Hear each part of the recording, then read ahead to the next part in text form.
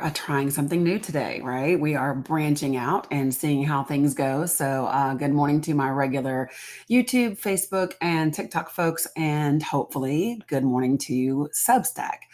So, this is the first time that I have attempted to go live and stream on Substack. So hopefully this works very well, and you guys participate. Good morning, Jay Nice, Conchita. Good morning. What's up, Dax? Hey, Jen, with two N's. Good morning to you as well. So we're gonna see how this goes. I have not ever done this before with Substack, so we're gonna kind of see how this goes. I'm excited. What's up, Farah? Good morning. Good morning, everybody. Hello, Christine. Hey, Melinda. Good morning, everybody. So, if you are on YouTube and Facebook or Substack, make sure that you say hello so that I can greet you as well. Good morning, Amy and Chef Ryan and Marky and Crystal and Anna and Tam Bam and Cynthia, Marky Johnson. Good morning as well. So this is going to be, I hope, exciting, right? Because my subscribers on Substack are very different than what I have in other places. So I'm excited to kind of see what happens. Yeah. So this is the first time that I'm trying the live on Substack as well as the live on. Oh, I'm jealous. You're in Atlantic Beach, Florida. So good morning. Welcome. What's up, Gabe to Babe? Good to see you as well. So we got a lot to talk about this morning, and let me just go ahead and apologize up front to my moderators on TikTok. You might be getting a little bit more of the of the troll action today because of the image in the background. I do apologize greatly for that. What is wrong with the image? The image isn't loading over here. Give me a second. Let's see if this is just a glitch or what. There it goes. It finally loaded. All right. Good morning. Good morning, P. Jones. Good to see you over there on YouTube. Good morning, Witch. Hey, Catsmandu. Good to see everybody. Good morning, Penny GF. Good morning, coolest mom ever. Uh, yeah, I'm going ahead and I'm letting my mods know that, anytime that there's a picture of Trump, it kind of elevates things on TikTok. So, I appreciate you for your hard work in advance. Good morning, Taz. So good to see you all. The reason why, I don't usually spend a lot of time. Hey, AJW, I was thinking about you the other day. Hey, Denise. Hey, Doom Sprinkles. I really was. And Sandy, right? Oh, I love that. I love that you share the video with somebody in West Virginia. And they loved it. So yay, good to that. So, I normally don't do a lot of talking about Donald Trump because I just think that we do better. I am early today. I think that we do better when we focus on policy, when we focus on Congress. Good morning, Black Parker. Good to see you as well. I think that there's a lot of things to focus on. However, the last 24 hours really gave me some concern, and I'm going to tell you what elevated that concern. So you all know that I am a fan of Heather Cox Richardson. I just think Heather Cox Richardson is always someone who, for me, brings the level down a bit. Like if things are going really nuts and really crazy, and I'm concerned like that, the whole world is going to hell in a handbasket. Heather Cox Richardson and the way that she gives information is always really good at just kind of level setting. You love her too? Yeah, see, right, same. And so, but here's the thing, is, when she posted her letters to an American yesterday, she said, I would leave this one until the morning. And whenever she says that, I have no idea, Farah, honestly. No, I doubt it. No, I'm not that Dani. No. But here's the thing, right? Good morning, Sandra. Good to see you. So whenever she says leave this one, I'd leave this one until tomorrow morning, she's telling you she doesn't want you to go to sleep with whatever it is she's talking about. And that is usually a rough one. Good morning, Gemini. Good morning, Alice and Neuro Mama. Good morning. Hey, Cheryl. What's up, John and Janice? I see you guys. Appreciate you. Hey, Macaroni in the house. Tell Sue I said hello. Good morning, Pie Slice. Hey, Steffi G. Good morning, Deborah Richards. So listen, y'all, this is my first time going live on Substack. I have no idea what it even looks like over there because I'm doing it through Restream, but hopefully it looks well, and folks are over there listening. So I'm kind of excited about that. That was an accidental request. No worries from my corner. What's up, Grandma Rocks?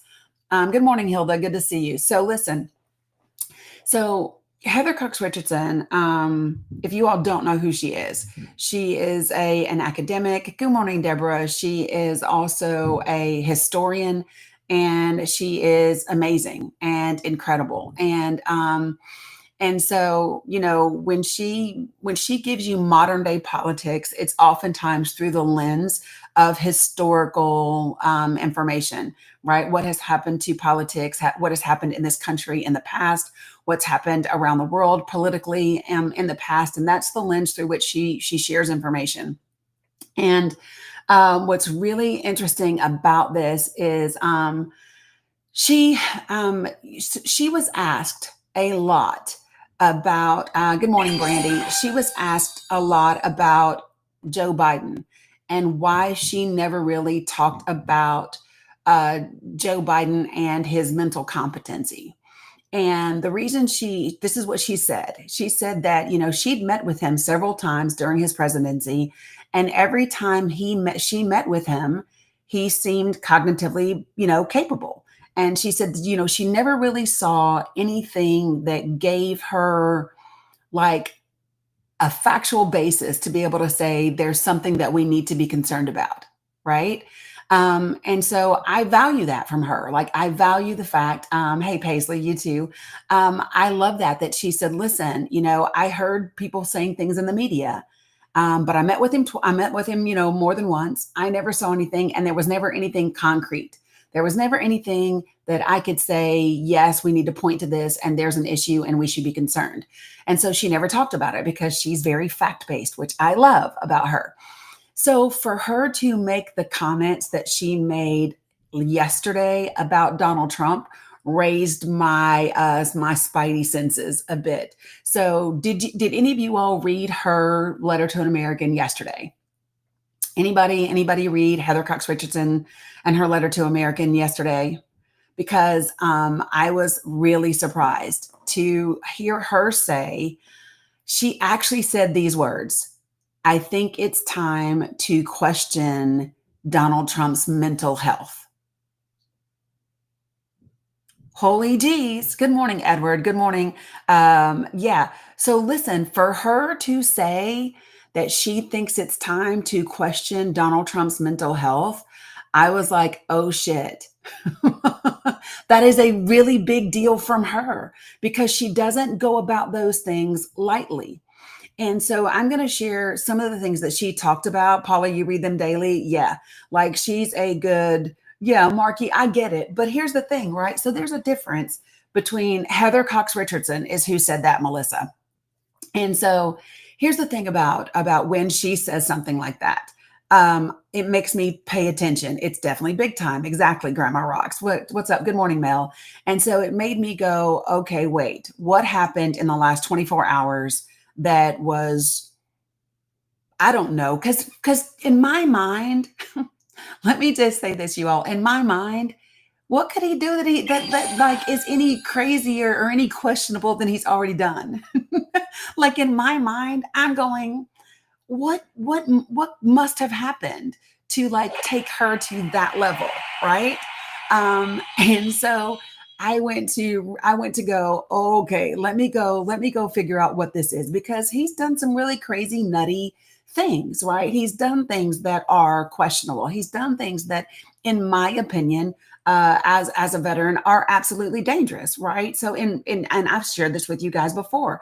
I've questioned his ability to lead and actually be a full like president for a long time, right? Good morning, Mona Little.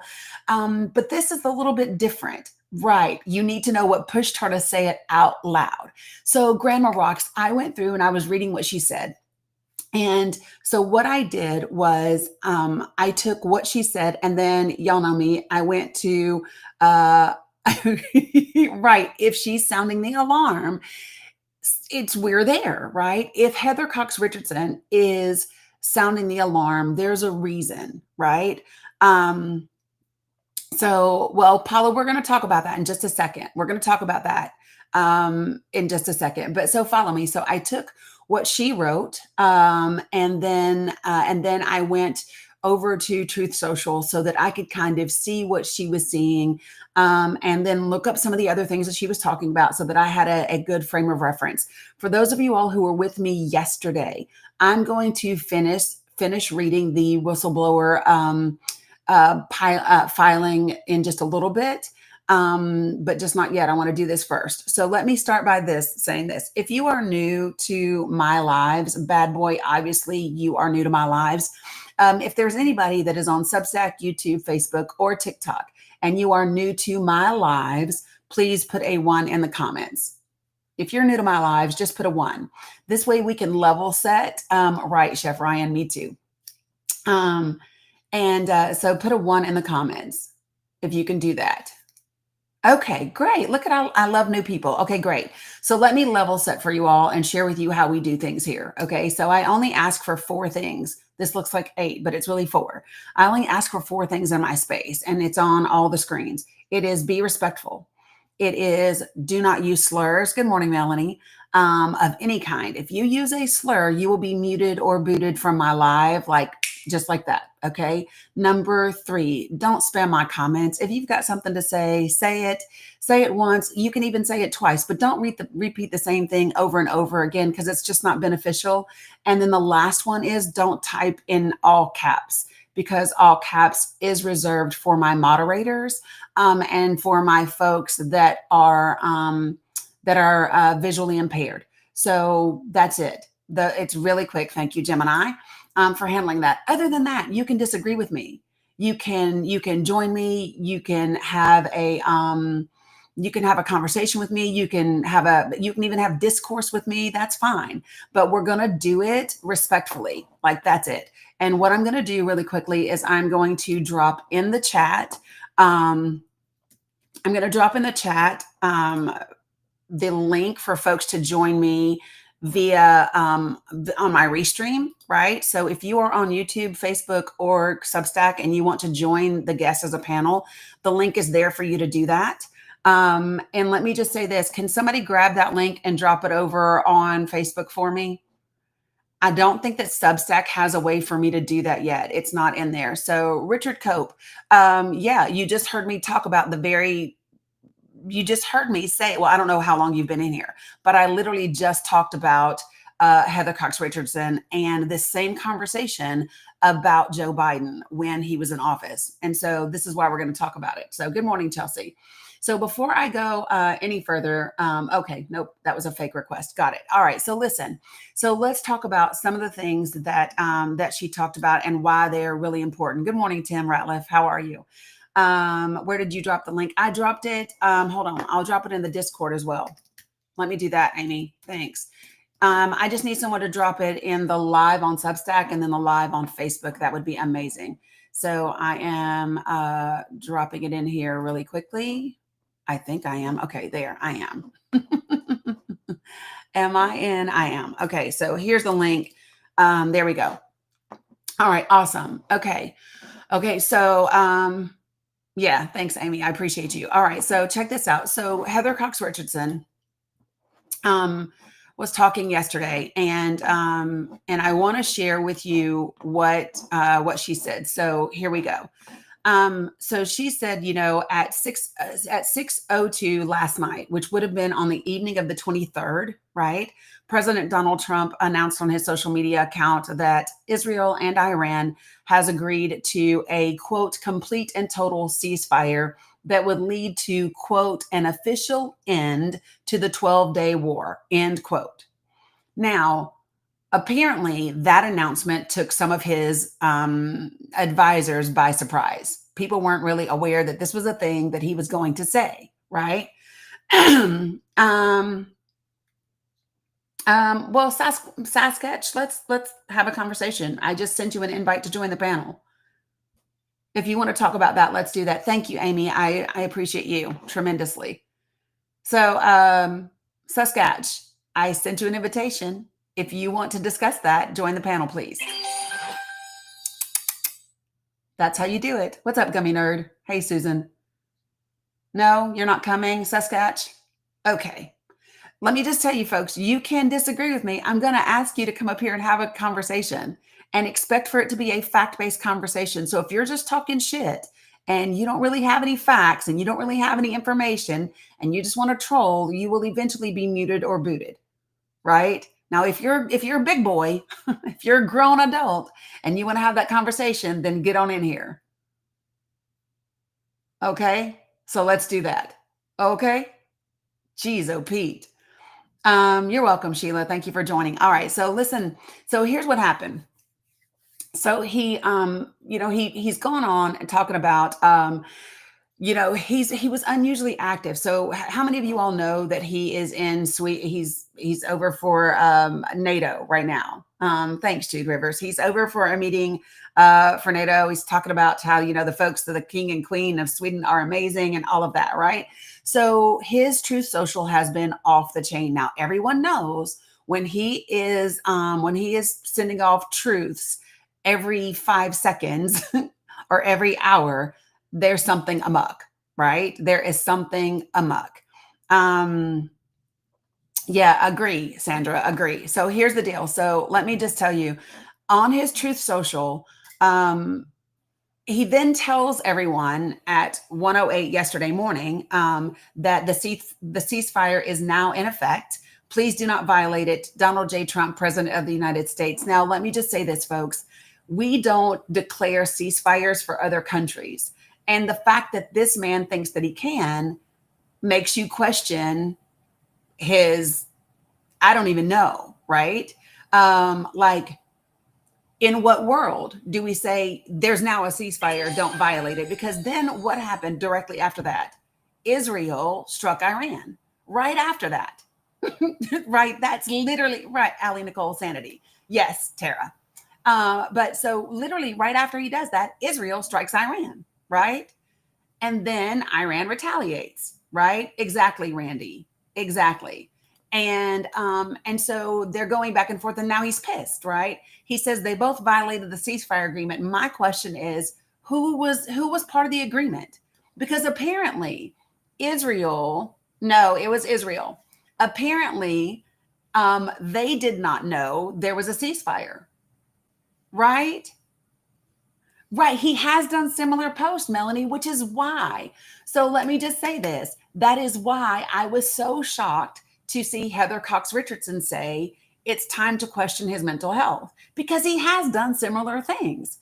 So I'm wondering what elevated it to this level, right? And so it was really interesting about this. Hey, folks, we'll talk about what happened before, but right now I want to talk about this. Okay, so let me just tell you. So here's what happened. At 6:50 yesterday morning, Trump's social media posted, quote, Israel, do not. Well, so let me just say this. At 1:08 yesterday morning, he said, the ceasefire is in effect. Do not violate it. And then within a couple of hours, Israel struck first. Appreciate you, Candy Kiss, right? Israel struck first. And then at 6:50 in the morning, Donald Trump posted, Israel, do not drop those boom booms. If you do it, it's a major violation. Bring your pilots home now. Donald J. Trump, President of the United States. I don't really know how he's giving Israel directives via Truth Social, but he believes that he is, right? But he believes that he is, right? In all caps.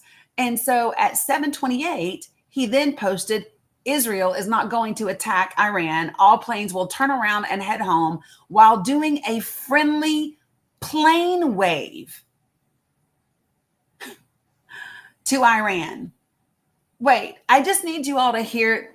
Okay, I need to show it to you so that you know what we're talking about, because I am used to him not sounding, presidential at all, but it's like something else now. It's like it really is like it's something else. So give me a second. I'm going to get to this particular thing on Truth Social. Okay, here we go. So let me share my screen with you guys, okay? Yeah, Denise, but here's the thing. So this is my thing, right? Denise, I hear you when we say it's been time, But this is what I'm saying. Heather Cox Richardson is a historian. She is an academic. She is very, very level-headed. She is not one to say things just like off the top of her head. Like, she's just not the person to do that. So when someone of her stature, when she says it's time to question his mental health, it makes me go, oof, there's something more to this, right? So she's not an alarmist. That's exactly right. She is not an alarmist. So check this out. So this is his deal. Looks a little bit blurry for you guys. Let me wipe it off. So he says, Israel, do not drop those beams. If you do, it's a major violation. Bring your planes home, da, da, da, da, da, right? And then he says, Israel is not going to attack. I'm going to make this smaller so you guys can see it.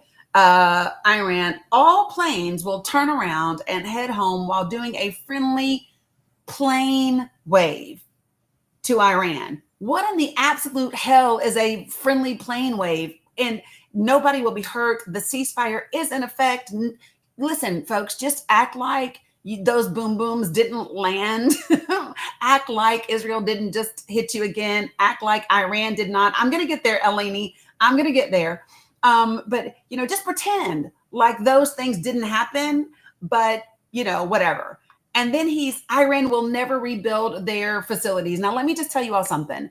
The Pentagon has done a report that absolutely says, listen, if anything, we only set their capabilities and their facilities back by several months.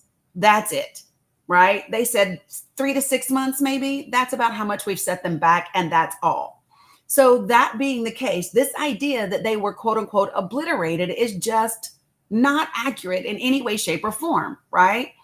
But then it gets even crazier because China can now continue to purchase oil from Iran. Hopefully, they'll be purchasing plenty from the US. Also, it was my great honor to make this happen. To make what happen? What did you make happen? Because there's no ceasefire. There's nothing has changed in the Middle East, right? Let me just say this. The only thing that we know, well, here's what I think. I think that the Defense Intelligence Committee from the Pentagon, they know, right? I think that they know by their best assessments, right? So here's the thing. I have an issue with a president of the United States who calls his national security director a liar and says she's misinformed and the Pentagon is misinformed. When you believe that you are the smartest person and you cannot accept intelligence from anybody else, that's an issue. That's an issue. When you can't take direction, when you can't take support, when you can't take information from the people that you chose to put in these these positions, that's a problem, right? That's a problem. So it gets worse because then he's going on to attack everybody. Okay, so follow me right here. Third-rate Congressman Thomas Massey of the great Commonwealth of Kentucky, a phenomenal state that I won all 3 times by a lot, keeps talking about how he's going to protect the Constitution. But he is actually very bad for the Constitution and will probably vote against, quote unquote, the great big beautiful bill that grants the biggest tax cuts in history, secures our southern border from criminal invasion, funds the Golden Dome, our great military and veterans, protects our Second Amendment, grants no tax on tips, no tax on overtime, and no tax on Social Security for our great seniors, and so much more. He's against all the above and many other incredible things. Why would anyone want to vote for a quote unquote so-called congressman, a rhino at best, who wants to raise your taxes by 68%, which is what will happen if the quote unquote great big beautiful bill doesn't get passed? And it doesn't say passed as in past tense. Oh, it doesn't pass. Sorry, doesn't pass. He votes, quote unquote, no on everything because he thinks it makes him cool, but he's not cool. He's a loser. This is not damn middle school. This is not middle school, people. So do you all remember Massey was a holdout this last time? Do y'all remember? Massey was a holdout. So in my opinion, what he knows right here, what he is reacting to is, and this is just my opinion, that he has gotten an update about where these people stand on this bill, and he is already being told that Massey is not on board. Oh, Dani Ryan, you're back, sis. I love to see you. I swear you are a you are an undercover Democrat. You're an undercover progressive. There's no way you keep coming back. Either that or you have a crush. And listen, I've already explained to you that while I am a huge ally of LGBTQ plus people, my door only swings one way, Dani. So if you've got a crush, I'm not your girl. I mean, I just want to let you down easy so that you understand I'm not interested, but you can absolutely, see someone else. Okay? All right. So, in my opinion, because this is the rumor mill is swirling that the Senates are going to try to vote on this bill today, right? And that they want the House to vote on it by Friday. That's what they want to push. And he even says get it done this week. But this bill, as you all know, is ridiculously dangerous and horrible. And let me just tell you something. He's got bigger problems. And do you want to know why? Do you want to know the latest senator? I'm just saying, Candy Kiss. Do you want to know the latest senator to speak out about this big barbaric bill in the negative way? Do you want to know the latest one? Here's a hint. He's from North Carolina. And when we talk about that, that is a problem for Donald Trump, right? So here we go. Let's keep talking about this, all right? So after he does this post, things get even crazier, right? So where am I at? Okay, so then he goes on this rant attacking, of course, women of color, right? So AOC, he's going to talk about her as usual, right? He's going to talk about Ilmar Ohan. I believe he gets her as well. He does Kamala Harris as well. It's always they're not smart. They're not what I think thou dost protect too much. Right? I think when you want to attack their intelligence, right? But then go on to say, my intelligence test was just fine. I'm competent. I think that you know that you're not, right? To be fair, right? Right. Even Jasmine Crockett caught astray, right? Even Jasmine Crockett caught astray. I've got 2 people that have requested up. Make sure that you meant to request up so that if I bring you up, we can just go ahead and have the conversation, right? But this isn't even the big thing that I really want to talk about. So, so after this, he says, now that we have made peace abroad, where have we made peace abroad? We must finish this bill at home. And this is where he's saying, listen, get it to my desk ASAP. It has to be done this week, right? No one goes on vacation until it's done. Folks, this is not a dictatorship.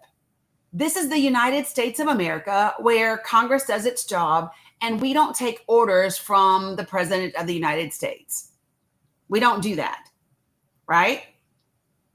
So anyway, so again, for me still, this isn't enough to make Heather Cox Richardson say what she said, right? I'm going to tell you what I think did it for her. And I got to scroll up here to get to it, but it's coming. So he was very active last night on this Truth Social. Very, very, very active. Posting a lot of stuff from Fox and from the New York Post and other people's tweets. Like he is really trying to convince his followers that he has done a great job and accomplished what he said he did, right?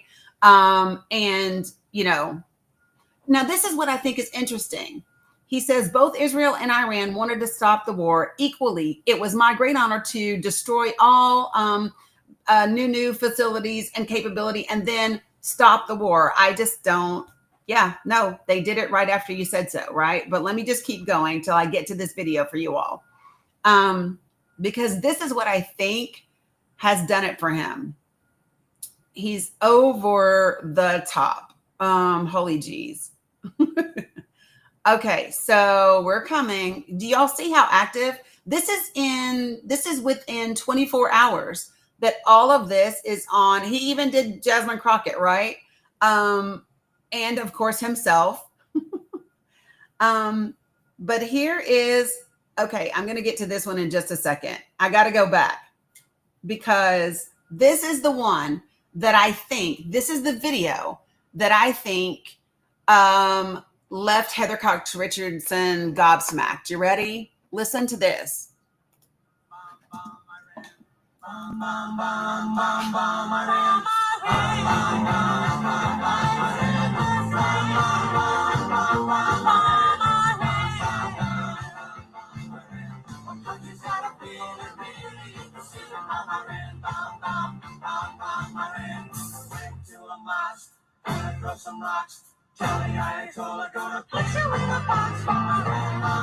Now, I want to tell you what that said. I want to tell you what that said, what the lyrics were. Give me just a second. I want to tell you, if you didn't hear what those lyrics said, this is on his Truth Social. This is on the social media account of the President of the United States. This is literally on his Truth Social account. The President of the United States of America, folks. Right? I want you all to really understand that. Okay? So, here's what he said. Okay? So, not he said, but here's what the lyrics said. The lyrics to that said, yeah, Cindy, amen. It's one of the staffers, right? When she says who made the video for him. Yes, and if I were the Beach Boys, I'd be suing. It's not a meme, it's a video. It's not a meme, it's a video. So let me just tell you this, okay? Here's what it says, okay? It said, went to a mosque, quote, it said, quote, went to a mosque, gonna throw some rocks, tell the Ayatollah gonna put you in a box, end quote. Quote, old Uncle Sam getting pretty hot, gonna turn Iran into a parking lot, end quote. Hey, baby, they're in the freezer if you want them. The breakfast things I told you. So I think that folks need to really understand that this is right, the fucking buffoonery. Exactly. So I'm just saying that it is this post that made Heather Cox Richardson say, what in the world? And she says, because here's what she said, it is a truism that like other authoritarians, Trump tries only to appeal to his supporters. But I confess this video from the President of the United States left me aghast, she said.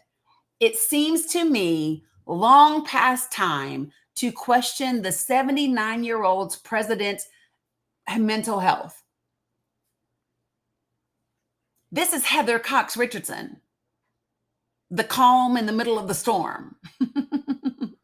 And she says, it seems to me long past time to question the 79-year-old president's mental health.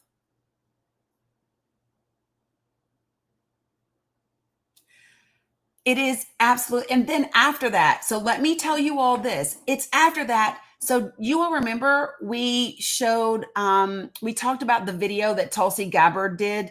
Do you all know the video I'm talking about? So Tulsi Gabbard did a video, and that video was very professionally made. It was after she visited where we had dropped boom booms before, and she talked about what nuclear I just used that word on TikTok, what those types of boom booms, what kind of damage they do, and all of those things, right? Appreciate you, Cindy. But guess what? He literally did one of his own. You ready? Did you all see this? No? Okay, let's talk. I'm going to show this one to you because this is his professionally done video, and OMG folks, OMG. It's absolutely, I just can't. It's so, he's so, this, I saw this video and I thought, oh my God, he thinks this is an episode of The Apprentice. Like, he really thinks that this is an episode of The Apprentice because this is some shit you do for no, I think when he's off like this, Sandra, this is him. When he does this shit, this is when he's not controllable. But look at this, y'all.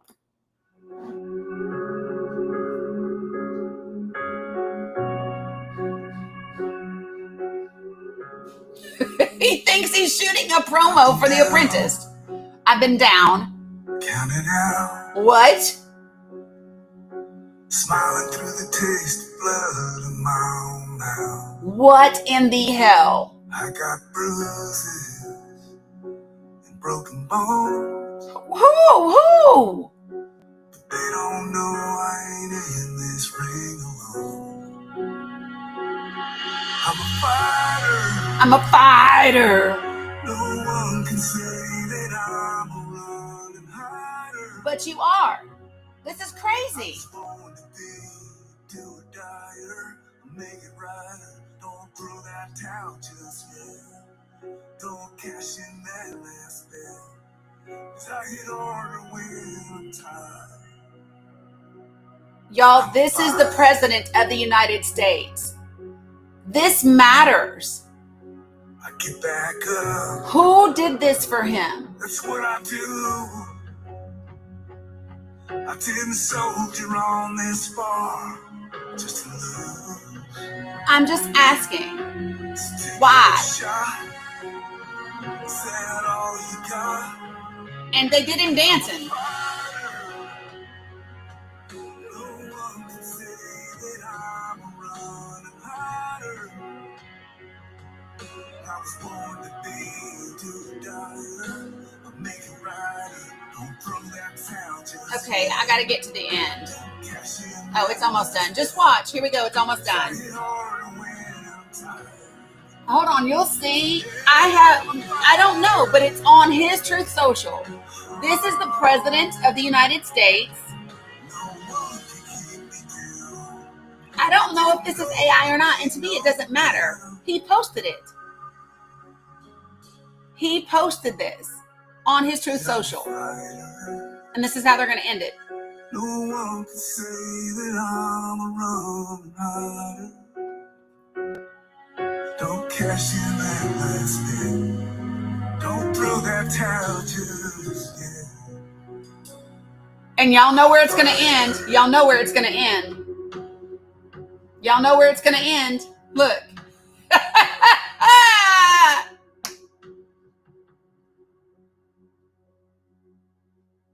So I just want you all to understand.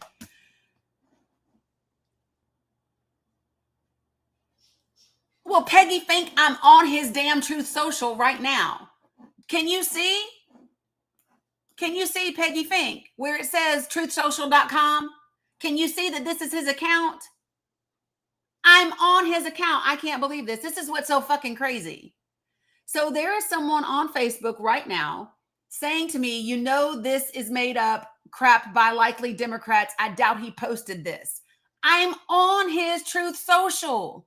This is his account. He posted it 15 hours ago.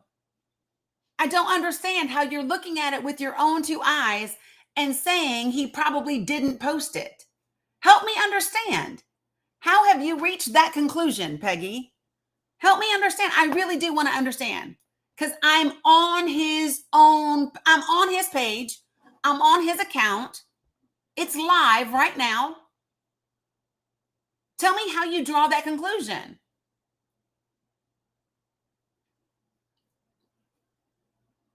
Do you have a Truth Social account, Peggy? Because if you do, please go. I'm not watching him do a press conference But my point is, I don't care that it's been out for a while. I don't care when he created it. What I'm saying to you is he actually posted it 15 hours ago, right? And why? Because what we know is that more than 56% of the country does not approve of the attacks on Iran. People can get into anyone's page. I've had so many things go up on yours. You're not the president of the United States, Peggy. You're okay. I would hazard a guess that the president of the United States social media account is a little more secure than yours. And by the way, Peggy, I've never had anyone hack my account. Do you want to know why? Because I have it more than double authenticated. Matter of fact, Facebook made me do that when I gained over a certain number of followers.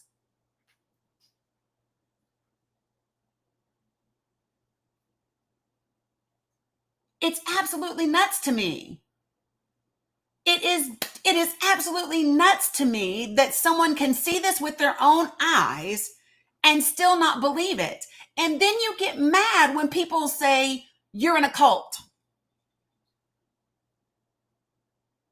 Then you get mad when people say that, but people say that because of things like this. When I can literally go to his page, I can show you a video on his page, and you still don't believe what you are seeing with your own two eyes. That is why people say you're in a cult. It's not because people just want to say that. It's because you're literally acting like you're in a cult.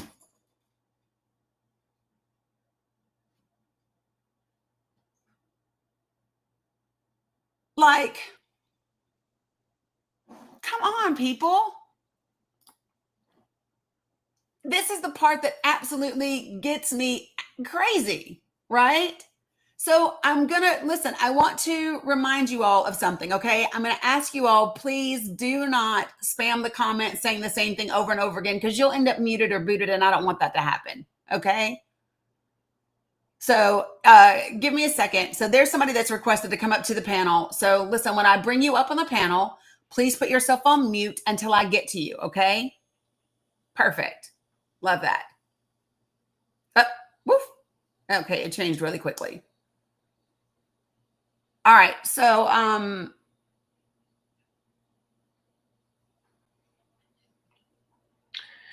give me 1 second, Milagro.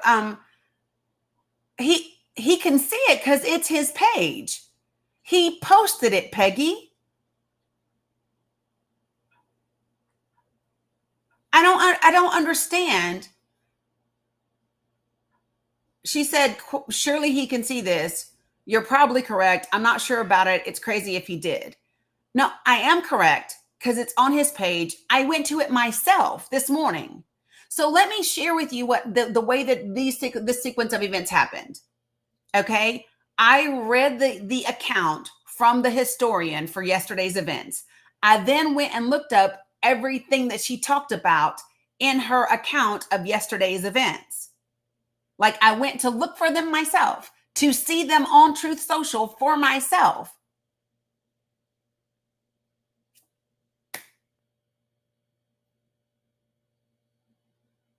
So Jinx, listen, you've typed the same thing at least 4 times now. So I'm going to ask you to like say something different before you get muted for spamming the comments. Okay? Thanks. I appreciate that.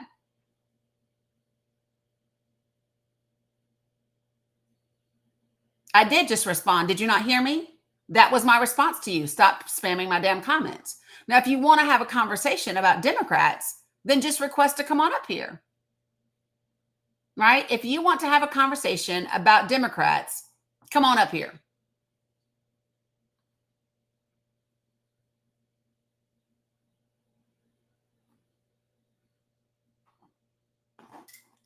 I missed it. What did Tim say that wasn't cruel? That was cruel.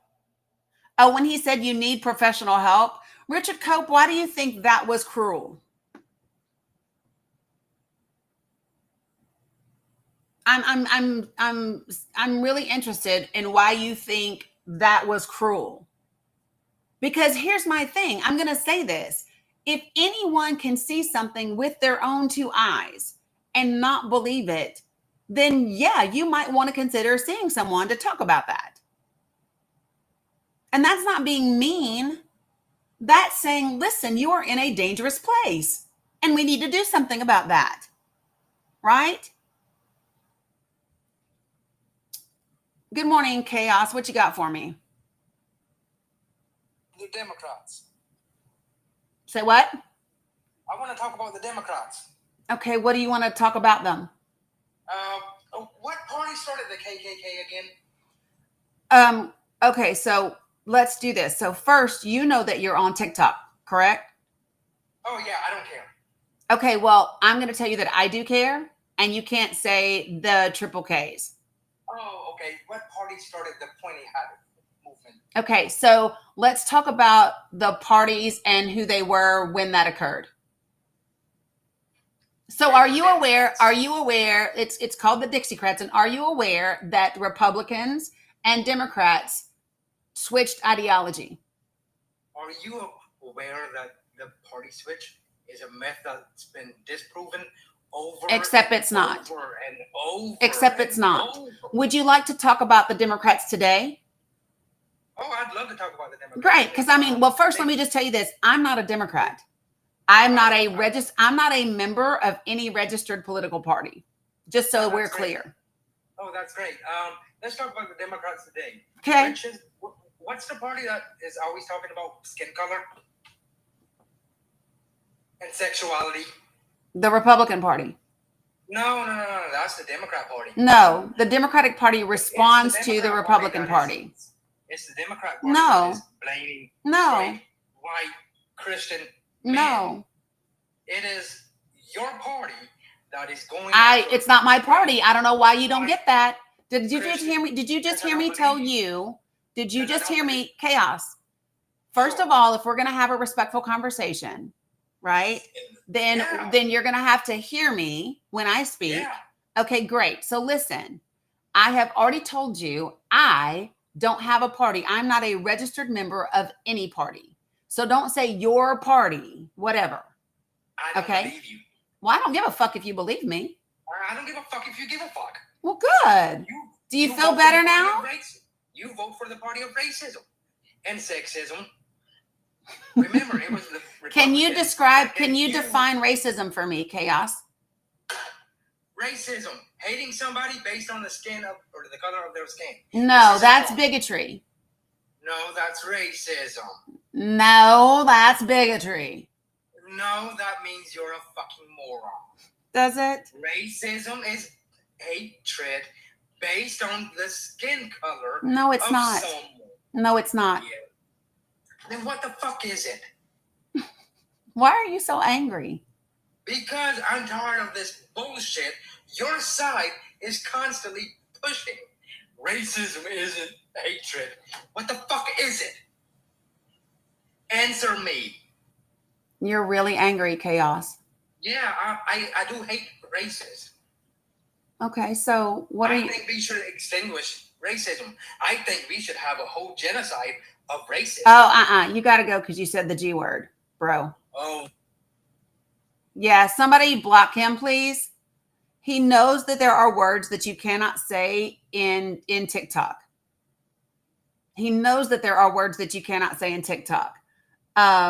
So yeah, listen, I am totally game for having a conversation with anyone. I don't care who you are, right? We can have a conversation. You will be respectful though. Thank you. I appreciate that. And you won't do things to mess up the live. You won't do that. So when I bring you up, please put yourself on mute until I get to you. Good morning, Broadway. What you got? Oh, I was just listening to the individual that was just absolutely out of his gourd. I mean, he doesn't know what the difference between a racist and a bigot. Nope. He doesn't realize when the Great Switch occurred in the 1930s. Correct. And that has not been debunked or otherwise. That was, morphing from the Dixiecrats next to the Republican Party. Yep. It was all about, Yes. enslavement. Yep. So it's, I never understand how these people can get on lives and be so ignorant to what has happened in our history. I mean, I do get it because they're trying to whitewash it and they're trying to eradicate the actual truth. Not that we always got the full truth, because Right. if we did, we would understand the atrocities that have happened in this country. So yeah, it just dumbfounds me how these people can get up here and go goofy and then call themselves Christians. That's the biggest thing that just gets in my craw. I'm a white male straight Christian. Yeah. Okay, well, thanks for the warning. Because seriously, when you tell me that, if you have to tell someone you're a Christian, or you tell someone you're smart, or you tell someone something, you're telling me and really that you're the complete opposite. Yeah. Either that or you don't believe that about yourself. So you have to say it to try to believe it. Right. Yeah. And I just because I like to get into lives. I love these people who have become immigration experts and don't have a clue about how that entire system works. Correct. It's embarrassing to say that I worked in that agency from 1988 until 2010, and I worked different aspects of the agency. And I don't know what's more embarrassing to say that I worked for them or otherwise. It's like, right. I see what's happening to people. I see what's happening to our democracy. I see what's happening with this individual that wants to be an authoritarian, that just throws our Constitution right on the floor and just plants their feet on it. Yep. And then we have a corrupt SCOTUS that has backed this man repeatedly, giving him immunity for presidential acts. Now with this new ruling about they can send anybody to any country they see fit. Mm-hmm. I mean, come on. That's just batshit crazy. Yeah. I will tell you. That makes no sense. So let me tell you all something. So when you hear somebody like Broadway, there are specific things that tell me he's done work to understand history, to understand racism, to understand all of that. And one of the biggest keys was when he talked about the history and he said enslavement. He didn't say slaves. He said enslavement or enslaving people. There's a big difference because people that were here, they weren't slaves. They were mechanics, and they were doctors, and they were, farmers, and they were fishermen, and they were those people that were enslaved, and it's different. And so I appreciate that. Yeah. Yeah, I just, that's been their agenda with the Heritage Foundation and Project 2025 and everything that, Stephen Miller's put into place. Mm-hmm. When this has been ongoing for 50 years, this isn't something that just happened overnight. Right. This has been something that's been built upon each and every time there's a Republican in office. Yeah. They have tried to push that agenda forward, and now it's just become the pinnacle. If you look, I read an article, and I think it was Politico. They showed the first 35 executive orders, and and then they paired it with Project 2025, and what the wording in Project 2025 was, and what the executive order coincided with. Yep. And I'm like, you guys can't see this? I mean, yep. And he doesn't know anything about that bull crap. 100%. When your name is mentioned, 330 times, I think you know. Yeah. Because you're too narcissistic not to know when your name is mentioned. So, that's true. And it's amazing that these people still, and what gets me is the Latinos for Trump. That's the one that slays me to no end. Yeah. Anybody who is a first generation or who immigrated to this country can sit there and look upon people who come to this country in any type of negative way. It just slays me. and like I said, I didn't form that opinion just by what's happening now. This Right. has been how I was raised, number one, but being in the military, being in federal law enforcement in different aspects, actually being in the immigration arena, like I said, in different facets, Right.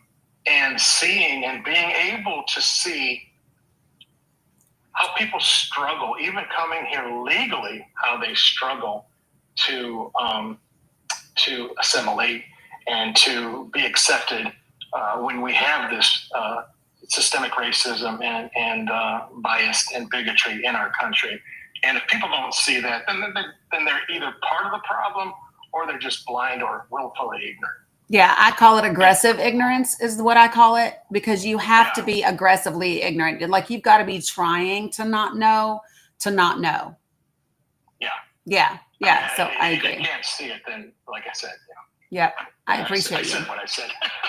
Yeah.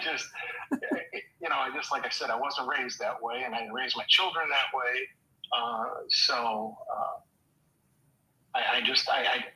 I try to always in life. I've always tried to see someone's viewpoint and understand their opinion, and I come to the point now where I stopped trying because it just doesn't make sense to me how you can think that these are the problem. I mean, what you've done in two different situations, you demonized the immigrant, you demonized the LGBTQIA community, and if you look, it's not those people who are quote grooming. It's not in that community.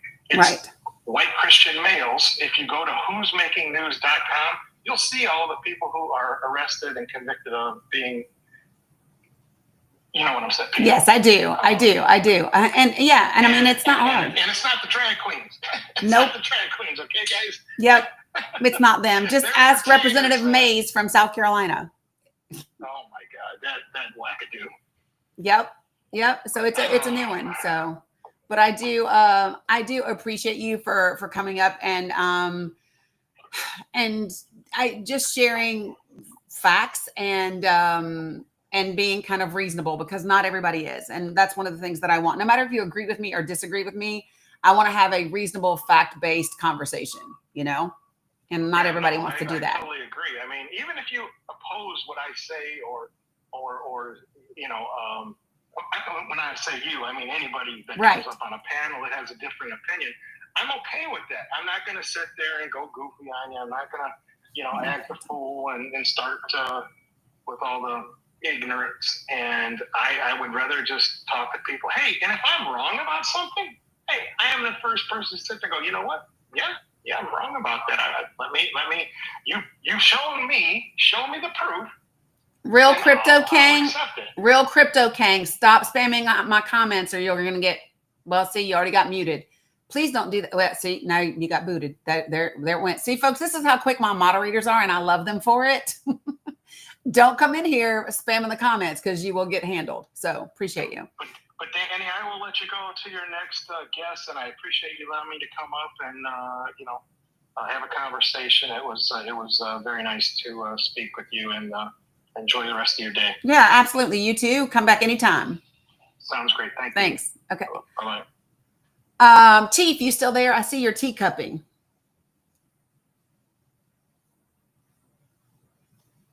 Yeah, I'm still here. Good morning, Chief. What you got for me? So this, just kind of replying off the front here, where you're saying there's national implications for his actions. Yes. So I'm listening to some other stuff yesterday where some insiders say this guy woke up listening to Fox News, saw that Israel was being praised for their actions in the Middle East, and he wanted in. So he goes in. He takes us in, right? Now, I just have a question, all right? So I'm sorry. Wait, I'm confused. Wait, say that part again. Who woke up watching Fox News?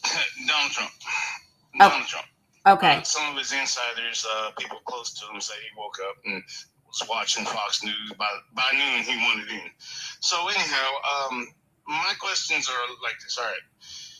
So we dropped ordinance on 3 facilities, right? Mm-hmm. What are we going to do about the other 30?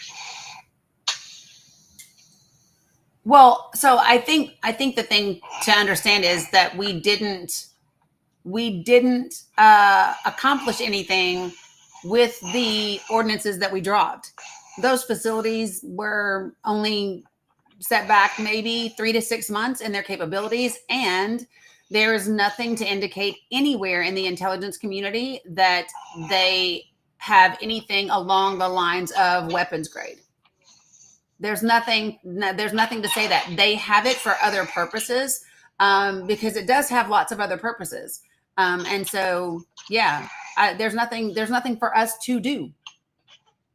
Right, and that's the thing I'm hoping people start to understand, that we accomplished nothing by doing what we did there.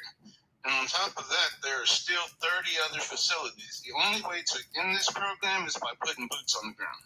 So where do you, I guess I'm interested, where do you, okay, so when he says that, because it's according to the IAEA, the International Atomic Energy Agency, that their components, so listen, their components are spread across 30 different sites.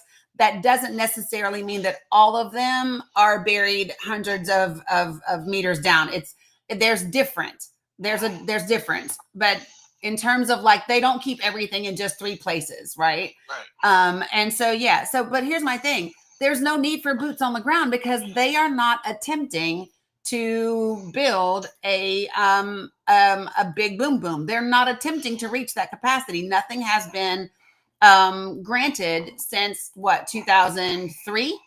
So there's no need to even discuss boots on the ground, because there's nothing to do about it. Here's the thing. The only reason that we did anything is because Netanyahu likes to have us fight their conflicts for them. And if he can get the United States of America to attack Iran while they are also obliterating Palestine, then he gets both of those things handled, with only his folks having to do part of it. So that's it. Yeah, this is the thing. Iran is not an immediate threat to us. We had no business doing it. Yeah, they've said so for the longest time. They just want to have the sanctions removed. They want to be able to live, and that's it. And it's not unreasonable what they're asking for. Yeah, it's not unreasonable at all. And that this is the way that it should be. Listen, even Rand Paul talked about the fact that the way to achieve what we want to achieve with Iran is through diplomacy. When you have a Republican senator who is saying, hey, I think Obama was right, and this is the way to go about things, and it's not military action, that pretty much says what it says. Yeah, I mean, well, this guy tries to compare himself to so many people, but or wants to do so much. But I'm just seeing how idiotic it is. Mm-hmm. I am a Republican. I didn't vote for him, but I just can't fathom what's going on. I've never seen a president tweet, world leaders about what's going on, during a conflict. Yeah. During a conflict. I mean, he just leaked conversations he had with NATO officials. Yep. I mean, this is ridiculous. Which is why I said there are national implications for his actions. And that's what people aren't really taking the time to understand, is that these things, like, there sometimes, and this is what's so unfortunate about him having been on reality TV and him becoming this entertainment figure, is that when people see him do things, a lot of times it's just like seeing him on TV again, doing this foolishness like it's a TV show, and people aren't connecting the dots in the fact that this is actually the president of the United States doing these things, and national security, international relations are at stake and at risk because of this behavior. So sometimes we see things and we laugh, because it would be funny if it was just reality TV, but it's not reality TV. It's the damn president of the United States. So aside from that, I mean, they don't realize that we are in no position to go to war with anyone right now. No. Now, economically, we're not. Like we might have, the weapons. We do, but we're in no position right now to go to war. We're broke. Yeah, we actually are. Yeah, we have no business doing anything, to be honest. Right? No business doing anything. Guys, put yourself on mute until I can get to you.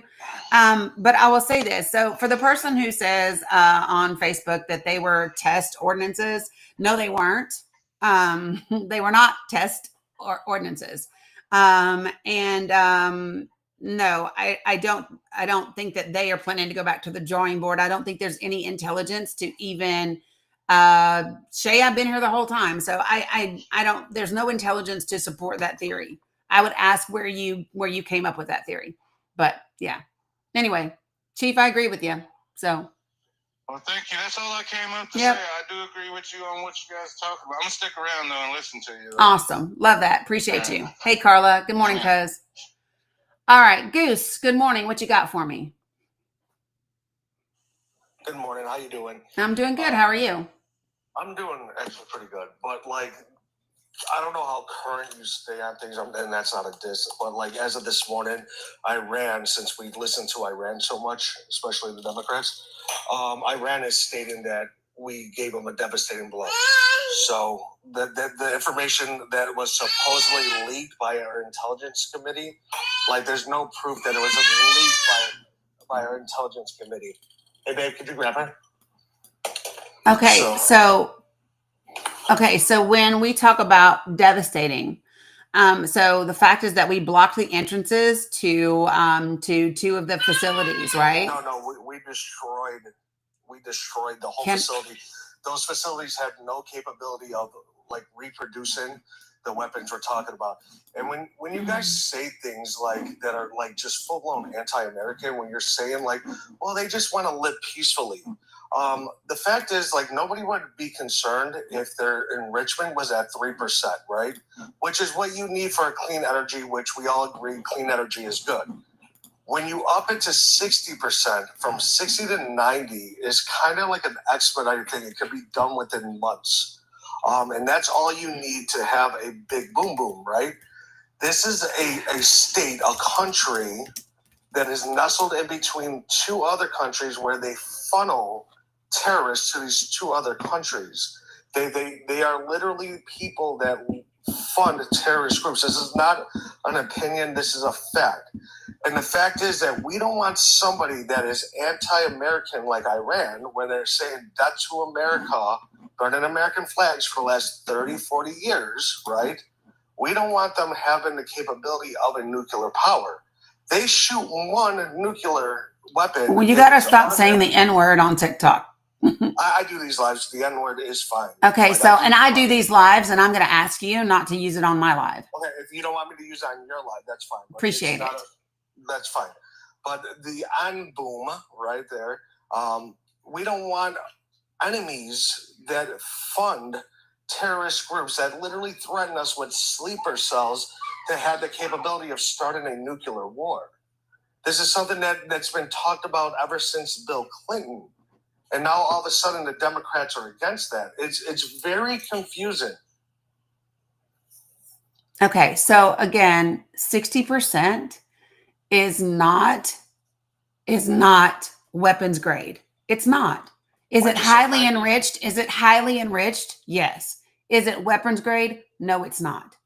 I just said it. 90 has to be weapons grade. But you said 60 to 90%. By the way, what?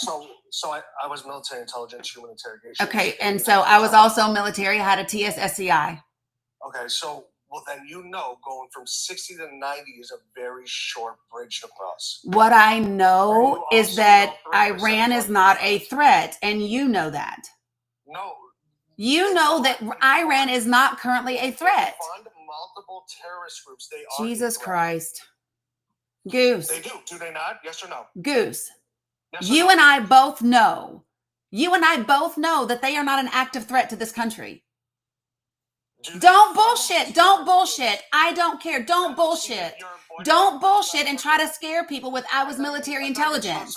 No disrespect. I'm going to ask you a question, and I want you to answer it honestly. Is Iran currently an active threat to the United States of America? Yes, they are, because they fund terrorist groups like the Houthis and multiple other groups. So do they not? Is that your stance, that they do not? My stance is that we are talking about the country itself. Yes, I am talking about Okay, so let's talk about it. The government of Iran Oh, funds terrorist groups. This is a known fact around the world. You say other countries laugh at us. Other countries are applauding us for what we just did. You say that everybody hates what he just did, but 120 of your Democrats just voted to not impeach him on what he did. Multiple Democrats, including Joe Biden's former advisors, are coming out and saying what Donald Trump did was applaudable and deserves a Nobel Peace Prize. so let me be clear. You Democrats on boots and ground voting. So first, let me help you. I am not a Democrat. Yeah. Okay. What are you then? I'm a person. Yeah. So, are you a Democrat supporter? What party do you align with? I don't have a party. I'm not a registered member of any party. I vote based on policy. Imagine that. Imagine that. Someone who doesn't say I'm part of this party. No, I vote based on policy. I voted for Bush. I voted for Obama. I have voted, like I said, I vote based on the individual that is running for office. So what's really great is to not make assumptions about people, because I haven't made any about you. So don't make any about me. Yeah, okay. So great. We can start right there. Next, there's a difference, because if we want to talk about, hold on, Goose, if we want to talk about who's funding different things, we don't want to go down that path, do we? We don't want to talk about who. The CIA and all this. No, I'm not going to. Nope. If we're going to talk about it, if we're going to talk about it, Goose, you and I both know for a fact that this country has funded rebels and overturned democracies and other countries and elections all the time. So I'm not talking about funding. I am not talking about funding. This is my question. Could you reword that though? Because what you said was inaccurate. But I do know what you're trying to say. You're trying to say that we funded regime change in other countries, which we did, which I agree was a failure. We never overthrown or funded uprisings against democratic countries. Like, that's never happened. Okay. Well, we will agree to disagree on that. We will agree to disagree on that. Regimes, absolutely, for sure. We will agree to disagree on that. Here's the point that I'm making. Okay. Here's the point that I'm making. You and I both know that in terms of this country and the active threats to us, right? Iran is not threatening us. They not just threaten us, saying that they got thousands of sleeper cells? Okay. Did I just? Okay. So Goose, let's go back to before the president of our country attacked them. Right? Because if I'm Iran, I'm going to say all kinds of things at this point, because you attacked me unprovoked at the behest of Benjamin Netanyahu. Who do you think's funding the Houthis in Yemen that were attacking our ships? Again, this is the question. Have we been attacked today? Have we been, when were we attacked in Yemen? Well, not for a while. No, tell me when we were attacked in Yemen. I mean, the last time we were attacked was, I believe, back in February or January, which then Donald Trump responded the way he should have, and pretty much boom them to hell, where they belong. Again. Did you forget about that? No, I didn't. Or you just... No, I didn't. I didn't forget about it. I didn't forget about it. Here's what I do know, Goose. Here's what I do know. Here's what I do know, Goose, is if Yemen was the reason for us to bomb Iran, we would have done it in February or March of this year, but we didn't. Do you want to know why? Okay, but you are. You are trying to connect. And you're sitting here being a sympathizer to a dictator. I'm not being a sympathizer, so stop that bullshit. Stop that bullshit. Absolutely. I have not said anything that is sympathizing with Iran. Tell me what I said that sympathizes with Iran. Tell me, Goose, what I said that sympathized with Iran. Tell me what I said. While you open your mouth, and you question me, a veteran who served her country, I want you to open your mouth and you tell me what I said that sympathized with Iran. That's what the fuck I want you to do. I just told you did. No, and I'm telling you, tell me what I said. And because if you're going to sit on my live and you're going to call me an Iran sympathizer, then I want you to tell me what the fuck I said that says I'm a sympathizer. I said, tell me what I said, not what you think. I said, tell me what I said. Are you not listening? Yeah, can you say something? Yeah, you said that what we did was unjustifiable. No, I didn't. Tell me when the fuck I said unjustifiable, Goose. Your stance then. Goose, tell me. No, Goose. No, you are no. Stop, because here is a problem, Goose. You think you're gonna mansplain me, and you think that you're gonna kind of big boy your way in and tell me what I said. I never said it was unjustifiable. You're a liar, sir. This thing is recorded. I never said any such thing. The question that I asked you was very simple, and don't talk over me. I muted you for a reason. Don't talk over me. Don't talk over me, Goose. Don't talk over me. Impulse control much? The bottom line is this. I never said that there was something was unjustifiable. The question that I asked you was Iran at the time that we attacked an immediate threat? And the answer is no. There was no escalation. There was no escalation. There was nothing that changed that would support taking that such action. There was nothing that had changed in Iran, in their capabilities, in their funding, in their anything. There was nothing that changed. There was no action that took place that justified us elevating and attacking them. Right? So what I'm saying there is, I'm not saying that there's no action against Iran that is unjustifiable. What I'm saying is there was no precipitating action that occurred that said, "Ooh, we now have to act." There wasn't one. And that's the point that I'm making. That does not make me a sympathizer. It actually makes me a fucking patriot because I'm willing to hold my country accountable. That's what it makes me, Goose. You can speak now. Thank you. You're welcome. So once again, you are a sympathizer. Second of all, there was things that happened in the Okay, so Goose, let me tell you this again. Call me a sympathizer again. Call me a sympathizer again, and we're gonna have a fucking problem. I don't give a shit who you think you are. I don't give a shit who you think you are. But when I told you already that I'm not a sympathizer, I'm telling you, don't be a disrespectful asshole. That's what I'm telling you. Have I called you a name? Have I called you a name? What did I say? Tell me what name I called you. No, I said don't be an asshole. That's what I said. And then wait, it's okay for you to use trigger words. It's okay for me to say don't be an asshole because I'm not calling you an asshole. I'm saying don't be one. Yeah, so again, yeah, but here's the thing. I've already told you before, don't call me a sympathizer. Period. And I fucking mean it. Okay, I won't call you a sympathizer. That's good. Don't do it because I'm a veteran and I take my service very seriously. I take my service very seriously. Besides you being triggered? As long as you know how to fucking talk to me. Okay, so when you learn how to talk to me, we'll have a conversation. You ready? Do you want to have a conversation or no?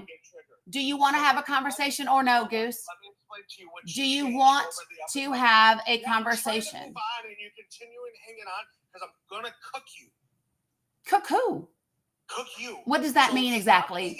What does that mean exactly? Like, I'm going to cook you with intelligence. Like, you just don't have it. So, like, there's things that literally changed over the last 60 days leading up to this. We gave Iran 60 days to come to the table and negotiate. They decided not to. At day 61 was when Israel attacked. It was against what Donald Trump wanted Israel to do.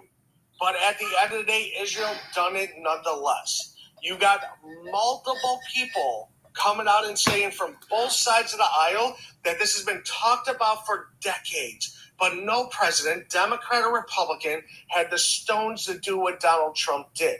And now all of a sudden you're against it, but like you're okay for it when it's talked about. And I'll use other anecdotal evidence when it comes to the government with that. You were okay back in like the 1990s, Bill Clinton literally talking about being stern on immigration. You're okay with Bush saying it. You're okay with Obama saying it. You're okay with Hillary saying it.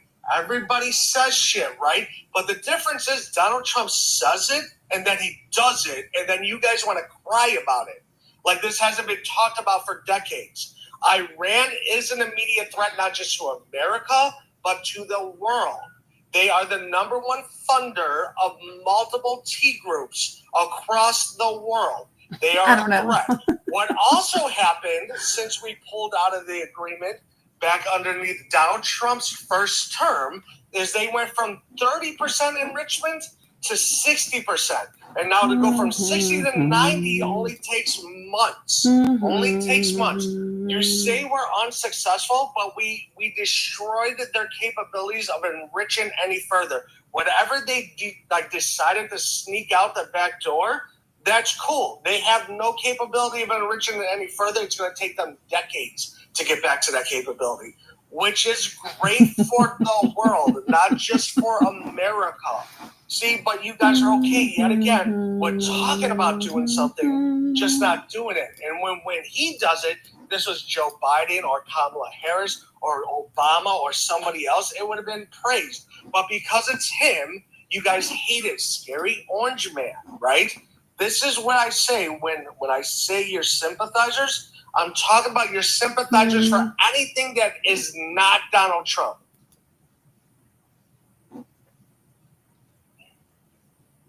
Are you done? Yeah. Okay, great. Love that. Okay, so a couple things. I don't know who you guys is. That's a lot of assumptions being made, Goose.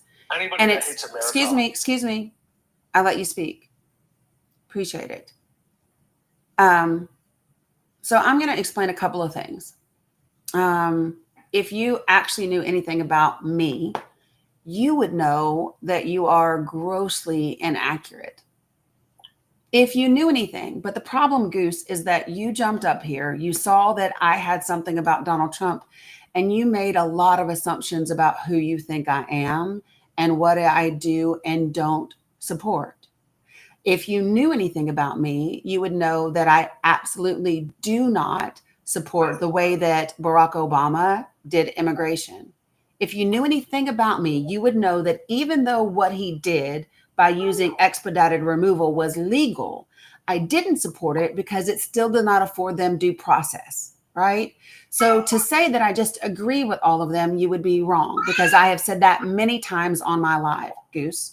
To say that I just blindly support Clinton would also be wrong, right? Because I don't support Bill Clinton and his mandatory minimums or his use of the language around super predators because he needed to be tough on crime in order to beat the Republican Party. I don't support that either, right?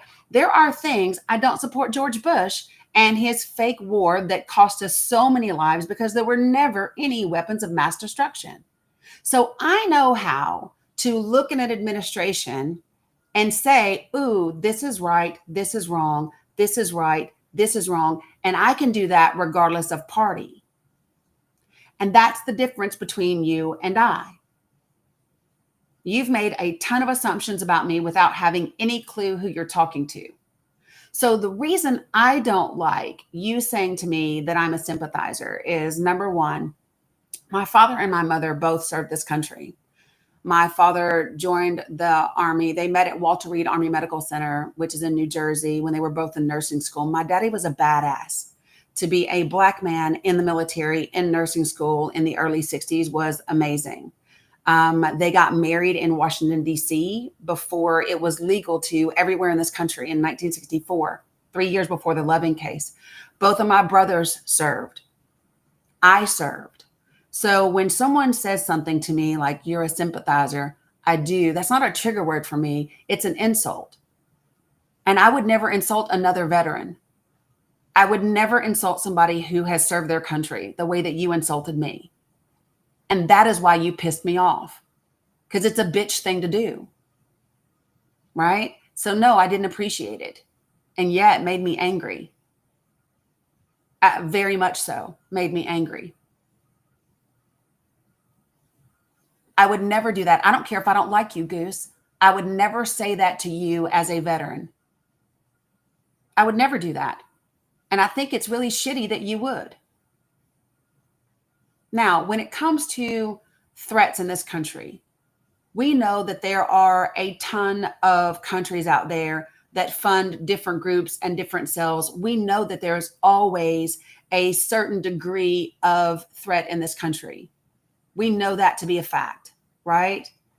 The thing is there's a difference between having that threat rise to a level that the appropriate response is attack. That's the difference. And there wasn't any action taken by Iran that warranted that level of attack. It's just not so. If there was, I would stand behind that. But there's not. And so that's the problem that I have with where we are right now.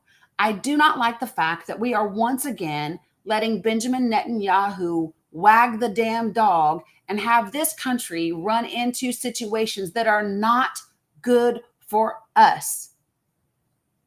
And this is not good for us, no matter how you spin it. He did it he's been doing the same thing for 33 years. And that's the problem that I have. You realize that this is, whatever this is that you're referring to, this is over. Like, we did what we did. Iran responded, but before they responded, what did they do? They called us up, told us that, hey, we got to do a symbolized attack against you, so on and so forth, move the people from Qatar, right? They moved the people away from Qatar, from arm's way, and then we're going to send one missile for every bomb you dropped, right? Boom, boom, boom. We shot them all down besides one, which was directed at an area that was uninhabited, so we didn't feel the need to shoot it down. Like, what they did was it's already done. There's no boots on ground. So where I get mad, right? I get mad with the division and the propaganda that gets spread into our country. You might not be doing it intentionally, but when you say words like boots on ground, the simple-minded Democrats that listen to your live automatically think that we're going into war. Just like, who said boots on ground? Huh? Who said boots on ground? You said, like, well, like, we don't want boots on ground. No, I did not. You said we don't want boots on ground. No, I did not. No, I did not. No, I did not. You said boots on ground. Goose, no, what you said is this. You said we don't have boots on ground. I never said boots on the ground. No, I never said anything. Like, this is not during our conversation. This was with the conversation with the gentleman that was up before. I wasn't talking to him about boots on the ground. I let Broadway do all the talking. I never said boots on ground. Whoever was talking said boots on ground. Well, it wasn't me. So again, before you say, we have a responsibility. but hold on, Goose, wait, we got to stop. We got to pause. I can't let you just step over it. I didn't But hold on, Goose, listen. You just said that I said something, and you told me that if I didn't mean to do it, I was causing division, but I never said it. So then you stepped over it and said, well, then whoever said it, I heard the other guy say it, and we as content creators have to be responsible. Yeah, we do. And that means, Goose, that means don't come in here and tell me I'm doing something that I didn't do. It means you as a content creator, need to listen and know for sure what the person you're talking to actually said, because that's your responsibility. Once again, I heard it on your live while I was in your live. Not by me. But if you had somebody on your panel that was discussing with so-called opposition, Again, you are responsible for that, what that person says. And if they say something again, inaccurate, you should stop it. Like, I don't. again, like, when I host my Goose, lives, I don't need you to tell me how to run my platform. well, I really don't. I'm trying to have a conversation. I'm not telling you. I'm just Yeah, you telling are. With my small group of people that follow me, I think I only have like 280,000, 290,000. Like my small group, I don't bring up people to debate other people. I don't do that either.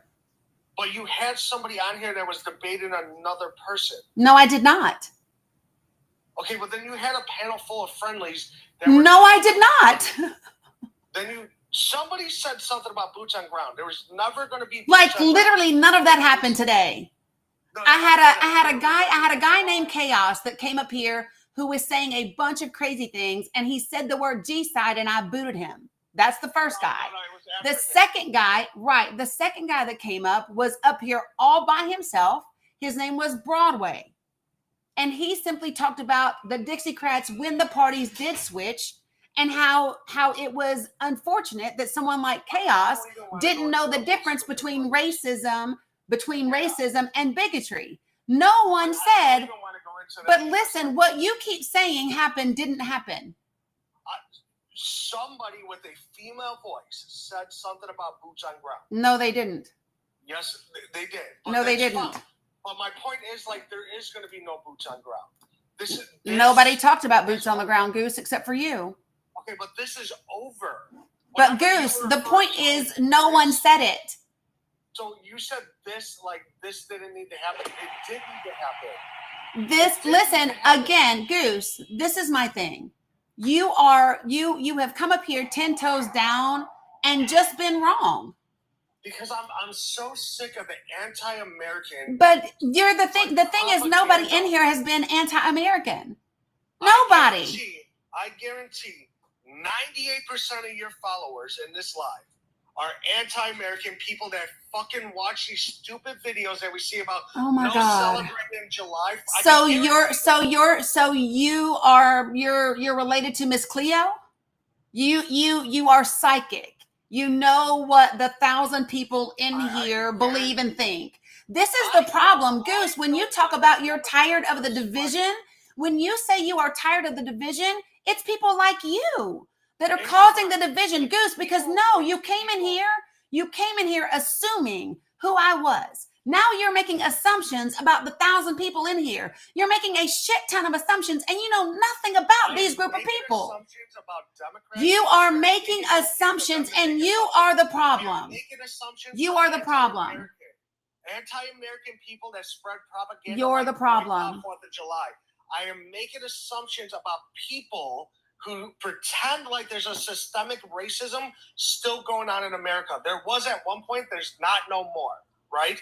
That's just the so-called hard facts. I am talking about the people that literally, no matter what we do in this country, underneath this current president, they're going to hate it, and they hate America. So good. I do not like those people. I do not support those people. Mm-hmm. I think those people are atrocious, and what I would consider as domestic enemies. Okay, 100%. so Goose, let me tell you something. Okay, because I'll let you rant for a minute. Okay. As a white man in this country, you are not qualified. American. Can I finish speaking? Stop using those words. No, sir. No, sir. You just mentioned racism. You just mentioned racism, so I'm going to address what you said. Yeah, got it? Address the propaganda. Perfect. I'm going to address it, and you don't get to tell me how. As a white man in this country, you are not qualified or equipped. You do not have the experience nor the intelligence. And when I say intelligence, I don't mean whether you're smart enough. I'm talking about the information. Like when we talk about military intelligence, right? That's what I'm talking about. Let me finish. I just want to point that out. Let me finish. No, I'm drawing a conclusion based on your words, and I'll share with you why in just a moment if you'll stop interrupting. If you'll stop interrupting. Appreciate that.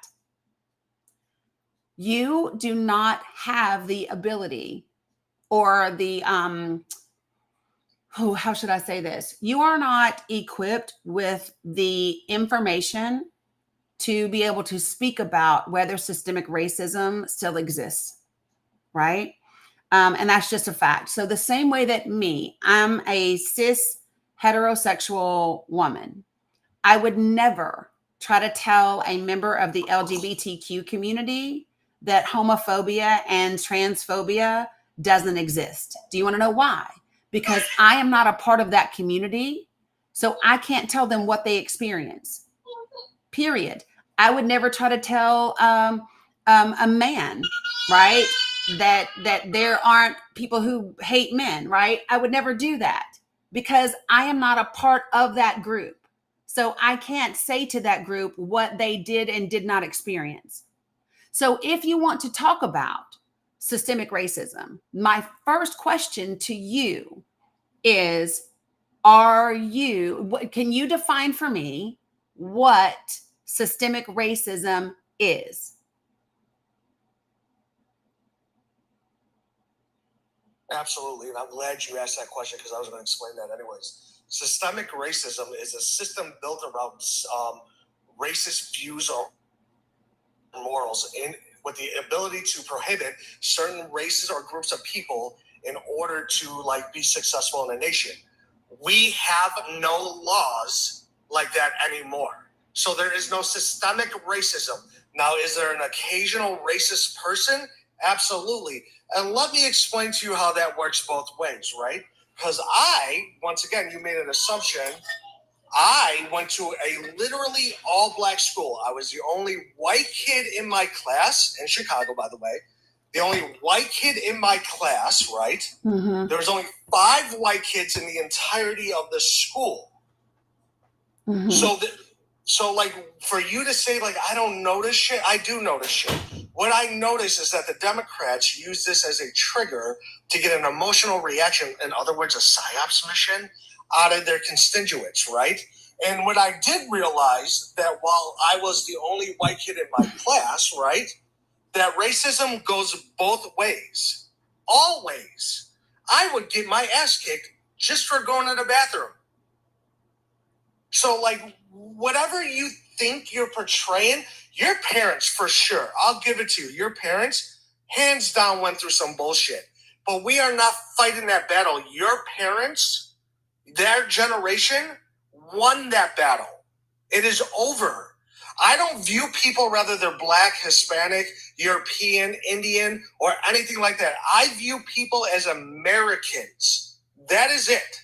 And I don't give a shit about anybody else besides America and Americans. Okay, so now I'm going to respond, and then Santana, I'll bring you up. Okay, so Goose, let me say this. So you were partially correct about what systemic racism is, okay? But there's a really important part of it that you missed.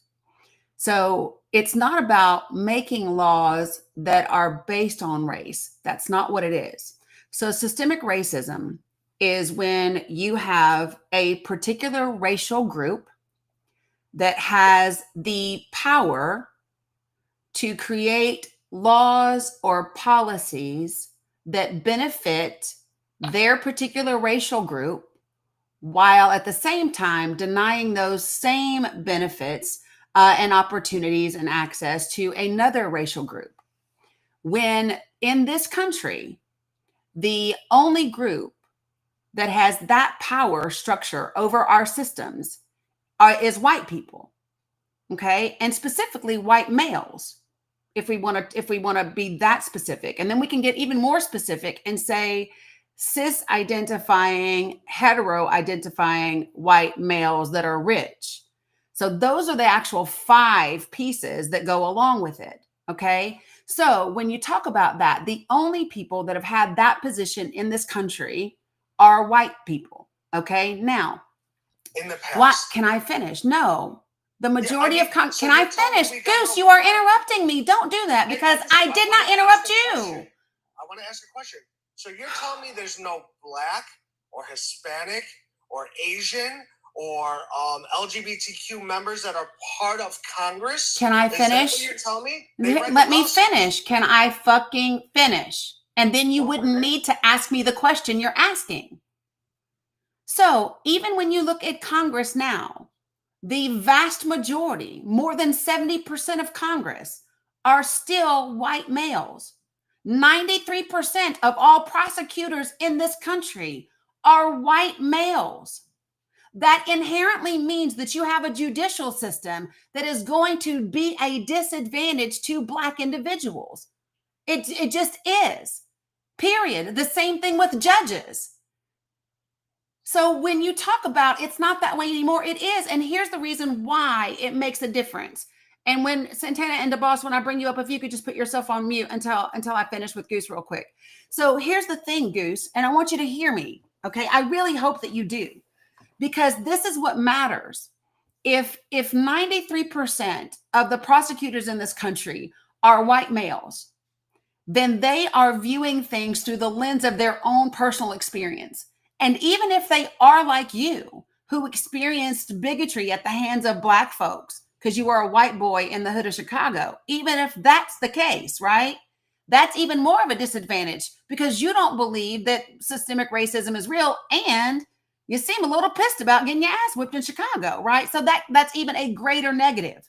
Not at all. Can I finish though? Listen, here's the issue. Okay.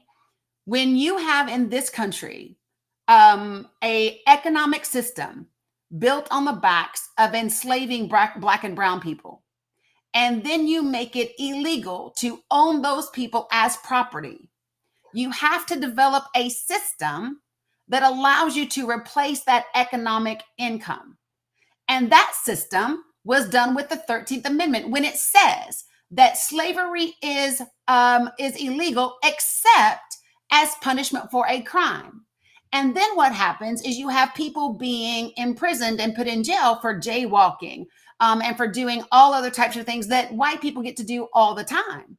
And that is why you see the prison population between the early 70s all the way into the 2000s absolutely just exploding, and predominantly with Black and brown people. So when you say to me that there's not a law, or there's not a policy, or there's not a system, there is a system, Goose. You're just not in the system to be able to see it for what it is. So let me ask you one question, Goose. Have you ever heard of Lee Atwater? Yes. Okay. Can you share with me what you know about Lee Atwater? Honestly, I don't recall the whole thing. But like, okay. what I was going to respond to. Well, hold on. Before I let you respond, let me just finish this, okay? So, and I just said I don't like Bill Clinton's ass. Why are you asking me about the 1994 crime bill? Jesus, I just said that. I didn't ask about No, the dude in the comments. Sorry, Goose, not you. I'm talking about whoever is in the comments not listening. Listening is important, people. I mean, you should be more concerned about Nancy Reagan's war against crime. I didn't like her ass either. So, deposition to the 100%. But so listen. So Goose, here's what I'm saying. So when we talk about Lee Atwater, because when you say it doesn't exist today, I want to walk you through a timeline, if you'll let me. Okay. So when you have Lee Atwater, who was one of the most prominent, powerful Republican consultants that there was, he worked for Nixon and he worked for Reagan. And in 1981, he's interviewed while he's sitting in the White House, right? And in this, hold on one second. I want to pull it up because I like for people to see what I'm talking about, okay? So when he's interviewed, the question that he is asked, yes, baby. It's in the I told you I was going to get you the breakfast Hot Pockets. They're in the freezer. So check this out. So he's interviewed in the Reagan White House, and you can actually listen to the entire interview on YouTube. But here's the question. The question that he is specifically asked is, how do Republicans win the votes of racists without sounding racist themselves? Okay. And I'm going to show you what he said. I'm not going to play it because I don't want TikTok to get me. Okay. But let me show you what he said. And then I want to walk you through as to how it is today. Okay. So here it is. I'm going to take you down. Give me a second. All right. So look, Goose. So when he's asked, You can actually listen to the video yourself up here. Yeah, babe. It's in there. You have to open it or read the box, baby. I don't know. Okay, so check it out. He says you start out in 1954 by saying N-word, N-word, N-word. By 1968, you can't say that. It hurts you. It backfires. So then you start saying stuff like forced busing and states' rights and all that stuff. And you're getting so abstract.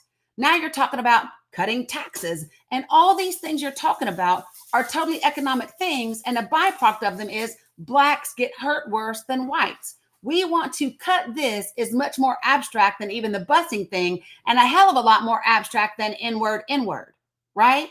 So check this out. What I'm trying to share with you, and I hope that you hear me say, is what has happened now is we have gone from N-word, N-word, right, to forced busing and states' rights, to super predators, to thugs, from thugs to CRT, from CRT to DEI, and to woke. It is the same racist showing up. It's the same racism in the system, just dressed in verbiage to meet the times that we are living in, Goose. That's what it is.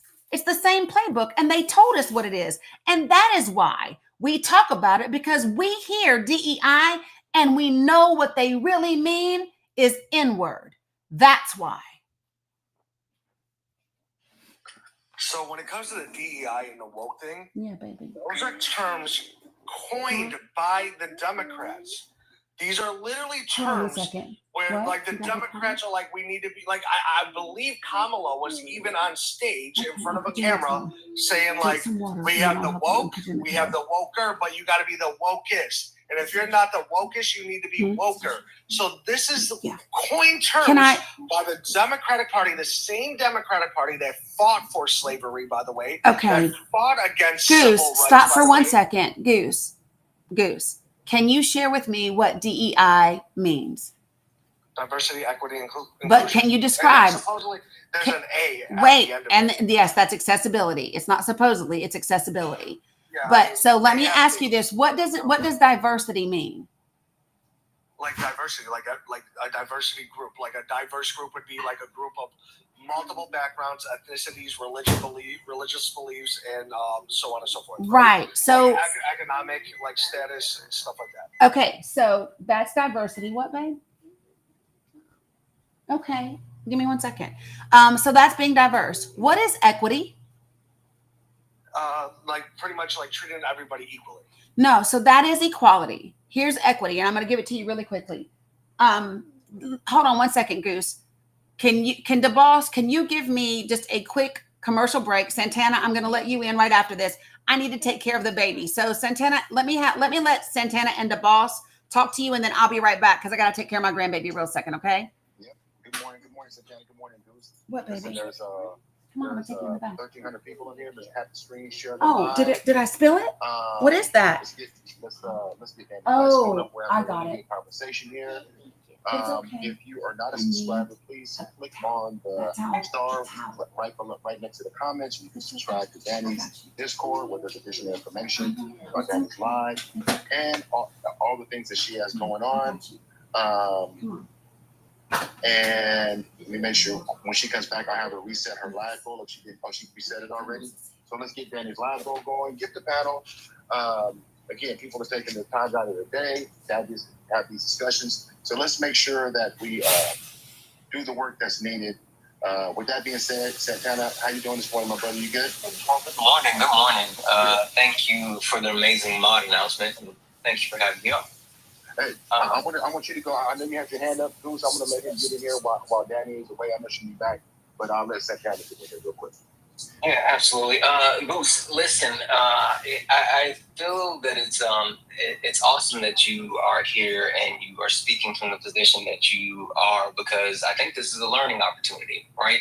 And even more than that, I think that addressing your concerns is a big deal. Goose, the lived experience that you have, we don't want to actually, completely disregard your lived experience, because you do have an experience where growing up in Chicago, you may have been exposed to certain conditions, and therefore you may think that, oh, racism isn't a thing. Today, black people have A, B, and C. Racism can't be a thing. But the actual thing that we need to understand is the difference between racism and classism, which is a great topic that I've been speaking about on my live. But even more so, you need to understand like what racism is, right? And I've heard Dan kind of trying to explain to you like systematic racism and how things continue to affect people and representation, and it's been a lot. But the thing that I feel like, we have to just keep at the crust of what we are thinking about when it comes to racism. Goose, what is race?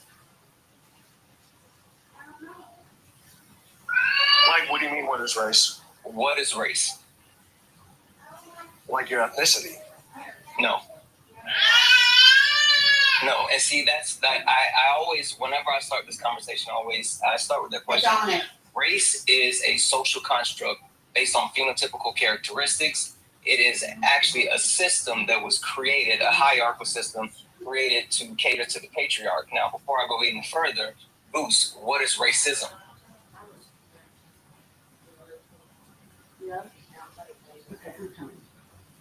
Okay. What was your question? I said before I go any further, what is racism? Yeah, I asked him this question. So anybody that discriminates against a certain person because of their race. That's incorrect. So race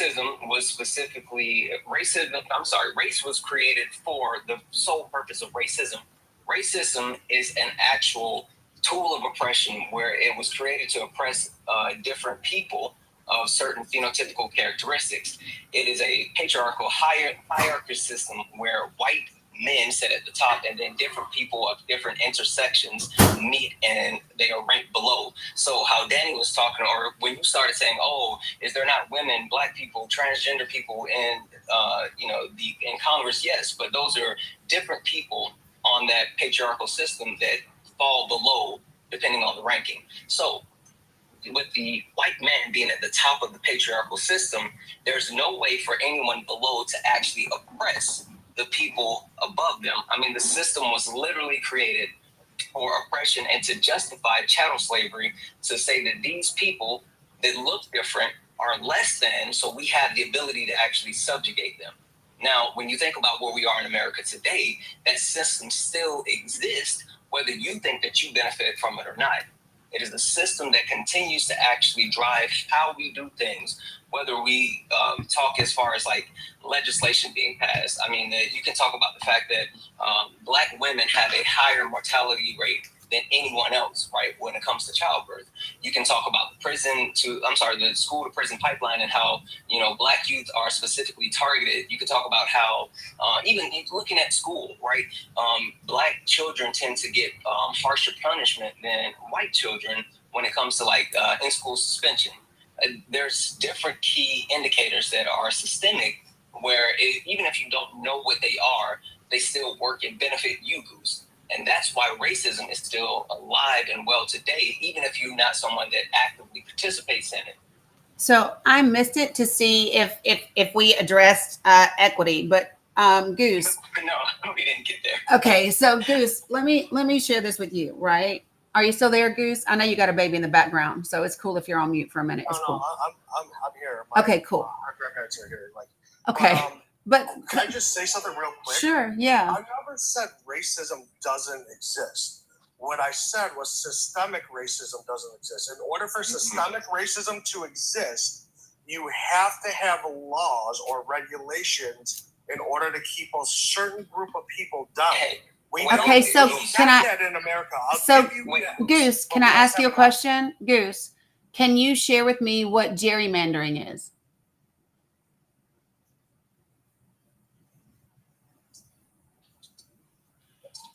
It's like I don't know the exact term, but it's like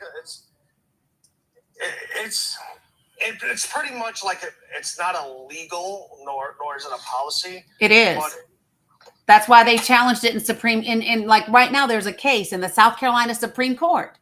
They just argued it yesterday. Overturned it. Yesterday the ACLU just argued in the South Carolina Supreme Court about their gerrymandered map. So just to explain what gerrymandering is, let's just say that I've got a county that is about this size. This county is predominantly minorities and it's Democratic.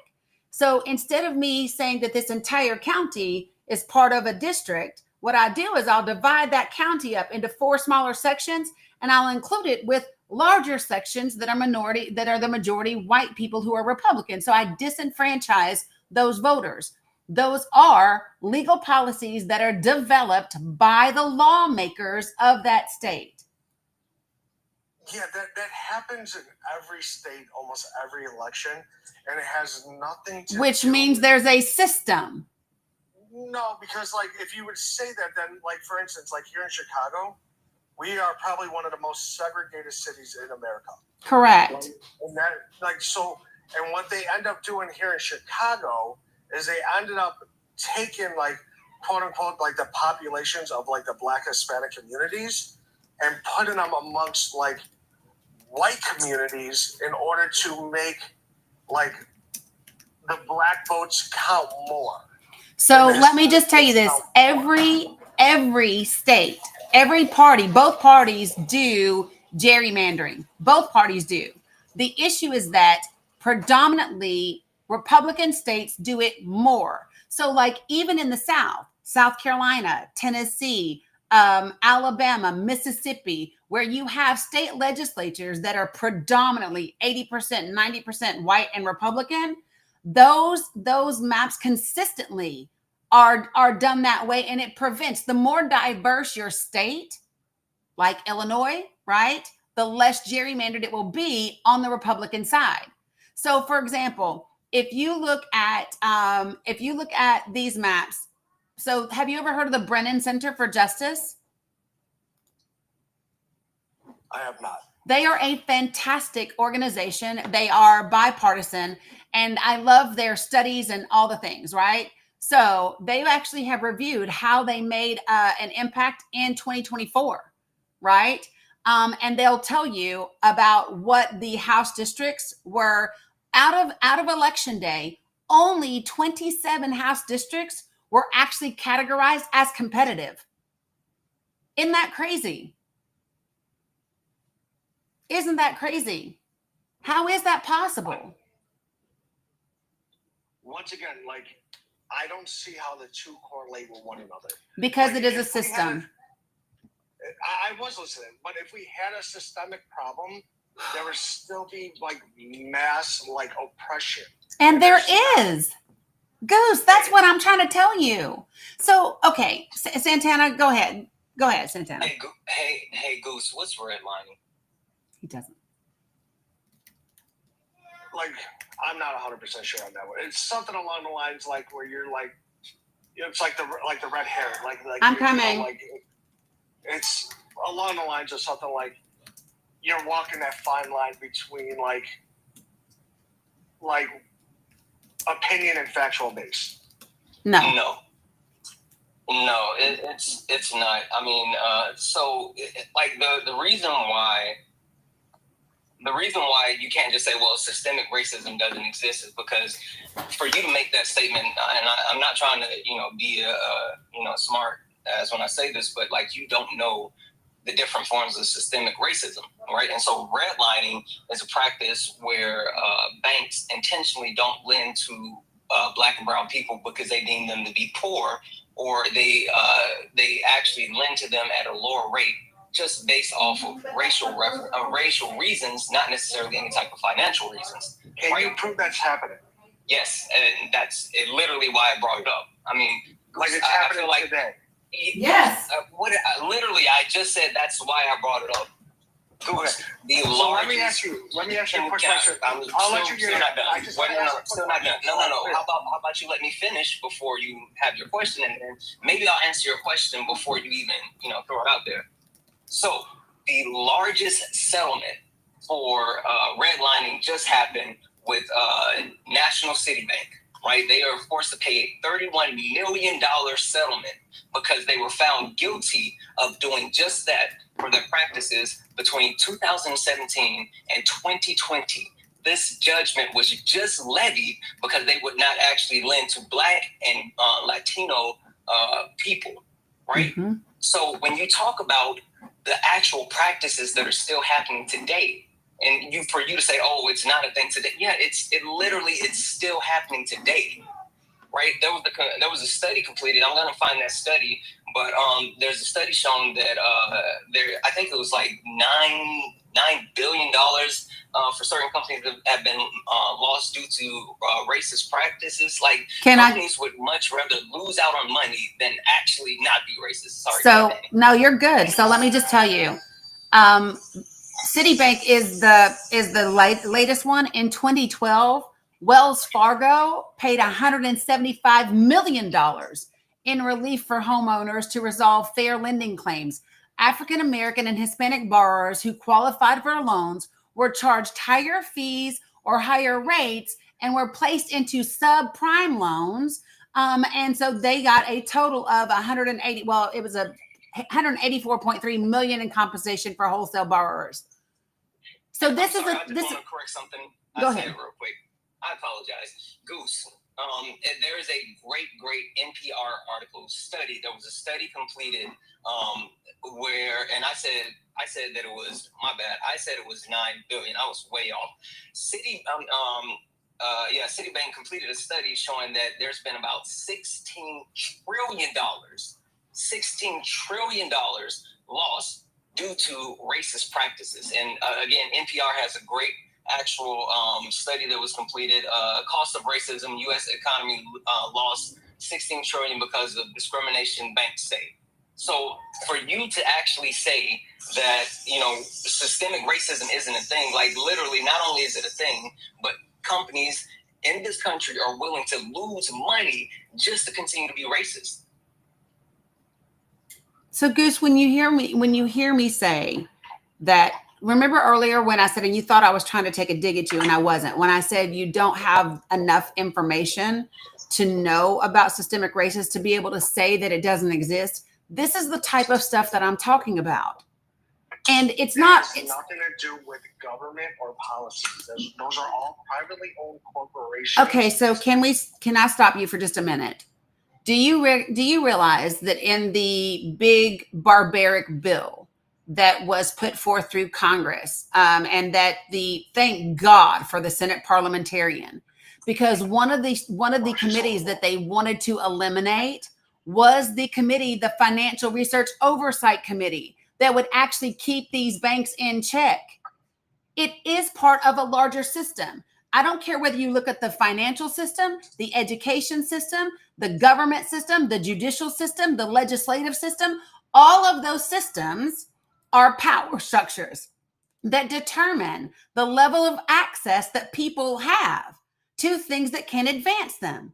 And so if at the top of all of these systems are white, cis, hetero men, mostly rich, all rich, right? They are writing policy to keep it that way because they do not want to lose their positions of power. They don't want to lose their tax breaks and their ability to hide their money and not pay taxes. They don't want to lose that. And that's the thing that I'm trying to say to you. When you say it doesn't involve laws, it does, because the banking system is regulated by laws. And the people who run the banking systems are rich white men. So once again, there's opportunities like you're not prohibited to get further education. You are if you don't have access. So I'll agree with you. Like the public education of America is atrocious. Nope, I'm not even going to do that. It's atrocious for everybody. But we as a nation are failing. Goose, we're not going to pivot and talk about. I don't want to pivot and talk about education. Hold on. I'm not pivoting. Because you are. But listen. I'm using it as like what you bring up. Like while it comes to legislation, you said legislation, you said education, you said judicial, you said all these right.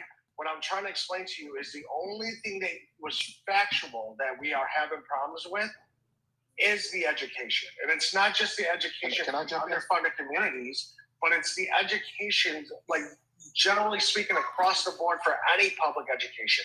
And that is what the So, problem is. They're Goose. not trying just to keep you down, like Goose. Like the black.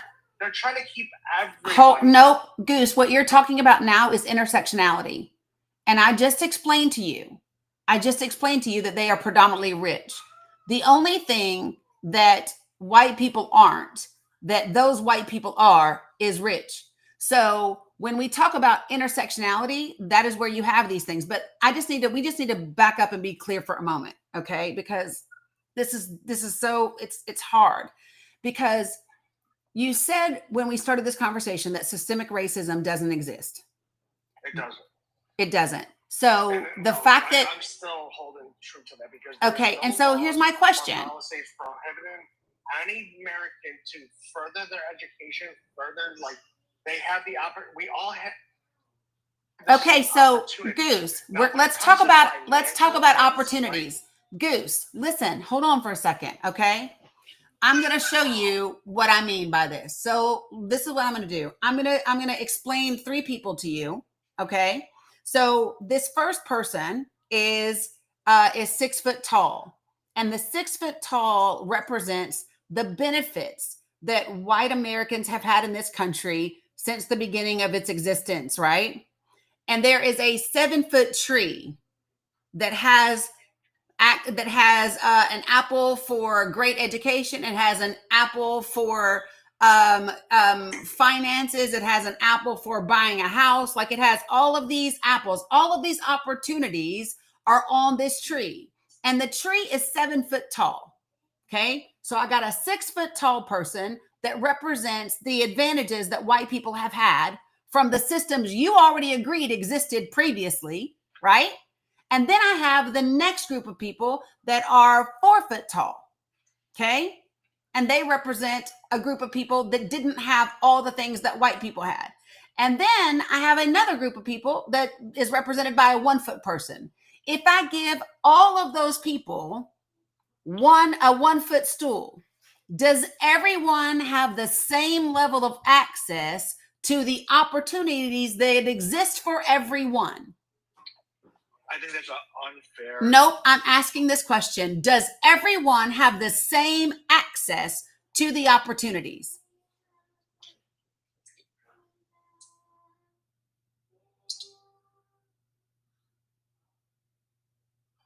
I can't answer I can't answer an unfair question. No, you can.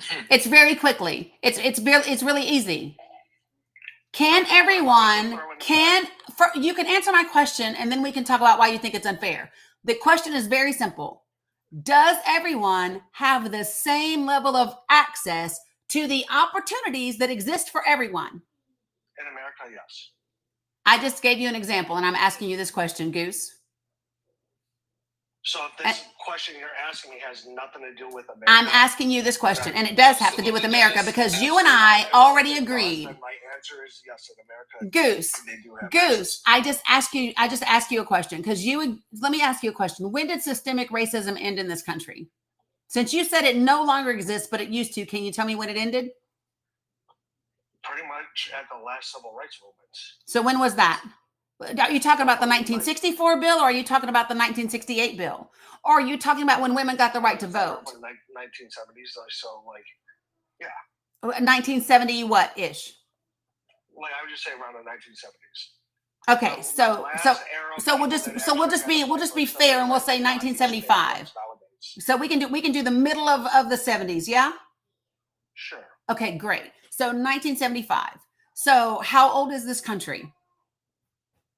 I mean, 1975. That would make it 200 years old at the time. At the time. And how much time has passed since then? 50 years? Yeah, so it's okay. So here's my question: based on your own analogy and your old time frame, that would mean that white people had a 150-year advantage over black people. Stop, Goose.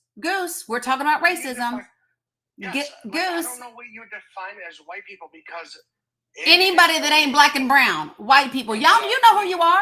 Okay. He's obfuscating. We've already defined what. No, the first Goose, place we've in already America defined were what. white. We've all That's just no, a provable fact. no, Goose. We've already And then on defined top of what that, let's race not is, mention and now you're just how the obfuscating. Irish were Listen, treated. Goose, we're not talking about How ethnicities. the Asians were treated. And Goose, the Asians stop were it. one of the most oppressed Stop people it. Now he's just steamrolling because he knows he's wrong. Goose, Goose, right now. Goose. Literally steamrolling because he knows he's wrong. I know. Hold on, Goose. Stop and listen. Stop and listen. I understand that this is an uncomfortable conversation. I'm not uncomfortable. I understand. absolutely Okay, are. so let me just say this, You Goose. don't get to tell me I when do am this old. so much. I do this so much, Goose. I do Me this too. so much. Me Okay? too. So listen. This is What the do you thing, think I because told what you? I'm asking you to do right now, Goose, what I'm asking you to do right now is just be truthful. So listen to the question that I'm asking you, Goose. Stop. Because if you can tell me when systemic racism ended, you can tell me who white people are. And you can tell me who the people that didn't benefit from systemic racism are. Like, we know that. Here's the thing. I'm So, Italian, but I'm not white, right? Goose, I'm going to finish speaking. No matter how you slice it, no matter how you slice it, if you say that systemic racism ended in 1975, we were established in 1776, right? Yes. Okay, so 1975, you're talking 199 years. So 200 years, we'll just round it off, right? So 200 years of systemic racism existed according to you, Goose. Can you and I agree? Can you and I agree that the people that systemic racism negatively impacted were black and brown people? No. So who else did systemic racism impact? I just named that list and you guys decided to overtalk. No, negatively impacted. So tell me. Slaves in America were white. So can I? No, Goose. No. Second of all, Nope. the Italians Goose. coming up. Goose. Stop. I'm gonna say no. Stop it. Stop it. Stop it. No, because you know you're full of shit right now. Can I ask him a question, Dani? Stop being a victim. Did you just say stop being a victim? Stop being a dick. How about that? Yeah, you are. You are literally being obtuse. You are literally acting like you don't know exactly what you're saying. Period. You are literally acting like you don't know. You asked a question, I answered it. Yeah, because no, you didn't. Go ahead, DeBoss. What you want to say? This is all I have to say, and then I'm mute and said that. I see you had your hand up. So, Goose, are you still active military? No. Okay. So, and this is all I want to say about this conversation, because I think this gets lost all the time when we have this conversation. How would you receive me coming on this panel and telling you about your military experience? If I came on here and said you didn't do much, you didn't really serve, if you were active, if I tried to tell you what your military experience was, would you have a visceral reaction to that? No. You wouldn't? Because earlier, and that's why I think the disingenuous, because most military personnel, if you tell them how they served, what they did or didn't do, for somebody that never served, they always have a problem with that because we didn't serve. And so my question to you is, you have to understand, when you try to tell someone else about the oppression that they've experienced for hundreds of years and how you diminish it, you have to understand why we're having this conversation. And this is a good conversation. So, but where it gets really hard to listen to is when you don't want to answer a question because you know where it's going. But understand this. In this country, and I'm going to let Santana, I'm going to let you take it. Because you just answered my question, which tells me I don't know how much further we can go with this. Because as a veteran, I don't believe what you just said to me. And if whether you believe it or not, there's 1,200 people in here. But there's 1,200 people in here. Hey, you can get up. Hey, Goose. Get by what you said, right? That doesn't mean like I'm going to react the same way. Hey, you would, Goose. just Okay, because we serve What the branch same of service branch did you serve in, Goose? Army. Can you tell me when the Army was integrated? I cannot. Okay. Did you know that it was segregated? Yes. Okay. Can you tell me about the differences in our PT standards based on Black and white people? I cannot. I know it's all the same now. Once again, it doesn't exist no more. Okay, so hold on a second. That's not the question that I asked you. So try not to go ahead of me. Okay, try not to do that and think that you know where I'm going in the conversation. So when the military had separate standards for white people and Black people, were Italians included in the standards for Black people or the standards in white people? I have no clue. Well, look it up. It's white people. I can tell you, it's white people. Yeah. Yeah. Okay, cool. So when you say to me, I'm Italian and I'm not white, what I can tell you is, like for the purposes of racial conversation and discrimination, you are. Yeah, Mila, you done? Yes, but we were oppressed too when we came to America. Were you enslaved? We were discriminated. Were you enslaved? Irish people were. Were you enslaved as an Italian? Were you? And were Irish people enslaved or were they indentured servants? Because there's a difference. So to answer your question, no, I was never enslaved. Uh-huh. Let me ask you, were you ever enslaved? I didn't ask you if you were. What she said. I didn't say if you were. Irish people indentured servers, or were they victims of chattel slavery? That's what I asked. Intellectually dishonest. Yes. Okay. So this is the thing, Goose. I came up because I heard you two having a conversation. I don't know who you are, and I heard you talking. And I said, "Oh, this guy, he has a point of view, and I would love to actually talk to him about his point of view." And up until listening to you and Dani had the question for you, and you decided that you wouldn't actually answer the question honestly, or at least you are being intellectually dishonest. And then for you to drop the saying, I have almost 300,000 followers and I do this every day. And I look and yeah, you're absolutely right. And that's when it clicked for me that you are not up here for an actual genuine conversation. You are up here arguing the points from a race-based standpoint. Not saying that you're racist, because that's not the claim. You absolutely are, because when you can't answer I'm actually up here arguing for unity. When you can't answer a simple question with honesty, like an intellectual question with honesty, there was no levels to it. It was just saying, hey, if someone's 6 foot, 5 foot, 4 foot, can they all reach the same thing equally?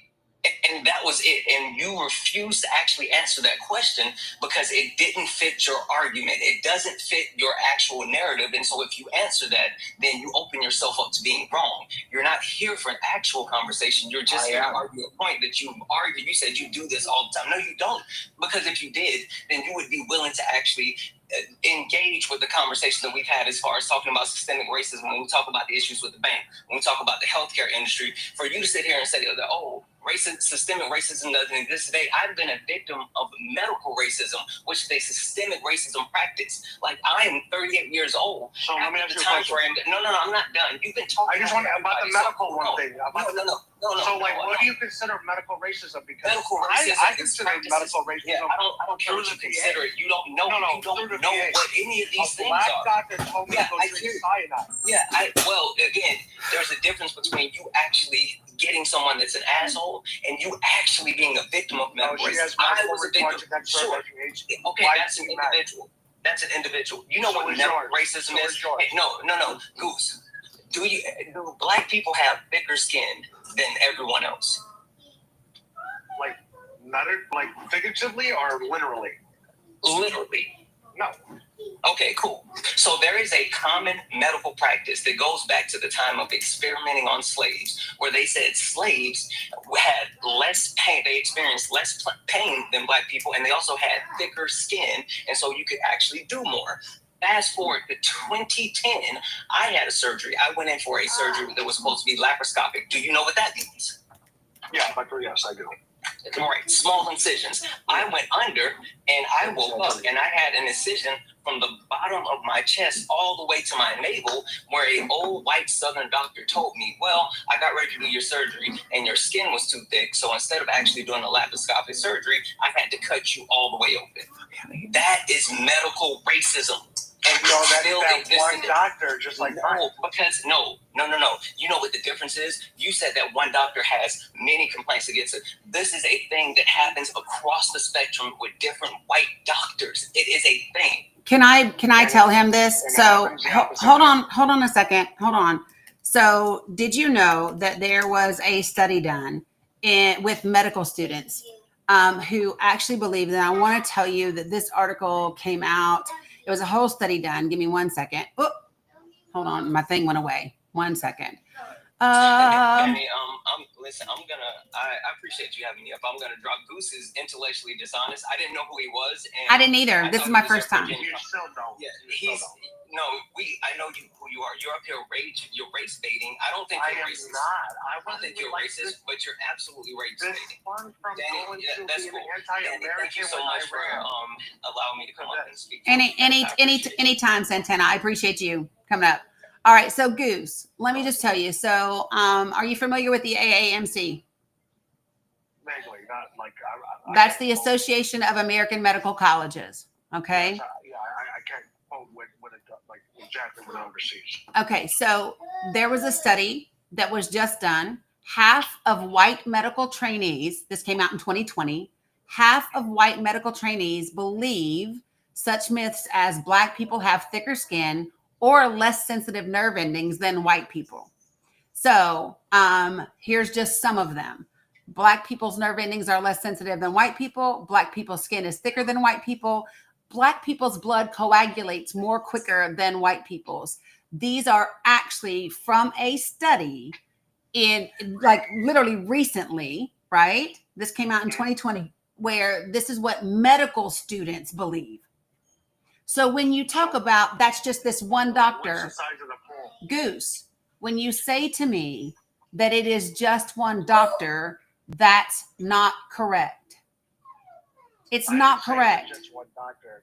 What I said. You said that to Santana. No. What I said to him was that was his anecdotal experience, just like my anecdotal experience with a Black doctor from the VA that has got multiple complaints against her because she does not like white teen men, right? That she told me to go drink cyanide. But you know the difference? You know the difference between what? Yeah, she actually told me to go kill myself as a veteran. This Black doctor. You have to say unalive. He knows that. Dude, you have to say unalive on TikTok. You have enough followers to know that. But my question is this: here's the difference. You don't have a study.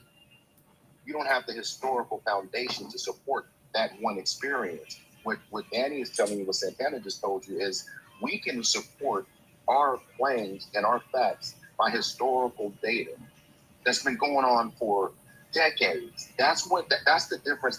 And again, I'm gonna say it, Dani. I'm turning right back to you. Every time we say something, and this is what Santana was talking about. Every time we tell you about our history, you have a big as opposed to perhaps listening. And I'm gonna say this one thing. Dudes, instead of telling us that we're wrong, have you ever thought that all the things that we're talking about, all the propaganda, the Southern strategy, all the things that they demonize DEI and woke, have you ever thought that, because they're not fooling us. When I say us, I mean African Americans. I mean Black and brown. We understand it because this is our history. The problem is you are not willing to learn or even consider the fact that just maybe your beliefs and what you think is reality is not. I think America disagrees with you, including Black and brown people. Hence the reason they didn't vote for the party. Okay, you're talking about elections. Goose, stop. Because let me just tell you, 93% of Black people voted for Kamala Harris and 82% of Black men voted for Kamala Harris. So don't tell me what the fuck Black people voted for.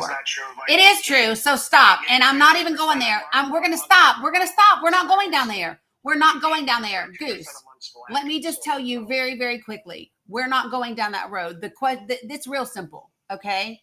It's very simple, Goose. You don't like facts. And what you're saying is what people disagree with based on how they vote. What I am telling you is literally from medical physicians. I am on the Association of American Medical Colleges. They are citing about 5 different studies. One of them goes back 20 years worth of data, collective data over 20 years. Excuse me, Goose. I'm not finding these. I know them. I'm not finding them. I know them. Why do I know them? Because this is a subject that I actually do my due diligence on, like many others. That's what I do. There's systemic racism. So I know there is systemic racism. So why? Like, I'm going to ask the stupid. I want to tell you it's stupid already, and repeated question, right? Mm-hmm. Why the fuck would you guys stay in a country that you think is literally oppressing you? Why the fuck should I leave the country that belongs to me? Like, that's some shit. Do you know how crazy you sound right now? Do you know how crazy you sound right now? I built this damn thing. My family built this country. Our ancestors built it. Why the fuck should we leave it? So did mine, right? Nah, you didn't. Yes, we did. No, you didn't. Yes, we did. Like, I mean, you want to look at stats? Go look at stats. Like, at the end of the day, infrastructure was mainly built by. And in case you haven't noticed, let me just say this to you, Goose. In case you haven't noticed, Irish and Italian descendants. Oh. So, like, once again, like, infrastructure was built by men. Okay, so Goose, here's the question. Everything your Goose. was built by men. Goose. Invented by mainly men. Goose. YT men. Goose. Specifically No. Italian. Goose. No. No. Yes. No. Yes. Yeah. So listen, Goose, here's the thing. All right. Who invented electrical? The impression that you give. Who invented the refrigerator? Oh, wait, and let me say this to you guys in the comments, okay? I saw somebody say something about like, why didn't you drink it? We don't do that here. We don't wish violence or unaliving on anybody, so please don't say those things. That is not. Do you know how much shit I've had dudes like you tell me? Shut that shit up, Goose. Goose, hatred. There's enough hatred on each side. Don't say it's a Democratic thing because that's just bullshit. So don't do that. Don't do that. I'm going to tell you, don't do that. So be respectful. Period. I done told you before about that shit. I don't know why you think this is so. Let me just tell you something. You came in here talking about, oh, I hate the division. Stop talking. Stop talking. You came in here talking about, oh, I hate the division and I hate people who do this and do that. You are the divisive person. You are the only person who continuously on this panel keeps talking about Democrats versus Republicans. You are the only person on this panel saying that's what's wrong with Democrats and that's what Democrats do and and you guys do this and you guys do that. You're the only divisive person on this damn panel, Goose. You. Everyone else on this panel is willing to have fact-based, respectful conversations. You don't want to, because if you did, you would have to confront not only what you have believed, but what it says about you. And that is a hard truth that you don't want to admit. That's just it. And the reality is simple, right? Because you have been here, and I am glad that you have been here this amount of time. I do think that we have probably reached the end of our conversation because you are not genuinely here to learn information and to be able to reason it, right? So that's the difference, right? So yeah, but here's the thing. I'm not going to keep talking to somebody who can't accept facts. I'm not going to continue to talk to somebody who, in the presence of facts, will literally say, but what about? I'm not going to do that. Because it's not a fruitful conversation. If I thought for you that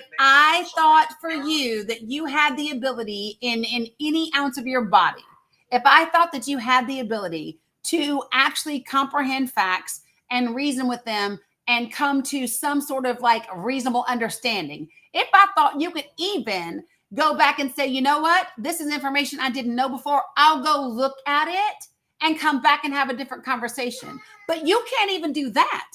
And so because of that, we've reached an impasse in the conversation. That's the whole thing. You haven't given me a single fact, Goose. You've spouted off things. You've been divisive. You've done nothing. Here's what you thought you were going to do, Goose. You thought you were going to come in here, talk to me about your military intelligence, not knowing you were talking to a veteran who had a security clearance of TSSCI, who worked in a damn skiff her entire enlistment. You didn't know that that's who you were talking to. You had no clue that I might be able to have a conversation with you and know what I'm talking about. And the problem is you got yourself in here with somebody who's not a Democrat who just wants to have gotcha moments. You got yourself in here with somebody who's not about having no damn debates and just arguing. You got yourself in here with somebody who's going to give you facts. And now that you are in the face of facts, you find out you can't cook shit. You don't even got no oil to cook with. You came in here without a pan. You have no ingredients, no utensils. You can't cook shit. You can't eat shit. You can't do nothing. And that's the problem. So let me say this. We have reached an impasse. I seriously do appreciate you. You are welcome back anytime, Goose. But you're lying about the fact that your people built this nation.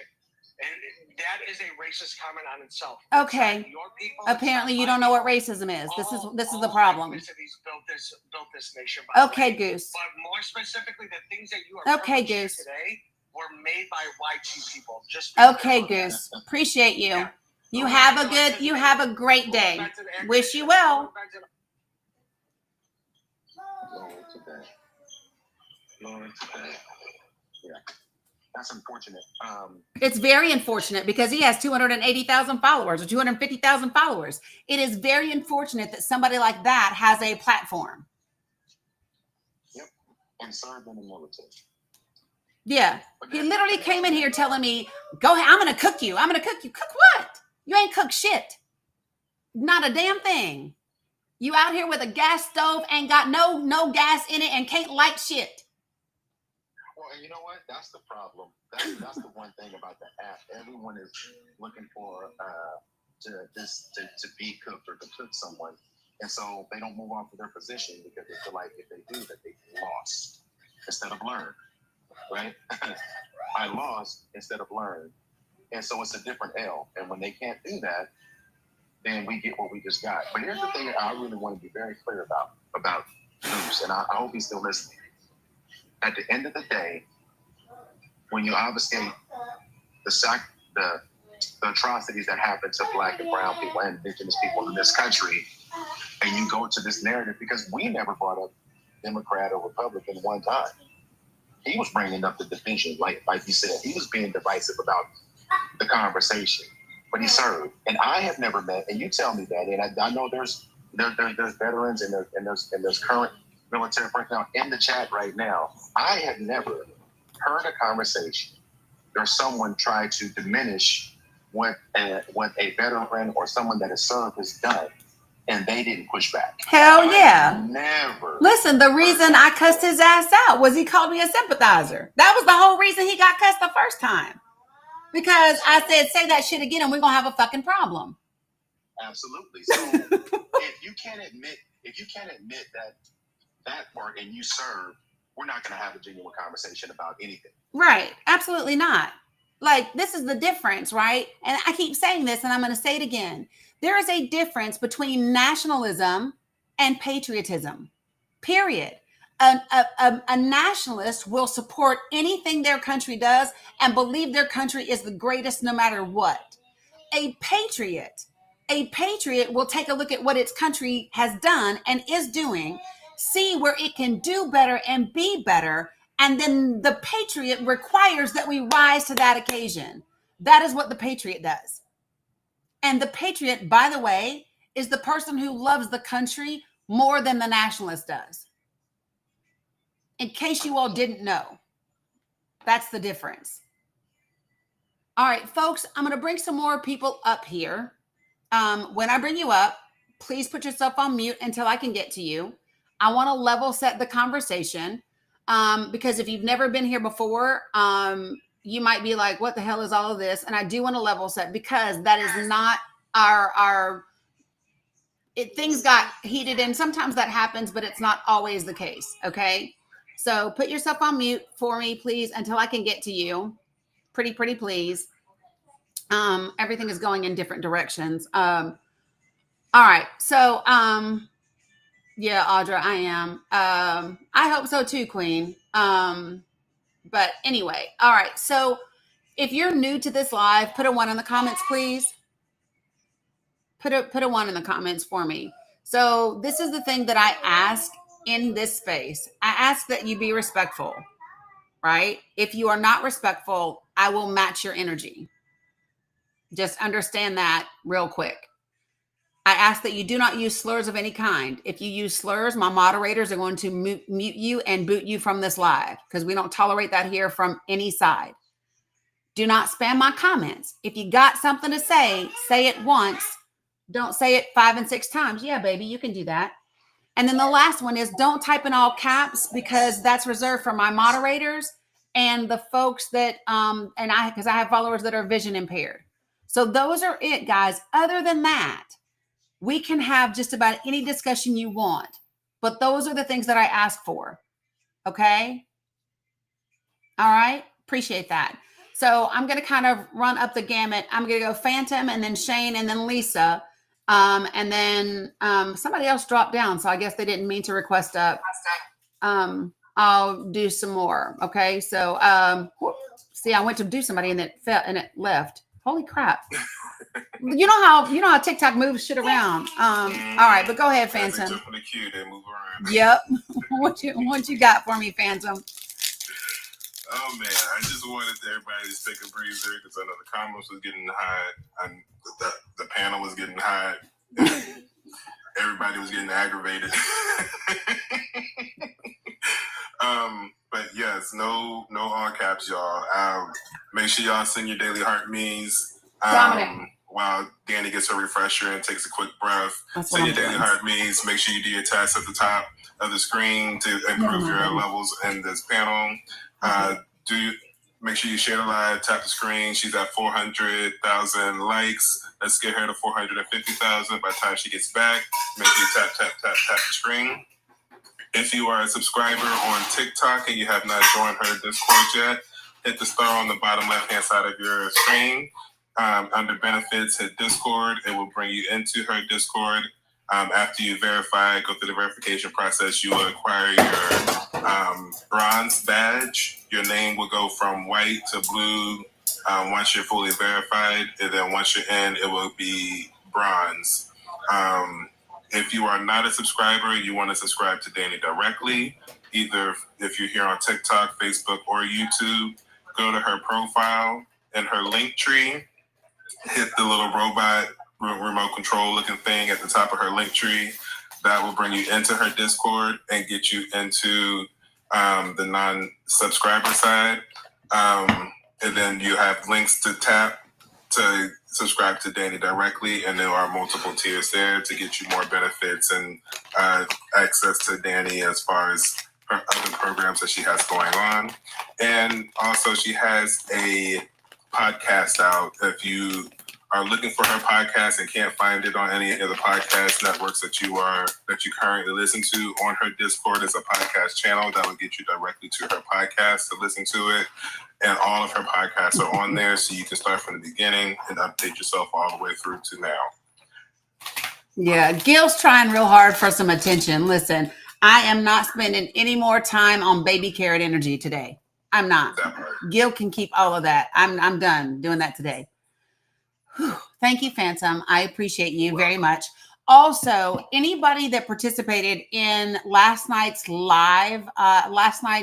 free workshop on how to have really challenging conversations with your friends and family. If you want to share with people any of your experience in that workshop, please request up because I would love for people who haven't participated in those things to hear what actually happens in it. Yeah, Brian Boyd, baby carrot energy all day. And so I would love that as well. So appreciate it. Yeah, Gil, you about to earn your ticket right on out of here. But, thanks, Gemini. See, told you, done. Bought that ticket and got your ass all the way out. But appreciate you, Phantom. You got anything else you want to weigh in? No, because I do not want to bring that energy back in here. I love you. Appreciate it. Good afternoon, Shane. What you got for me? Oh, pardon me for a second. I just got done cutting up an onion. Butter and I can't see. Not good timing, Shane. Not good timing.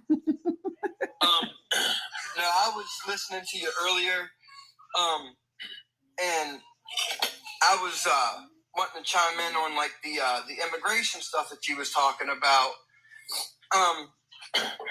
Like I said, you know, I have an opinion on it, and it's just that, an opinion. My views on immigration is, you know, when people come into the country and they come to the ports, I would be loving to stand there and welcome them in with open arms and be kind and generous to them, because, you know, you do things the right way, and I'm happy for it. I want them to come and chase the American dream. I want everybody to be able to come over here and, you know, be welcomed into the States. That's my view on it. We have freedoms here that some countries don't get to, what's the word I'm looking for? Experience. You know, freedom of religion, freedom of self-expression, and things of that nature. And I really hope that when people do get to come here and they come to the ports the correct way, that they get to experience everything that they want. They get to chase the American dream. They get the millions of dollars that they can, you know, be entitled to if they work hard and get the jobs that they're wanting to get over here. But the ones that don't come through legally, that's where I have the problem with. You know, they come here on a visa. Great. Do what you need to do. Get your legal papers in. Get your citizenship. Excellent. Just overstay. That's where their problems become known. You know what I mean? Like, it's not that I'm hateful towards anybody.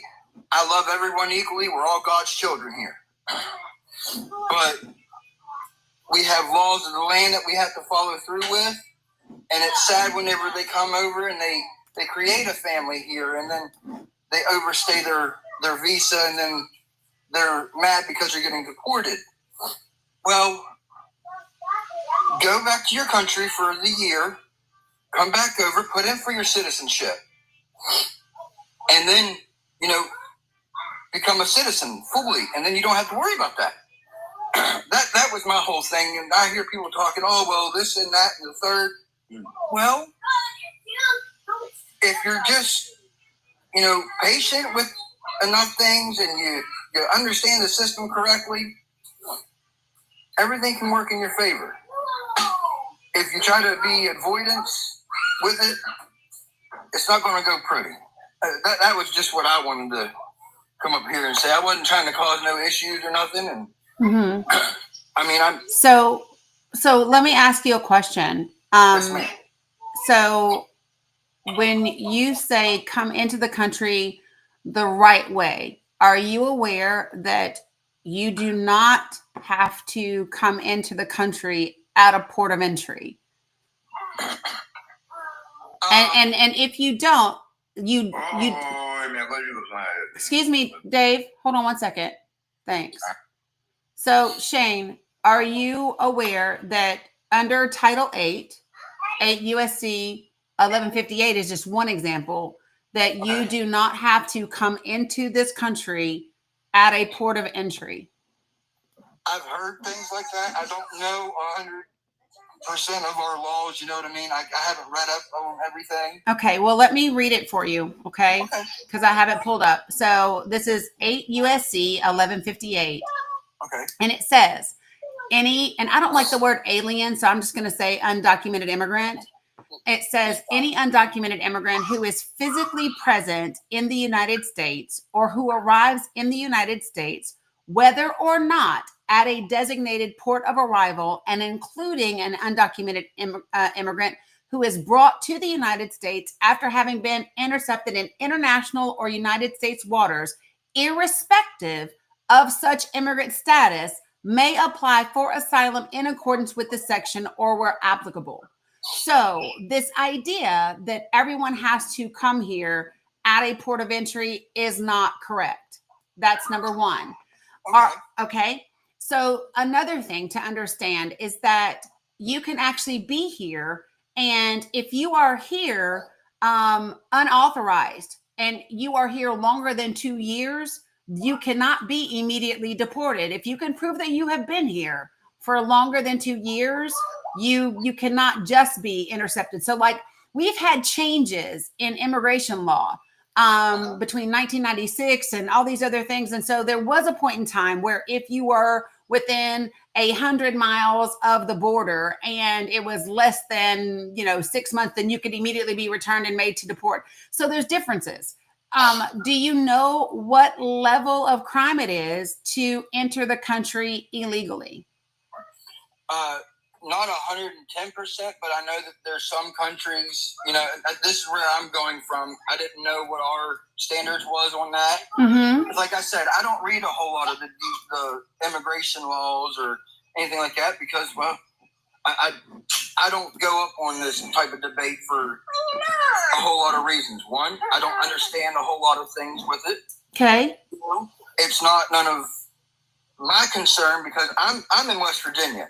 A lot of people that come over here, they come here with papers because they're wanting to get jobs in certain places and stuff. So, I mean, honestly, I don't know a whole lot with the immigration laws. Okay. So I don't try to act like I'm a Mr. Know-it-all or nothing. So, and I appreciate you saying that, right?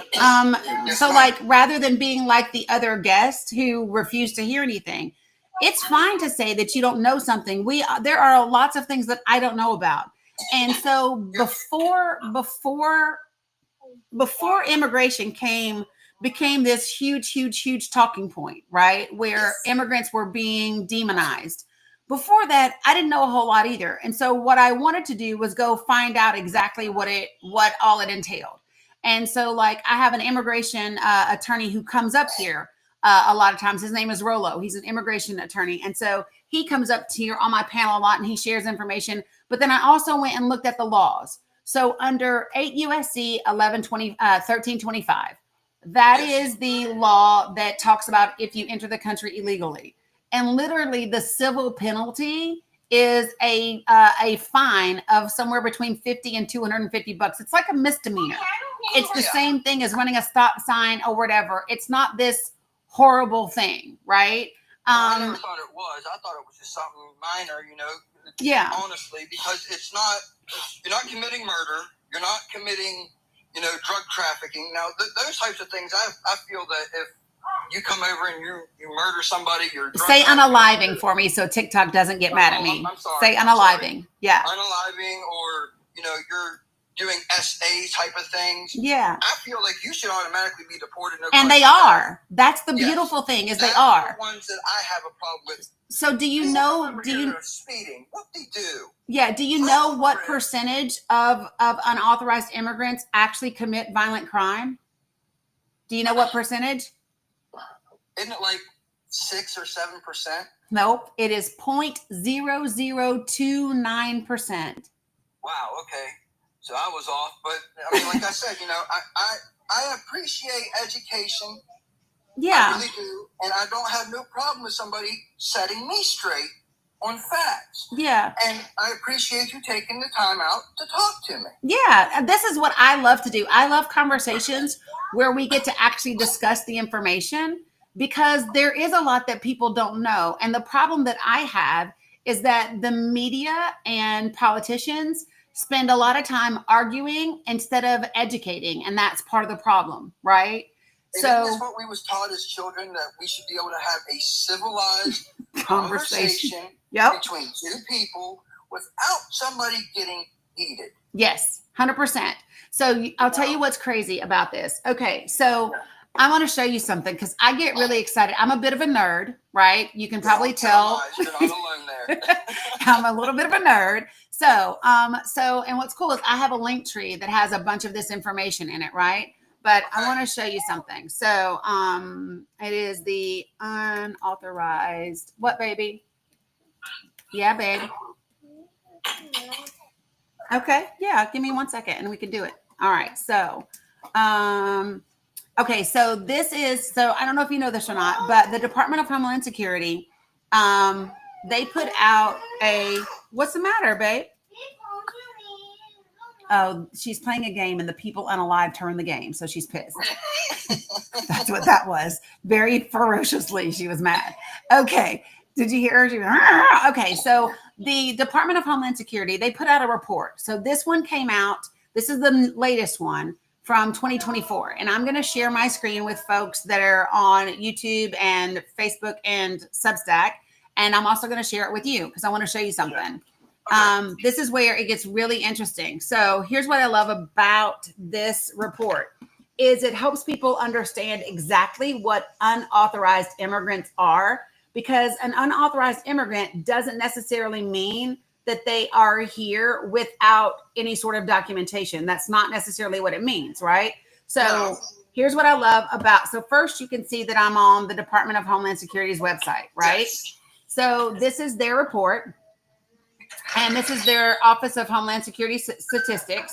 When you go down, the first thing that it does is it actually tells you what the definition is. So they are either, there's only two categories. They're either legal residents or they're unauthorized immigrants. And believe it or not, unauthorized immigrants can be people that are DACA, right? Those are the people that were childhood arrivals. It can be people that are here on temporary protected status. So obviously, if they're here, if we brought them here under temporary protected status, they're documented. We know they're here and they're here legally, but they're still considered in this number. Okay. Because they haven't yet gotten legal residence. So if you haven't all the way gotten like a green card or your citizenship, you're going to be included in this number. And until you get that. So that's important to understand, is that they're not gotaways that just snuck in here somehow or whatever. So it includes a lot of people that are here legally. Okay. Now, here's where it gets really interesting.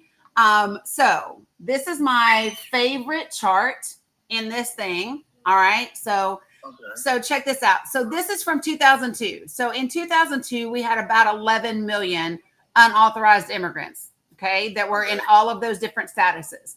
Today, that number is projected to be about 13 million. Okay. Now, here's what's cool is out of that 11 million, 1.5 million got here between 1980 and 1990. Yep. 3.4 million got here between 1990 and 1999. Okay.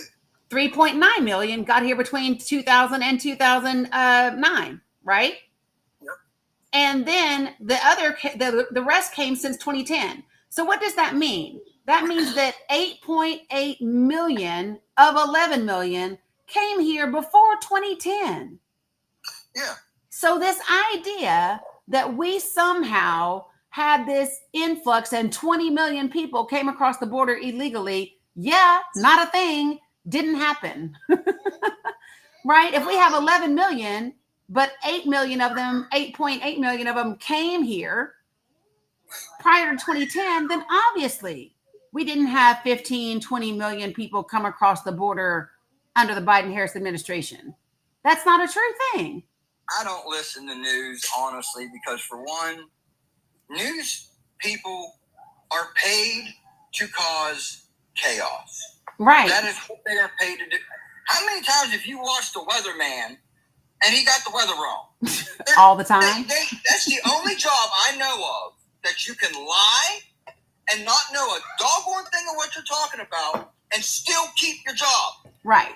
So I don't pay attention to any news channel or anything like that. I get my sources from anything that says .gov. And like I can see up there, it says DHS.gov. So yep. I'm not arguing with you on the statistics because, for one, it's a government website. They have to know something. Yeah. And what's really crazy, so in my link tree, I'll show you. So when you go to, I'm going to show you what my link tree looks like. Okay. So if I do link, or I can't type right now because I'm doing a bunch of things. So I have a link tree. That link tree is, it's trying to load, but it's pretty extensive. So just ignore me. But this is what it looks like when you see it, right? There's a lot of it. And by the way, this little robot controller thing, that's how you get into my Discord, right? But when you get in my link tree, you're going to see this little link. Oh, I need to take this workshop down because we already had it. Okay, but see right here where it says political resource materials? Uh-huh. This is a Google Drive that I created for people so that they could find information that they need. So watch this. I'm going to click it. and it's going to open. So I have a bunch of information in here for people to help them get facts. So when you click this immigration and border information, a Google Doc is going to open up, maybe. Good Lord. Thank you. So, and here it is. It's going to talk to you about the asylum law I just read to you. This is 8 USC 1611 that tells you that immigrants can't get federal benefits. It tells you they can't get Social Security, they can't get Medicare, they can't get these things. And then it walks you through all of these different things, and I have them linked. So you can understand exactly what happened during C-19 and that Title 42 was a health emergency rule during the pandemic, right? But then here's our regular Title 8 immigration law. Here's a DOJ study about the crime rates for undocumented immigrants. Here's another one from the Brennan Justice Center. They are incredible. Here's another one from Customs and Border Patrol. You will actually find out that it's actually American citizens that are bringing the party favors into our country, not immigrants. You look at all these channels, like these law office shows. Yeah. You see people trafficking. Yeah. So and party favors from LA to New York. But I'm talking about coming from across the border. So look, if you look at them, guess what? It tells you 88% were done by U.S. citizens, not immigrants. Oh, yeah, that's not a doubt in my mind. Right? And so, but it's going to show you how much they pay in taxes. It's going to show you where Donald Trump changed our immigration policies and why we lost 45 judges immediately. And it's going to talk to you about the fastest group of unauthorized immigrants in our country. They're undocumented immigrants. So you can actually click all of these links and it will take you there. But in addition to that, other things that are in here that I did for people. So, they're talking about this big bill that they want to get passed. What a lot of people don't realize is what that means to you. And so, yeah, baby, in just a second. Okay, I got you. So what I did was I created these. Sometimes it's hard to have conversations with people because we are so politically divided, right? Honestly, I don't only just vote Republican. I vote for the lesser of two evils. Whoever is going to benefit me more as a citizen is who I vote for. And that's how me and my wife both vote. So let me ask you something, because I'm from Northeast Tennessee, Southwest Virginia. So I know a little bit about West Virginia. I got family over in Princeton and all around in there. Let me ask you a question. So do you know people in West Virginia who are either on Medicaid or who have SNAP? Well, I might be on SNAP because I just lost my oil field job. Got it. Okay, so check this out. So I want to show you something. This is really important. So these are the numbers for your state. So in West Virginia, there's over 500,000 children and adults who have Medicaid. 32% of them are children. 34% are rural. Sorry, I increased that. I don't know how the hell I just did that. It was with this. I don't know why I did that, but I did. Okay, I'm just going to scooch it over. 62% of the people, though, that have Medicaid actually work. Did you know that the average across the country is 70%? Yes. Yeah, it's crazy. Some stuff. Yep. And so this is 77% of the people in nursing homes are also on Medicaid, right? Here's where it gets really crazy. So check this out. I want to go to, I have a lot of, don't judge me. I have a lot of tabs and things open. Okay, this isn't the one that I need to show you. Just give me 1 second, folks. Nope, that one's not it either. Yes, I have a lot of tabs and I have a lot of browsers. Like I said, don't judge me, people. Is this the one? Where's my cap? Where is cap? I am looking for cap. Give me 1 second. Cap right here. Okay, so check this out. This is really important. It's going to load, but I want to show you this. Okay, let me get rid of this. I want to stop sharing here and I want to share you guys so that you can see the cap that I'm on. Oh my gosh, why isn't it coming up? Hold on. I want to share Cap. Hold on, I'm trying to let these guys see it too. Yeah, that's fine. Okay, here it is. All right, so check it out. So I want to show you something because this is really important for you as you think about this bill and what it could mean for the people in your life. So I love this particular thing because what they did was, if this bill is passed, it breaks down what each state is subject to lose in terms of people on Medicaid, people on SNAP, and the number of jobs. So you're in West Virginia. Between now and 2034, 65,000 people in West Virginia will lose their Medicaid. Oh, that's horrible. 84,000 will lose some or all of their SNAP benefits. And 2,819 are at risk of losing their jobs because of the things that are in the bill. Well, West Virginia, I'm sorry to say it like this because, I hate to admit it, but West Virginia is one of the poorest states in the whole United States of America. Yep, I know. And I'm not afraid to admit, when I sense stuff like this coming, but that's one of the main reasons why I lost my oil field job is because, one, the company I worked for was a very shady company. Mm-hmm. They bought 8 or 9 different companies and bought one that was going into bankruptcy. Mm-hmm. So they caused themselves to forfeit $7.8 billion Crazy. to the government. And I'm going, well, that's your fault. Look Yeah. at somebody filing Chapter 7, you don't buy them. Well, it depends on if you can absorb it and do what you need to do, and apparently they couldn't, right? No, that's why they laid off. Because we worked in fleets, so that's why they laid off 12 fleets out of their company, which took 40 to 50 people out of a job. Mm-hmm.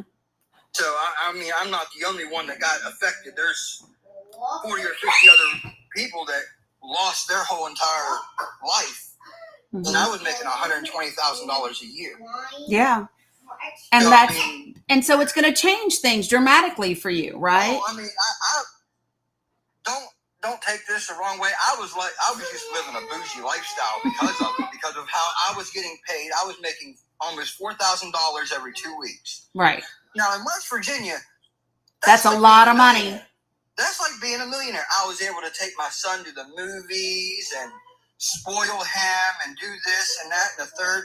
And now I'm down to zero. Yeah. So I'm completing my schooling because I was stupid and dropped out in the 11th grade. So I went online and I'm doing my high school diploma. I got one class left. And then I graduate and I'm going to go and become a correctional officer. It's not as much as I was used to making. Right. But it's steady, it's safe, and I know that I'm going to have a job because, well, we all know people out there will become criminals because of their lifestyle. But do you know what the biggest driver of crime is? Poverty. Yes. 100%. 100%. I mean, you got to look at where people are coming from. I mean, I hate to admit it, but these places that have, like my town, I'm not even going to sugarcoat it. My town is one of the horrible places because it's a retirement home. Mm-hmm. And there's a lot of young families that are moving out here. And I keep telling people, move away. Go to this. I understand you want to be a part of a rural community. It's great. It's loving. It's fine. Everybody knows everybody. You can be in each other's business. But it's not like it was back in the 90s. No. I mean, back in the 90s, my grandmother could call up my neighbor 5 blocks away. Hey, do you see Shane? Yeah, I see him. Tell him to get his hind end home. The streetlights are almost on. Yep.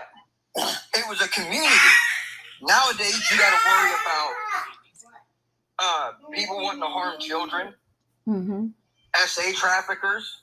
You know, you got to worry about bad things out here in the community. And the worst of it all is the device that I'm holding. That is a window into my home.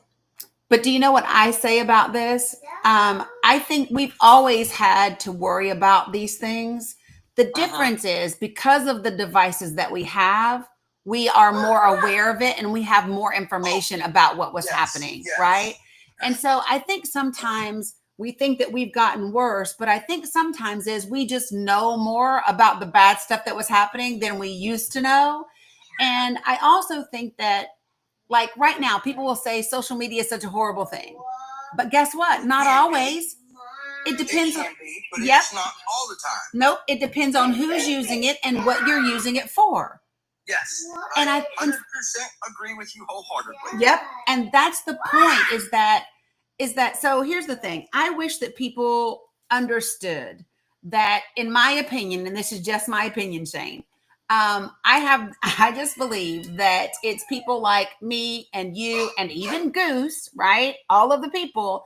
I believe everybody in this country that is not in the top 1 to 2%, I believe we're all in the same boat. And in that boat, right, all of a sudden we've got leaks springing up everywhere. And when those leaks are popping up, we're blaming each other, right?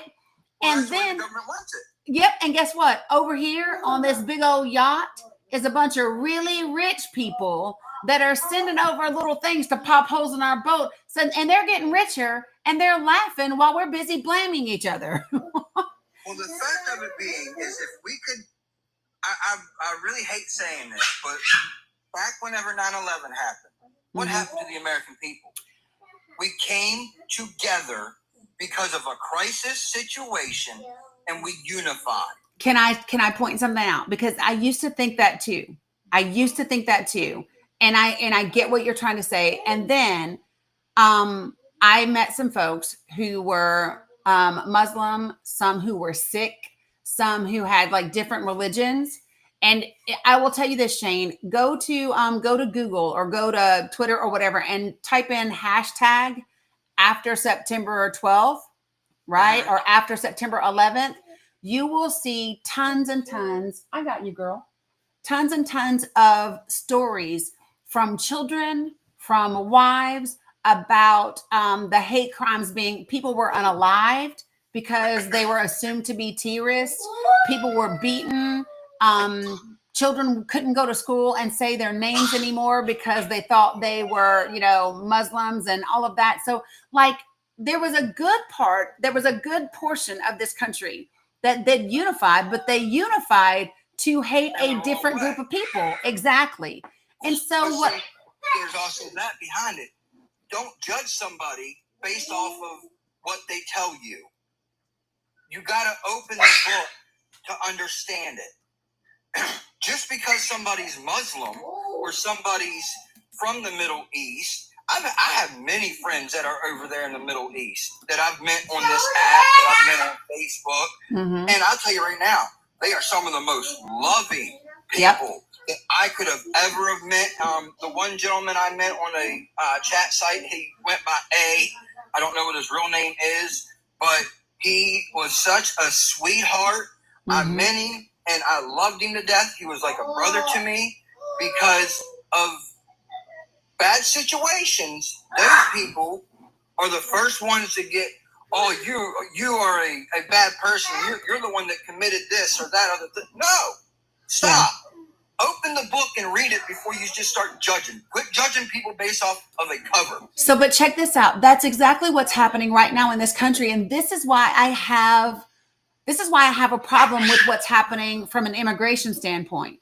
Because here's the thing. How do you know that a person you see is a gotaway, is here illegally? How do you know that? They don't. Right. So if they are rounding people up, what are they basing that on? Basing it off of the cover. Yeah, they're basing it on their skin color. And that's racial profiling. And the thing is, it makes a lot of people unsafe, right? It makes citizens unsafe. It makes my grandchildren unsafe. It makes a lot of people unsafe. But if we were doing it legally, right? If we were doing it legally, we would have the names of those people. We would have signed warrants by judges, and we would be able to do these things. The things that I'm really concerned about right now is the number that we have. We just had somebody that was detained the other day, still being detained.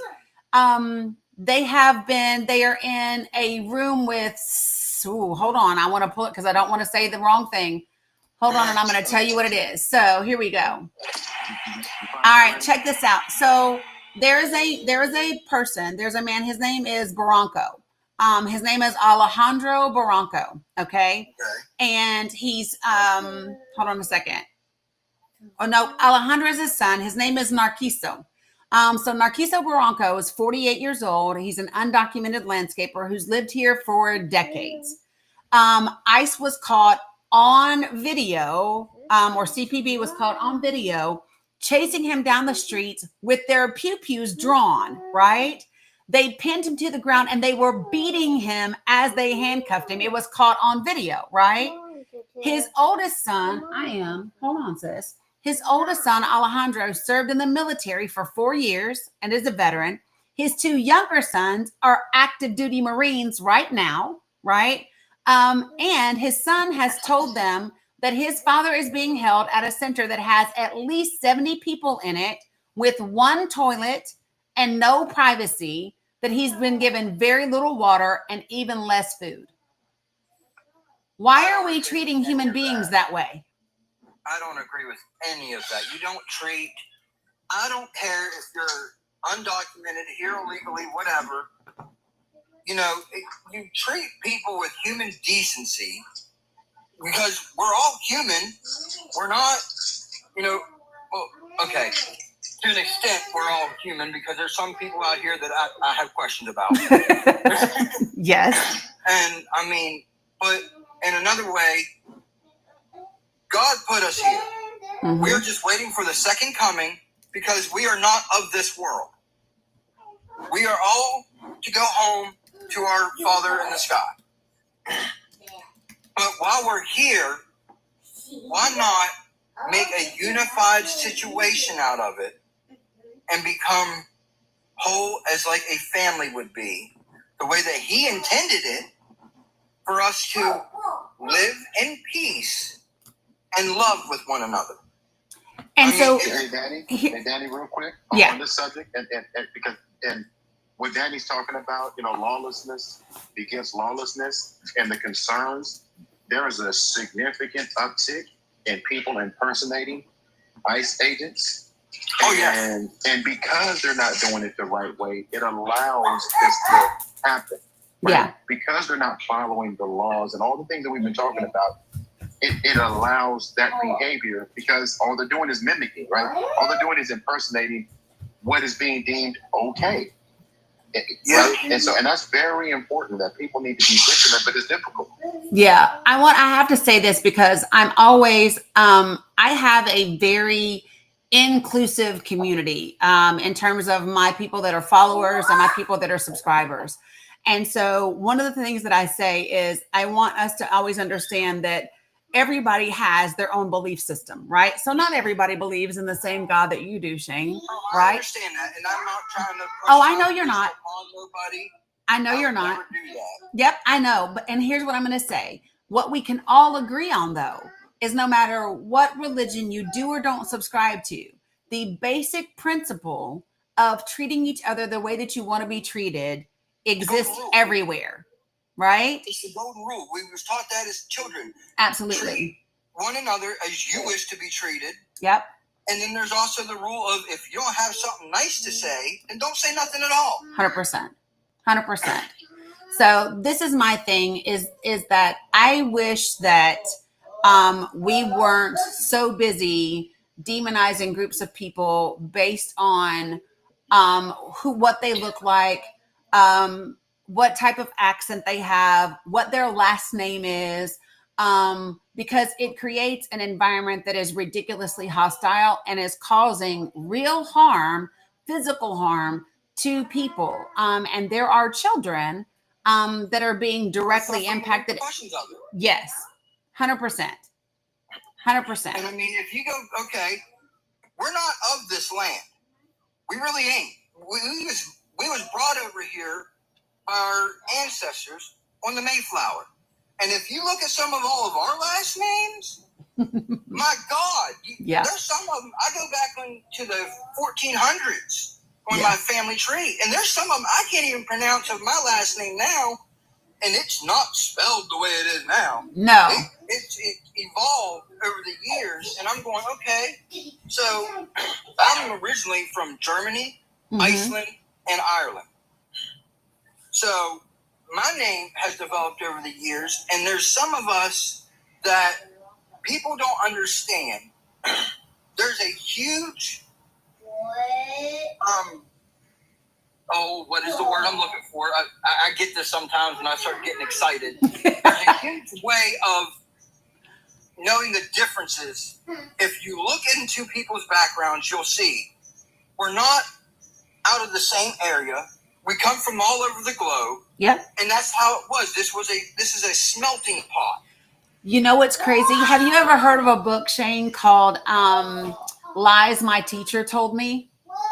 I've heard of it, never gotten a chance to read it. Oh my gosh. So read it, because it's so amazing when you actually go back and you realize that there was trade happening. There was exploration happening in this land, like way before the Mayflower. It's absolutely nuts when you read it. In the section of the book, there's like a whole timeline, and it actually tells you like what the evidence is of the existence of those people in this land. It is so amazing. When I started reading it, I had no idea that Helen Keller was a socialist. I had no idea that Helen Keller then subscribed to communism. I had no idea that she donated $100 to the NAACP back in like the 19 whatever. Like, it's crazy. I had no idea. She was a bit of a badass. But it's crazy because you know what I mean? When I knew her, all I was introduced to was water. You know what I mean? Like, that's all we were taught, is that moment at the well. But somebody asked what the name of the book is. Let me show you. So this is the part, like I said, I'm a nerd. Don't judge me, people. But this is the book. It's Lies My Teacher Told Me. Okay. And it's absolutely incredible.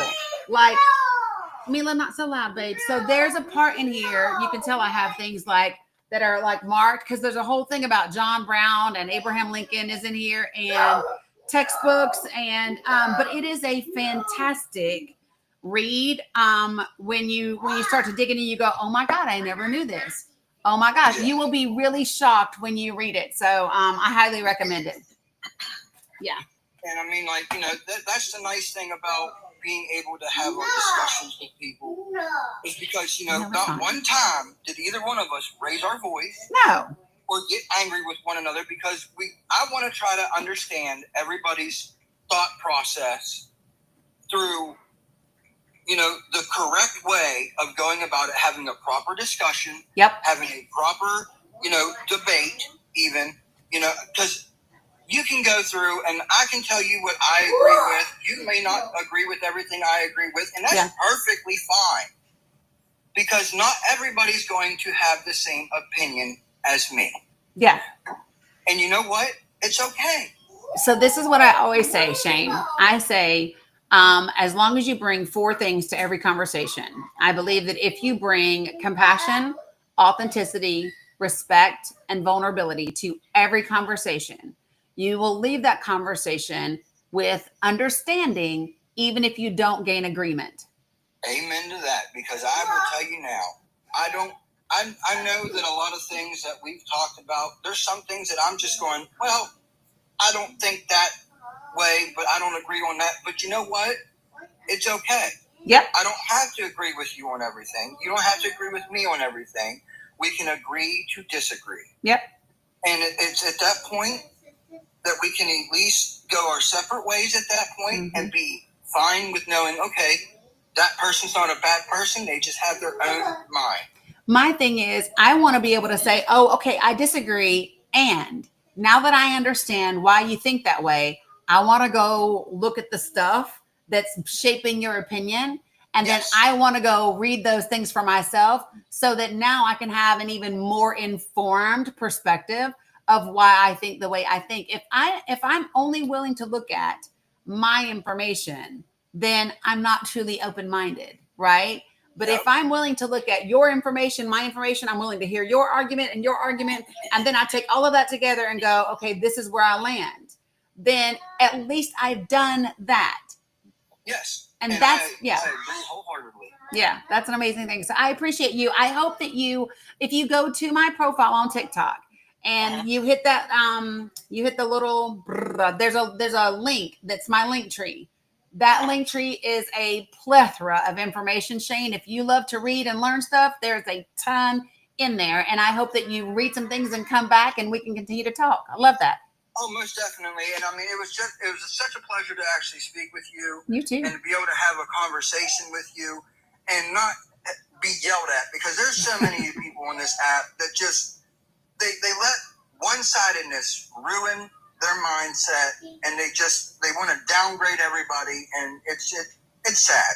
It is 100%. I appreciate you having the conversation with me and allowing me to come up here and give my opinions. Yeah. And be able to be cool, calm, and collective about our whole entire conversation and be respectful towards one another. Yeah. That's something that this world really needs to get in line with. You know, we all have our own mindset. And it was such a wonderful time talking to you, Miss. You too. And I really enjoyed our conversation together. I'm going to let somebody else come up and have their words and be able to... Shane, before you leave, yes, sir. Have you seen 13? Oof. 13? 13. Have you seen 13? 13. If you have Netflix, I would highly recommend you watching 13. So there's a documentary, Shane. It's a documentary, and so it is really awesome. It came out in 2016. I've watched it several times. If you have Netflix, it's on there. It's also on YouTube for free. And so if you just type in 13th and then put documentary, it will come up for you. It is packed full of historical information. And here's what I love about it. Not only does it have people like Michelle Alexander and Van Jones in it, Newt Gingrich is in it. Like, it has a variety of people to provide really important information. So check it out and come back. Okay, yeah, I'll look into it. I didn't understand what you were saying. I was like, 13. Yeah, I watched the 13 Soldiers, Secret Soldier, a big awesome movie. I love that movie. Yeah, 13th. Like 1 to 3 TH, yeah, 13th. Like the awesome. Friday the 13th. Yeah, I understand. You got it. Perfect. Appreciate you, Shane. Have a great one. Appreciate you. You all have a great day, and I hope that your day is filled with love and peace. You too. Right back at you. Appreciate you. Bye-bye. Whew. Man, isn't it funny how you can go from a conversation like we had with Goose to a conversation like what we just had with Shane? And for me, the difference in those conversations, hey, Candace, is the willingness to hear information and go, I didn't know that, right? Because as soon as he was talking about immigration, I saw some of you guys in the comments that were like, oh, shit, here we go, right? But the difference was, I said, hey, did you know, da-da-da-da-da-da? And he was like, no, I didn't know that. Great, let's talk about this, right? And that's the difference between someone who is, Mila, relax, girl. That is the difference between someone who is rooted and cannot be wrong, like their ego just won't let them be wrong, and someone who is interested in learning and just being properly informed. Yeah, you hear her. Listen, y'all, Mila, what are you playing? Are you playing Minecraft? No. Okay, you're playing. Are they chasing you? Yeah, y'all, she was for real. That, yeah, something was chasing her. So, you know what's crazy about that, Dani, is you would have thought that those opinions were different just based on their geographical location. Yes. From Chicago, West Virginia, right? That was a very interesting part to me. Yes. Yep. That was funny because Goose is from Chicago and then Shane is from West Virginia, and you would have thought their positions would have been polar, like reversed. But I really think Goose's position is partially because of them beat downs he got in Chicago in school. And here's what I will say about that. Okay, my experience of Black folk when they are the majority is you got to do something to get the beat down. It's not it's not generally speaking just because you're a white boy. It's generally speaking because you that kind of white boy, typically. But I don't know that that's the case in his situation. I'm just saying we are really open and accepting. I mean, we was like, oh, Justin Bieber, you can sing? You sound like us. Come on, boy. Like, we are just pretty usually inviting people. So usually before you get the beat down, you usually have to earn it. But I'm not saying what the case is with Goose because I don't know. Okay, so let's do this. I'm gonna do because it is almost 1. We are really doing things. I appreciate you all. So I want to do Lisa and then DJ Monkey. Appreciate you for the hat, Candy Kiss. And then Jen. And then I also want to ask if there's anybody who was part of the workshop last night. My brain just went bloop. That wants to come up and talk about that. Can I ask this though? Of my folks that are subscribers and my norms, can I ask for you guys to hold off for just a second? I want to try to get a couple of folks that maybe we haven't ever heard from before or we haven't heard from in a while. So Lisa, stay up on the panel, but I'm gonna come back to you in just a second. Is that cool? 100%. Okay. Got it. Perfect. Awesome. All right. So I'm going to go DJ Monkey, then I'm going to go Jen, and then I'm going to go Nate Wise. What's up, Monkey? What you got? What's up, my girl Dani? How you been? It's been a while. I know. Hadn't seen you in a minute. First and foremost, I want to apologize, okay? I get passionate sometimes, and I did put stuff in all caps, and I did get muted in the comments, and I apologize for that. It's just Goose was getting under my skin. Yeah. And typically I'm laid back. Yeah. But I do apologize for that. I didn't mean it in a derogatory way. No, it happens sometimes. So I was like, that's the only way I can scream when I can't scream. But anyway, I would like to give you a couple of updates real quick, if that's okay. Yeah. And because I know it's been a while, I am super impressed with what you're doing, though. Appreciate you. Nothing has changed since day one when I heard you on another live and then started following you. I appreciate everything that you do. You know my situation. I'm a federal employee. Yep. You know that I was facing potentially having to leave my family, right? Mm-hmm. And travel back to Alaska so I could keep my job. Mm-hmm. And I just wanted to update it and let you know, 1 week before that decision had to be made, there was an office space that opened up in Nashville at the federal building for me for now. So I do not have to leave my wife and my son and my grandson. We love that. And I'm able to just travel there whenever the need be for specialized inspections or anything like that. That's awesome. Love that for you. you. Open up with first and foremost. Secondly, I just wanted to say that I've been listening to you basically all morning, and it motivates me to be. And I consider myself a good person, but listening to you and how you handle situations motivates me to be even a better person than I am now. Thank you. And so, with that being said, because I don't do the political lives. Yes. I just do music, right? Yes. So,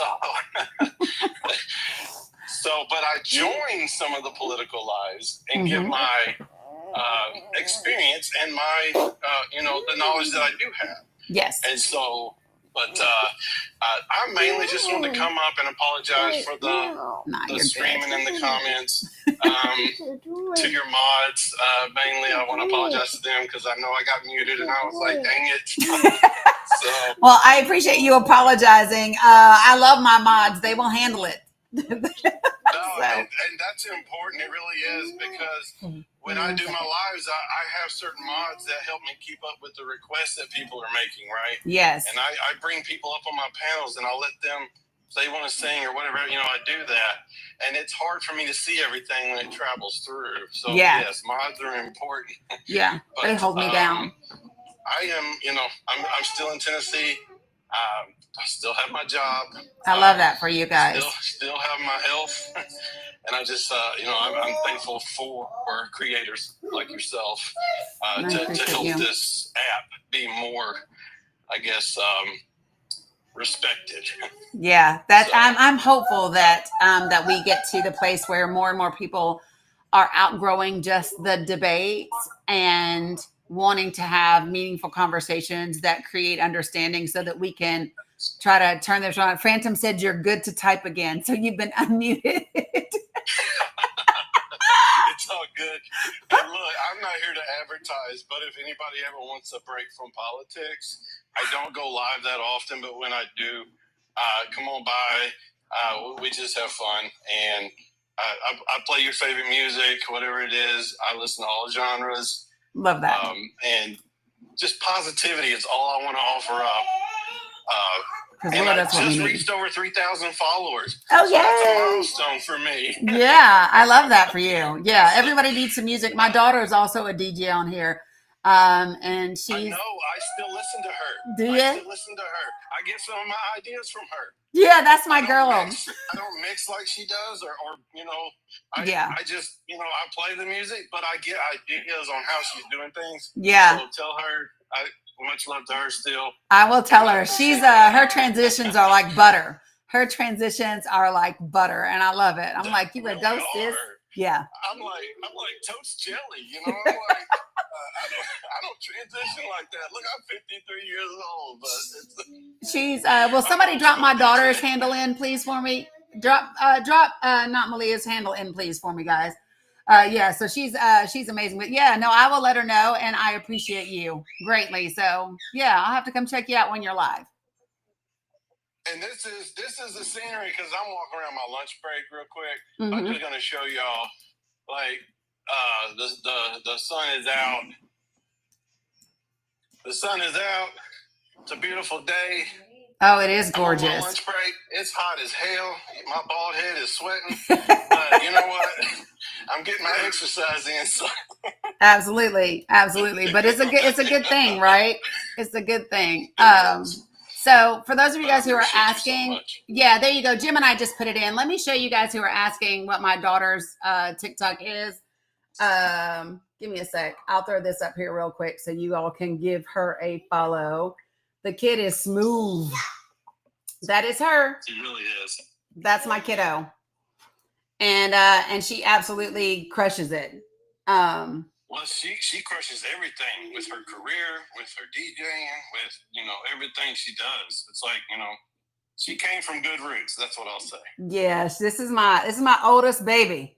So I appreciate you. Yeah, she is, right? Here's the thing that I love about my kid is that everybody, when people see her, inevitably they're like, oh my gosh, she's so pretty. And I'm like, here's the thing. She is like that on the inside. And that's the thing that I'm most proud of. She is a kind, sweet kid. She looks out for her mama. She's dope. So yeah, she's pretty amazing. I was going to see, what was it, the thing that she had? She said, when you do what was the one she had up? There was a mix that she was thinking about doing. And she was like, when you finally do the whatever you've been thinking of, but she didn't, I don't know which one it is now. But anyway, okay, check her out. So appreciate you, Monkey. I'm glad that you get to be in Nashville and doing things, because it's about an hour drive. But you know what? This is what I told my wife and my family. I was like, it's better that I'm traveling 2 hours a day and still being here at night. Yeah. Than to have to be separated for months on end. Yep, 100%. Take that every day. So I'm happy for you. Appreciate that, and thank you for apologizing to the mods. All right. And I promise I won't do it again. Thank you so much. Got it. Have a good one, Monkey. You too. Okay. Bye-bye. Yeah, y'all. She's pretty on the inside. That is something that. Is there a way to watch previous lives? You can watch the ones that I do when I'm also live on YouTube and live on Facebook, like I am right now. Yeah, baby, I am doing it, silly girl. You're not. I am. How long are people muted for? It depends. Because if I mute you, I'm muting you forever and ever. which means for that live. No, DJ, you didn't. Okay, let me finish. So let me go ahead and Jen Inspires, and let me take care of Mila real quick while Jen talks. Go ahead, Jen. I'm going to send you an invite to unmute. Forever, ever. I know, Ocean. She's something else. Okay, so I'm going to guess that Jen was a mistake. Good afternoon, Nate. What you got for me? Hi. I'm completely new to this, by the way. No worries. But no, I've been here since, I guess, the last, I want to say, half of the discussion. With what's his face? I forgot his name now. Goose or Shane? Shane. Okay. To point out the dichotomy between the two. And it's important to distinguish this for people who are living, because they need to understand how you get led down certain rabbit holes. Mm-hmm. Logically. For the first guy, he's stuck on this idea. And it's an idea that a lot of people have, because they've been America, that we all start out on an equal playing field, that we're all just 100% equal, nothing's different between you or I, that we're born into the same situation no matter what, and that we all get to enjoy the same rights and freedoms. And we understand, especially as Black and brown folk. Nate must have got a call. Okay, there you go.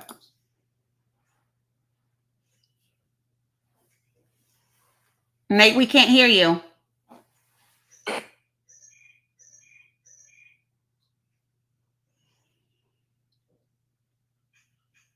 Nate, we can't hear you if you're talking.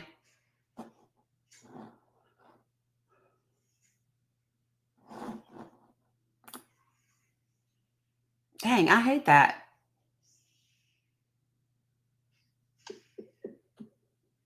Nate, come back up, and I'll bring you back up. Darn it. Yeah, I know, right? Interesting. Right. It was interesting. And I was like, dang, I hate that. So, okay. So I'm finished doing this. All right, Lisa, I can still hear you. You know that. But I'm going to let you chat, and then I'm going to come back and bring some more folks up. Yeah, it looked like it because he didn't have any bars. He didn't have anything. I don't know what happened. So, but go ahead. All right, Lisa, you're up, love. Just a couple things. Hello? Can you hear me? Yeah, I can hear you. So just a couple things really quick. Goose, I thought his name was apt because he got cooked, and he didn't do any cooking for sure. But I thought it was interesting.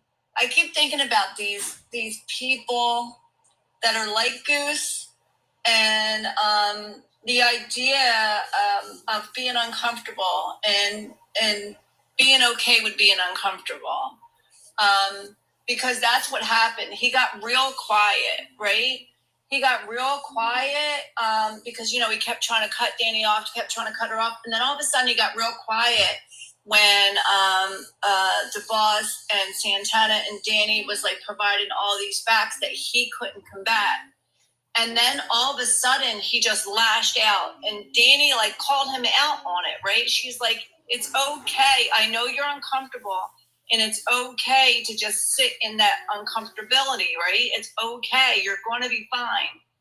But he lashed out, and I've come to realize that it has a lot to do with their ego, because the fact of the matter is that if they accept that there is the systemic racism, that systemic racism exists, then what they also have to accept is that they had an advantage, right?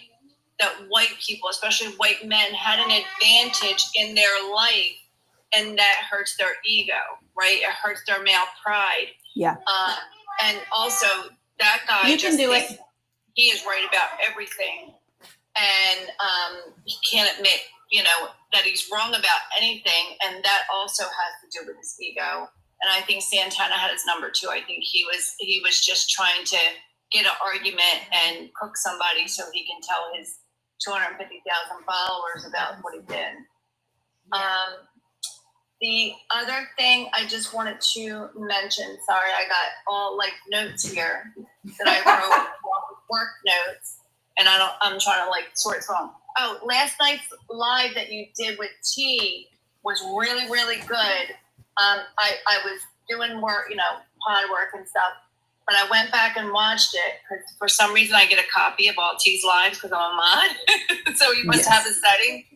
But I clipped the part where you were talking to Pokemon about Lee Atwater and stuff. Yeah. And I just need to edit it and fix it. And then I'm going to try to send it to you so you can post it if you want. Yeah, I love that. Thank you. I appreciate you. I didn't even remember what I talked about. I was just tired. Voting. Yeah, it was voting. Oh, yeah. Stuff, and he was saying it didn't exist, and you were like, it was kind of what you were talking to about Goose about. He was much more open to it, and he's like, yeah, I can understand that. Yeah. And he even thanked you guys for the conversation. He's like, I've never experienced this, Yeah. This conversation. So I thought it was just wonderful. Yeah. Yeah. So Goose could have had the same experience if he wasn't fighting so hard to be right. You know what I mean? Like, that's the thing is you can either take in facts and analyze new information and be okay with it and understand that so here's the thing. When a lot of people, here's the mistake that people make. People think that if you're wrong about systemic racism, then what we're saying is you're a horrible person and you're racist. I'm not saying that, right? What I'm saying is you don't have enough information to have an accurate opinion. Now, if after we present you with the accurate information and the facts and you still don't see it, then you might be racist. But nobody is saying that off the bat, right? It's not necessarily indicative of who you are. And the people who aren't that way, they don't have the reaction to it that Goose had. The people who are afraid that it will show who they are, those are the people that have that type of reaction to it. Those are the people that push away. Just saying. I love that I learned that from you about being uncomfortable, because it's like I don't think we had the language to explain it and to really understand what people are feeling when you're trying to have the conversation with them and they're lashing out and they're pushing back. It's not because they don't believe what you're saying, it's because they do. Yep.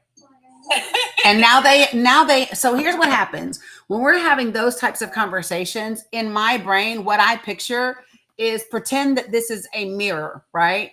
And every time I present a fact, the mirror comes up and it comes up and it comes up until finally they have to look at themselves in the face of the facts. And the reality is how they respond tells you what they see. It is not ever about me. When you're attacking me, you're not really attacking me. It's about you. It's not about me. And because I know that, I don't have to take it personal. The only thing that I took personal was when he tried to call me a sympathizer, and then he was going to get cussed the fuck out, because it just is. But other than that, it's not about me. It's always, so here's the thing. This is one of the best lessons I ever learned in my life. I was reading the 4 agreements, and this is what I learned. The second agreement is don't take anything personal, which is also the hardest agreement, because we are always taught to take everything personal. Everything is about us, right? But when you understand that if someone likes me, it's not really about me. What it is there are things about me that you see in you that you love, right? There's something about me that you love, that it's something that you can agree with, that you want to either be like, or you are like, or you want to think like, it's never really about me, right? And so if you don't like me, again, it is not about me. It's about whatever it is in you that doesn't like what I'm saying, that disagrees what I'm saying, that doesn't like what I'm showing you about yourself, right? It's never about me. And because I know that, right, I can just be like this. When I get off of here, I don't worry about what anybody said about me during the day. You want to know why? Because I'm fucking amazing. Whether you like it or not, whether you think it or not, I love who I am. And because I love the person that I am, I don't have to take anything that people who don't know me say about me personally. You don't know me. So I don't have to take it home with me at all. So once you know that what people say about you, or if people do or don't like you, it's really not about you, it's about them. And then you can just let it go. Sometimes it's something they see in you that's similar to something they don't like about their self, right? Yep. It's like something that you're exposing, which said, like, that's your point. Like, you're exposing something about that they don't like about yourself. Yeah. And I think doing the work, and that's why I was talking about doing the work, but I think doing the work is so much fun. It's uncomfortable. It's scary. But I just learned to love it and just embrace it and just poke around in there and see what falls out, because that's how growth happens, and it's just amazing. Yeah, I love doing the work. It's funny because even when I talk to my therapist, she's always like, you are so self-aware.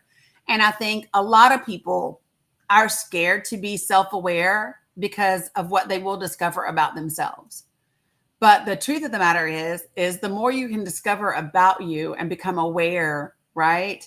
The better equipped you are to give yourself what you need, right? So I used to joke all the time, and I would say, listen, I know my crazy, right? And I do. Listen, I know my crazy. And the reason why I think everyone, no worries, Jen, I think everyone should get to know they're crazy, because we all got a little bit of our fair share of crazy, right? But the reason why we should all get to know it is because when you ignore the crazy, right, then you don't know what triggers it. You don't know what helps it. You don't know what to do with it. And that's when that shit sneaks up and surprises you, and all of a sudden you need bail money, right? Get to know you're crazy. Get to know you're sad. Get to know your trauma. Get to know all the parts of you, because that's how you can manage them and do whatever you need to do with them. There are parts. So like for me, I retired my crazy. Like we had see me pointing right here, because I did. I retired my crazy. I did. I had a literal conversation, and in my brain, I pictured a little room in my heart. And I gave my crazy a room. And because here's what I know. Why did I develop that part of crazy? Why did I develop that? It was a trauma response, right? I couldn't handle things any other way than to, well, here's what I know.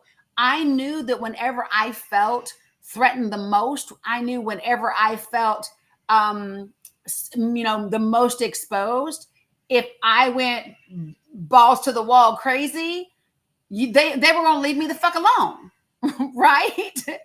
They were going to leave me alone. And so I learned that is how, listen, you want them to get away from you, that's what you do, right? And so for me, what I've known is that now that I'm a different person, I have developed different skills, different tools, different ways of being, so that I don't need the crazy anymore. I just retired her ass. And every now and again, somebody will really be pushing me, and she'll be like, hey, girl, you need me? And I'm like, nah, stay in retirement. You good. But I'm glad to know you're still there in case I need you, right? But this is it. And it doesn't make me, I'm not ashamed that I used to be like really, really crazy, right? Or could be crazy. I'm not ashamed of that. And I'll tell you why. Yeah. I did the best I can based on who I was and what I knew at the time. Guys, if we could do better, we would do better. People don't wake up and want to be, people don't want to be bad people, like inherently, or at least the majority of people don't, right? So you have to ask yourself, what has happened to make us become those people? And then the question is, do we want to be them? And this is the difference, okay? Real talk. This is the difference. Most people are simply who life has made them. The person they are is just a response to what life has brought to them, right? Very few people become deliberate about creating who they want to be instead of just becoming it as a response. Yeah, baby. It's almost here. Yeah. So that's the part that's really important. Oh, thanks, Hannah G. Right? So listen, you don't have to be the result or the residuals of whatever life put you through. You have a say in the matter of your life. And you get to say, yep, all of these things made me this way. And is this who I want to be? And if it's not, you get to change it. And it is work, but it's good work. It's good work. It's work worth doing. And I haven't completely retired, Ryan. My crazy, like, will take a leg out from behind my back, or she'll start taking her earrings off. And, you know what I mean? And I'm like, girl, no, we don't do that no more. Put your earrings back on. Stop kicking your leg out. Right? Yeah. So things that are still like things I thought I overcame, and I'm like, oh, that's still in there. That little piece is still there. Isn't that something? Yep. So now I'll address it. I'm like, why is that there still? What's going on? You know. But that's the key. That's the part that I love, Lisa. So when you say, ooh, that's still in there, that's that self-awareness I'm talking about, right? When you are self-aware, you go, oh, yeah, really? That's me? And then I get to go, so I didn't know that was still lingering. And so I say this all the time, healed doesn't mean it don't hurt. So think about this, y'all. If you've ever had a broken bone, when that bone heals, it typically heals back stronger, but it still hurts, right? The weather changes, the barometric pressure is different. And you'd be like, damn, the bone is healed, but you still have aches and pains because that experience never leaves you. So I'm just saying it's continual work, but damn, it's rewarding. It is. And it's scary when you start it. When you first start, it really is so scary. And you're like, oh my God, this is awful. Yep. But it starts to be fun. And I know that sounds crazy. Nope. But it really does start to be fun. It starts to be so rewarding and you making progress. And like I said, then you'll have a setback and you'll be like, oh, that's still in there. Oh, what is that? Where did that come from? Yeah. And that becomes fun and interesting and exciting that you get to, dig in and start poking around and trying to feel that. And it's like, I'm learning, and I learned so much from you, Dani. And I feel like I was meant to find you because you're the next leg in my journey. You're the next level. Like, you know what I mean? So that I can appreciate that. Feel that next part, that the stuff that's still left over. You know? Yeah. So somebody said, have you noticed the numbers now compared to when there was conflict? And this is my thing, y'all. The algorithm feeds off of conflict, right? And so until we teach the algorithm differently. And so this is what I keep saying. No worries, Noodly. What I keep saying to people is just remember this, okay? Don't go in some of those lives. They can be contentions as long as there's progress, right? But we have to begin to teach the algorithms differently. What they know moves the fastest and the furthest is conflict. People want to see the clapbacks. People want to see the digs and the dabs and the cooking and the this and the that, right? But we need more of the opposite. And so we have to work towards that and come into spaces that aren't so chaotic more. Oh, yeah. They were at 1.2 thousand. 1.3. Yeah, 1.3 at one point. But that's because people, you gift more. You're like gifting the one that you like, oh, yep, she got a dig in, or, you know. Yeah, you're gifting more. Plus the trolls come. I will say that. Plus the trolls come and the bots come. So it's just a thing. It's so like, I'm aware that if I wanted more views and more clicks, I could behave in a certain way. I just don't have any desire to do that. I just want us to be effective in the right way. I have no desire to participate in the madness. So just saying. All right. Appreciate you, Lisa. Love you too. Thanks, Hannah G. I appreciate it. Yeah. So, right back at you, Carol W. Okay. So here's what I want to ask, because I know some other people, right, deprogram the madness, 100%. Okay, so what I'm going to ask really quickly. So for those of you all who are new to me, I do free workshops, and I do mean literally free. They are open to the public. There's up to 100 seats available. And last night we did one. On how to have communication that influences. And we were specifically talking about influencing our friends and families, which can oftentimes be the most challenging.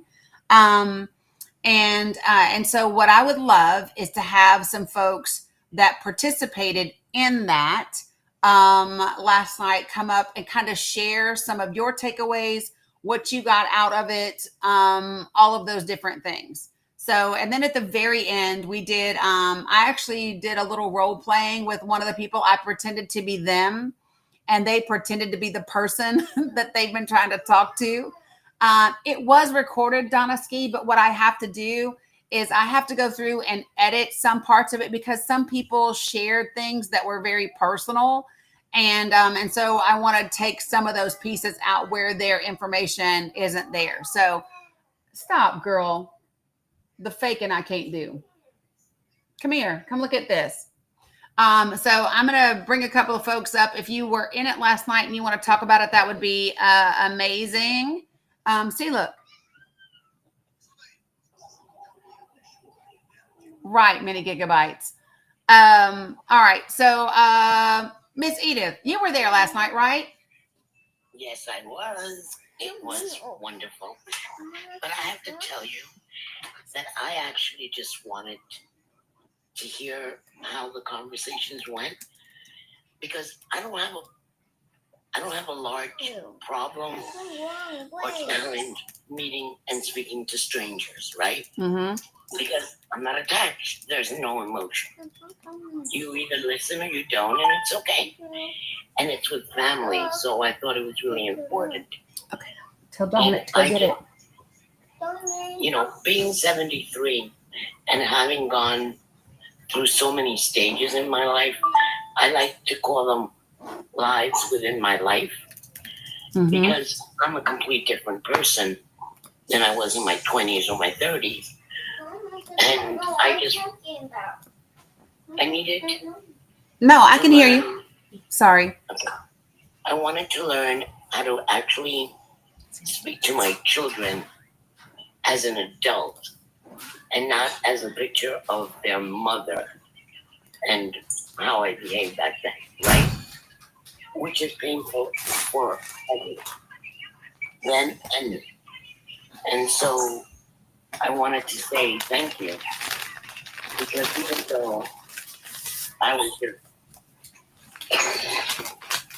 basically listening and absorbing what you were saying, I was very aware of the nuances that were going on. And we've read so many of the same books. And I still have problems with all the time. I don't take things personally. And I think that is because when we do take things personally, it brings up, I wish I had done things differently. Or I wish I could have known what I know now back then. And as far as, you know, politically, I have a very tight-knit group of friends. I need plates. And I don't call somebody a friend. I might call them an acquaintance until we kind of see where we're at. Okay?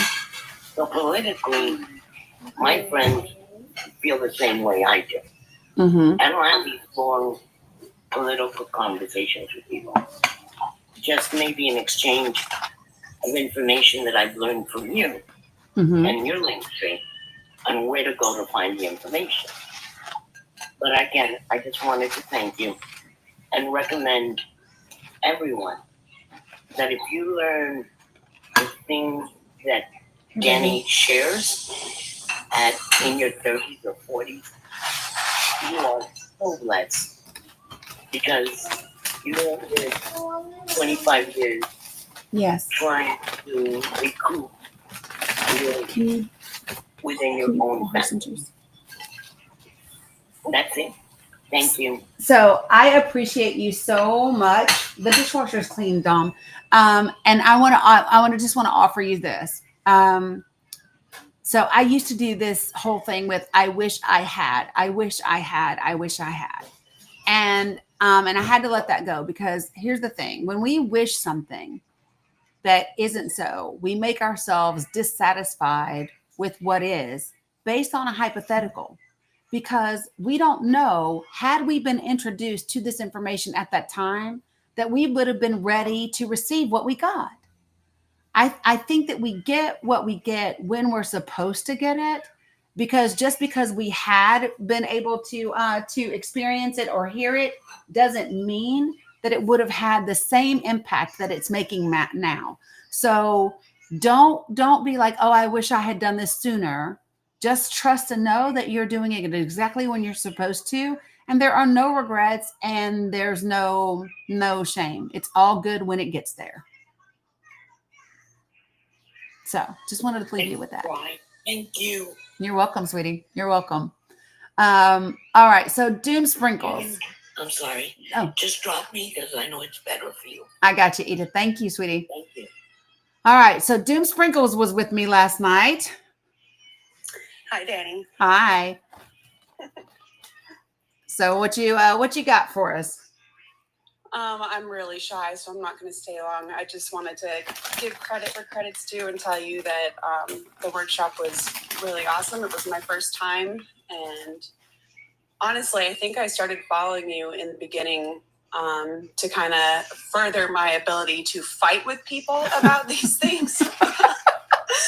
And I'm really taking away a better approach in how to engage in a way that really can open the communication and to be inquisitive and to not go in fighting. Mm-hmm. Doom and I, we are the ones, we role played last night. And I got to pretend to be her and she got to pretend to be the person that she's having trouble communicating with. And it was really interesting to see because I could see when her wheels were turning, like, how do I respond? Like, what am I going to say to this? Yep, exactly. Yep. And that's the part that I love because it's all about, and this is what we were talking about last night, right? Is listening. What's wrong? Oh, girl, wave that gnat away. It is about listening for connection rather than response, rather than, to argue, and then hearing that person and feeling that person. And so I just loved it. I appreciated you so much because not everybody is willing to do that. Yes, girl. Dominic, pour your juice. It's right there in the cup beside you. Good Lord. But anyway, yeah, that one, baby. Yeah, it was awesome. I would definitely encourage people to give it a try. Again, I'm painfully shy, but it was really nice. It was a nice experience. You did wonderful. It was amazing. So I appreciate you. And thank you for coming up on the panel to tell people about it. Yeah, definitely. All I don't know how to leave, though. I got you.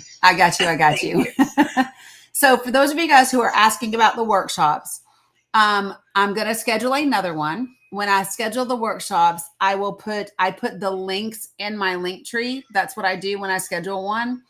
And so there will be another one that's coming up really soon. And what was I trying to say? Okay. So yeah, and there will be one when I put it up there, and I normally announce it on my lives as well. So, what's up, Paige? What you got for me? Oh, wait, Blue Honey Pie, were you on last night? I was just skipping right over people. Sorry, y'all. No, you're fine. No, I was not. And I didn't mean to come in. Oh, I got you. Thank you very much. Got you. Okay, Paige, what you got for us? Can you hear me? And we can hear you. Yes. So yes, I was on the live last night, and The one person in my life that's staunch MAGA is my mom. And if anyone was there last night, you can see my reaction to it. It's just very painful and disheartening. And, I'm kind of like Doom Sprinkles. My first reaction has always been to fight and defend myself. But nowadays, in being a little bit older, I tend to just shut down and I don't know what to say. And, so your platform last night was just very informative. And I loved watching the role play. And there were so many people that it just felt like a community that you could connect with. Everyone was so lovely and supportive. And, you feel kind of a sense of community with people that feel the same way and that are going through the same things you are. Yep. So I just wanted to come up and say thank you. And I appreciate the time and the energy that you give. It's lovely. You're very welcome. I mean, I appreciate you all. Without you all, it wouldn't be the community that it is, right? And so I just do believe that I have the best community on TikTok because we are so inclusive and we are so different. Like we have everything from Christians to Muslim to atheists to witches. Like we got it all. We have non-binary, we've got LGBTQ plus, we've got cis and hetero and veterans and all the things. And I really do love that about this community. And we all coexist amicably, without judgment, without demeaning, without questioning, without belittling. It's one of the best things that I'm super proud. I brag on my subscribers and my community all the time. Yeah, we have young and old. We sure do. We have them all. So I appreciate you all. I really do. Thanks for participating, Paige. Appreciate you. I got you. All right, Miss Inger, you were there. What you got? I want to say that it was one of the best experiences of my life. It gave me an opportunity to be vulnerable and to listen to other people who are having the exact same experiences and to figure out how to communicate. I can talk a lot. I am a talker by nature. Yeah. But some reason when the political conversation comes up, I get tongue-tied. I lose my train of thought. I get distracted by, wait a minute, no, I need to say this. And so what I appreciate is the way that you listen, which teaches me to be able to listen. Because we're really quick when somebody says something to want to respond and get our thought out there before we lose it. And so what I'm learning from you is to just be patient. You're going to have your turn to say it. And you can say it strong and you can stand 10 toes down when you say it if you know exactly what you're saying. Mm-hmm. And so I have learned a lot from following you. I'm one of the day oneers. Mm-hmm. And I'm amazed at how much you've taught me and how much I'm able to repeat that and regurgitate it to other people. I love that. You guys are the best. Like Marsha, and I see you. We would absolutely notice. Here's the thing. I want people to remember something. It is hard sometimes to manage everybody and all the things. I've got a friend right now that I read her text message and keep telling myself, oh, I need to respond. And I just sometimes miss it. So I want people to understand that you are appreciated and you are valued, right? And the more that you participate, the more we will get to know you. There's like 700 people in Discord, right? The people that I see the most, it sticks with me, right? Sin, we know who you are. I talk to you directly in this chat, so you are valued, you are seen, and we would notice, right?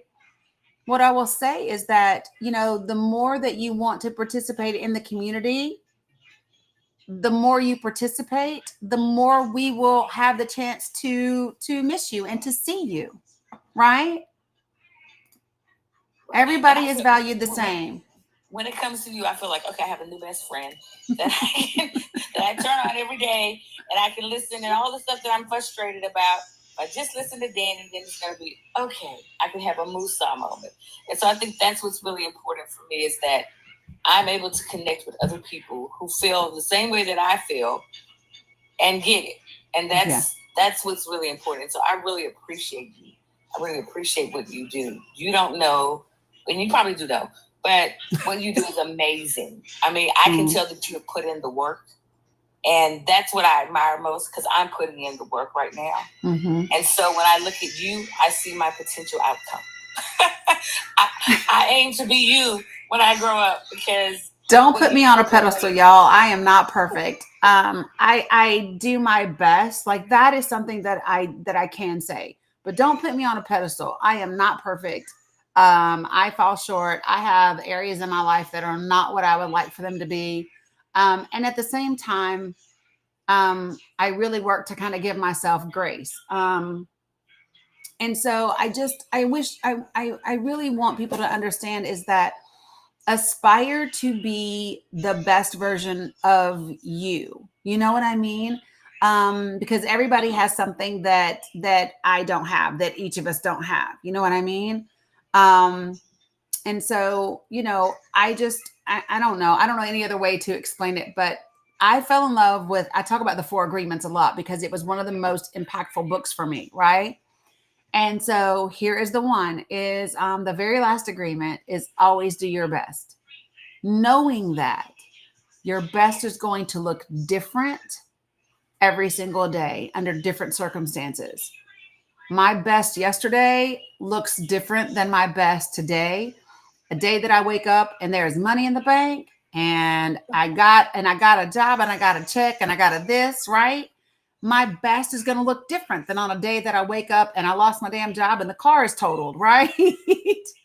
Your best on your wedding day looks different than your best on the day, you know, your significant other cheats. Like, your best is different, but we tend to judge our performance by our best on our best day under the best circumstances. And that's not fair. And I'm working on my best. That's my new thing. Yeah. I'm working toward my best, to be my best every day. Yep. And to show up every day and be present in the situation, not be distracted by the other things, but be present to get my message out. And so don't let my message get snuffed out by others people's attitude. That's right. Because I heard the whole conversation earlier today, and I was like, wow, she's doing great.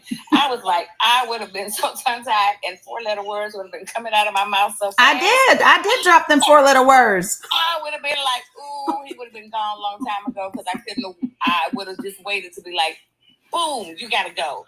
And so your patience is something that I'm working on that for myself. But so here's the thing, and I appreciate you so much. The thing about Goose is he pissed me off, and I knew he pissed me off because when I said, go ahead and we're going to have a problem, right? Yeah. That was my crazy girl knocking and being like, girl, you need me? And I was like, hold on. I don't live in that world anymore, right? And so then I thought, okay, so we need to bring him back down. And I wanted to make him, if you notice, after I said to him, you're damn right that you triggered me with that, because how dare you? And then when I said my family history and my mom and dad's history and then my own service, and that I would never say that to another veteran, you saw he didn't say shit about that anymore, did he? No, he didn't. Right. Because what I did was put him in his place with vulnerability and with you see what I'm saying? Yeah, I showed you yourself. And now you look like what you are. You know what I mean? And so there's a lot of ways to get to people like him. And it just took me a minute because listen, I'm so glad we was on TikTok that day, because that would have been one of those days Where like, y'all, I used to be so bad. I used to be like, okay, listen, you might whip my ass. You can be 6'3" and 250 pounds, but you gonna know I've been there. Like, that's how crazy. I used to be straight up crazy. Oh, you want to go? You 247 pounds? I give a damn. Yeah. And so we don't do those things anymore. Now we just like some sage and we meditate and we do some deep breathing exercises. Like, listen. I always find that after a conversation, it's like, oh, you should have said this, or oh, you should have said that. And so that's the part that I get frustrated with myself. Like, you know that. Why did you let that one go? No, so don't second guess. Here's the thing. Understand this, right? Whenever you should, you're on yourself, you are shitting on yourself, because should is the place of judgment. Okay? So it is great to reflect over what we've said and acknowledge where we could have done things different, right? But when we start to say you should have, that's judgment, because I'm saying I didn't do it right. But I did do it. I did it my best in that moment, right? So now I just make observations on how to do it different the next time. So just remember, the more that you say things like you should or I should have, you are literally shitting on yourself. You have gone from the place of reflection to judgment. And how you can tell the difference between reflection and judgment is if you feel regret. That's good. That's good. If you feel regret, you're now judging yourself. Okay, that has to stick with me, because that's powerful. That's how I always know. If I start to feel a regret about something, I'm judging. Yep. Yeah. Yeah, I'm judging. 100%. That's okay. That's deep. I have to jot that one down, because that's what gets you in trouble when you it go is. to the judgment. Do you know how I know when I'm giving more than I should? When? How? If I start to resent their taking. If I resent that you are taking what I'm giving, it means I didn't have it to give. And that's on me, not them. Okay. Mm-hmm. You need a book. And all the other stuff that you have to do, you need a book. Yeah. If I resent your taking, that means I did not have it to give. And that's not on you. That's on me. I'm not respecting my own boundaries. That's true. Yeah. When I feel resentment, because what I've done is I've made you a thief and you don't even know you stole from me. You don't know that I don't have it to give. You don't know how full my cup is. You only know if I tell you. But if I walk around pretending like my cup is full all the damn time, you're going to take what I give because you think I have it to give. Right? So setting those boundaries, it's setting the boundaries and setting the limits and knowing how far to go and when it's time to say I'm done. Yep. And it's for you to do. Listen, people think setting boundaries is about everybody else. Setting boundaries is for you. The setting boundaries are for you. You're the person who allows people to tramp over your boundaries. Yeah. That's the stage I'm at. I'm working on my boundaries, because typically I'll give and give and give, and then it's like, wait a minute, I don't want to do this anymore. Yeah. And then you find yourself being resentful because you've given so much, and it's like, I'm on empty. Yep. And where did the replenishment come for you? Yeah, and they like, why are you snapping at me? All I did was take what you gave. Right? Yep. So that's the key. Y'all have seen me on here sometimes, and y'all will say, y'all, I know I'm supposed to do it, but I don't got it. I'm tired. I don't have any more. If you follow me on Facebook or something, sometimes you'll see me and you'll say, I will say, I saw it all, but I don't have it in me to respond right now. I ain't got it. Yeah. And that's one of the ways that I will, and that has been a difficult journey. It has been one that I have had to really work on, because of how I grew up, you know what I mean? And the person that I was growing up. But I'm telling you, learning to respect your own boundaries is one of the best things you can do. Appreciate you, Paige, for subscribing. So yeah, so that's just What was the book that I mentioned? The book is The 4 Agreements. And let me say this to you all. The 4 Agreements is a really small book. You can read it really quickly, but I recommend not reading it quickly. So when I read the 4 Agreements, one agreement a week. And then I would reread it and I would highlight. And then I would come back with it because I didn't want to know it. I wanted to know it. And that's a difference. A lot of people will read a book to be able to recite it to you, to tell you what the book says. But there's a difference between knowing in your head and knowing in your heart what the application of it means. Yes, Angie T, it's the 4 Agreements. It's by Don Miguel Ruiz, right? And so I would go sit down in front of the lake on a swing and I would read. And then I would walk and I would play music and then I would read. And I did it for a full month. And at the same time, I was reading one of my other favorite books, which is Change Your Thoughts, Change Your Life by Wayne Dyer. And those 2 books were pivotal for me in terms of doing the work for me to be who I really desire to be and not who life had made me. And not judging myself for who I was before. Because that girl, I look back at who I was in my 20s and even in my 30s, right? Until my late 30s. And I go, she was just doing the best she could based on who she was and what she knew at the time. Because if she could have done better, she would have done better. And again, it's not what you know. Think about this, y'all. Every single one of us knows what we need to do to lose weight, don't we? We know we need to eat less than we burn off. We know we need to eat healthier foods, right? We need to not take our ass out to eat all the time. We know we need to exercise. We know those things, right? Right. It's not, so Brene Brown says this and I love it. Listen, it's not what to do. What we need to be focusing on is what's getting in the way of doing it. What is getting in the way of doing the thing that you know how to do? That's the thing you got to focus on. Is this what's getting in the way? That's the stuff. Yeah. Yeah, because we allow a lot of stuff to get in the way. 100%. 100%.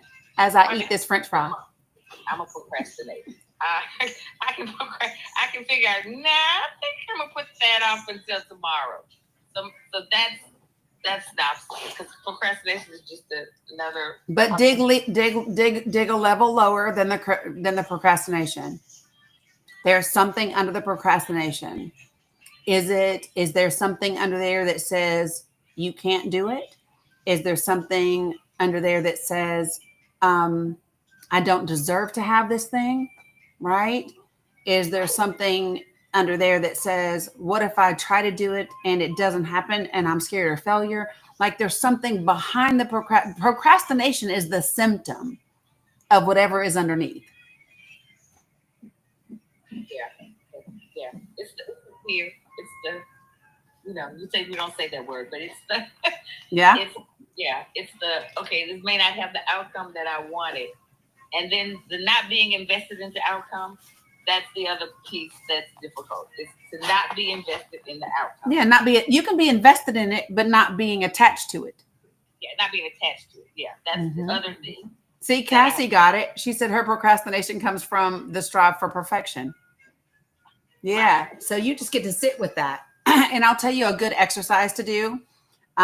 Whenever I get stuck in a situation, I will take a blank piece of paper and a pen, and at the top of the paper, I will write, like in this instance, Inger, I would write the truth about my procrastination is, and I would keep writing it over and over until my subconscious just kicks in and writes what it is. And I would say the truth about my procrastination is that you, and I'll tell you the time that I uncovered this was, y'all know that my dad passed when I was 6 months old. And because I was doing an exercise on like some of my traumas, working through my traumas. And so I wrote at the top of the piece of paper, the truth about my dad dying is. the truth about my dad dying is. And I kept doing it. And then I ended up writing, the truth about my dad dying is I wasn't enough for him to stay. And when I wrote it for the first time, it was like this bulb went off in my head, because I had been told this story that my dad always wanted a girl, and, you know, they had 2 boys first, and they had given it 5 years for me to be born. And then he passed when I was 6 months old. Right. And so somewhere as a baby, as a toddler, I made it mean that I wasn't enough for him to stay. And when I tell y'all, I wept and I wept and I wept the very first time I wrote that, and I had to sit with it. And then it was about doing the work. You know, some of our most influential times are between the time that we are born and the time that we are 3 years old.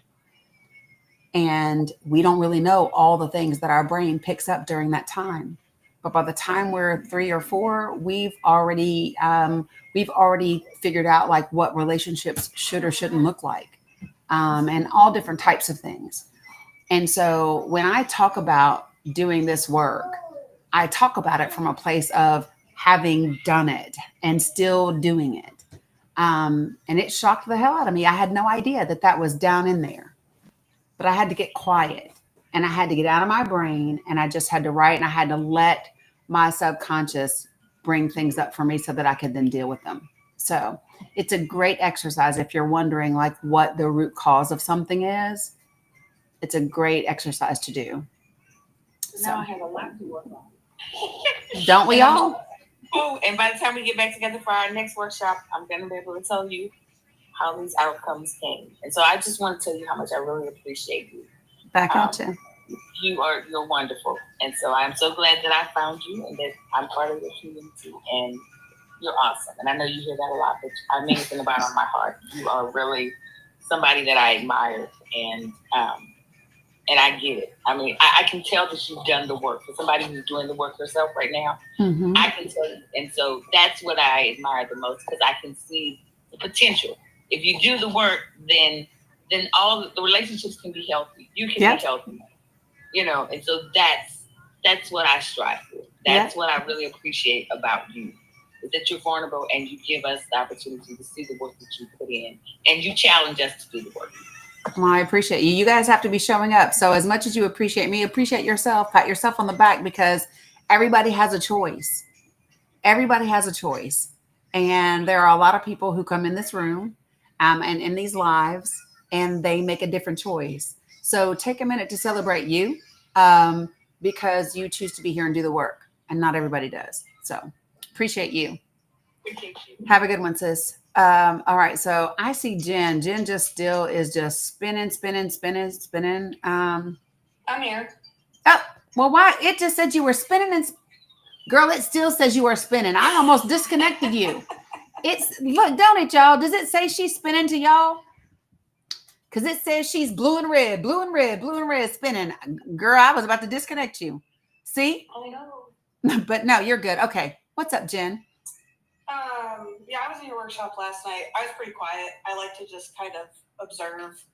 And I think the biggest thing I took away from it is, before you have that hard conversation with somebody, do the work to figure out why it's going to be a hard conversation.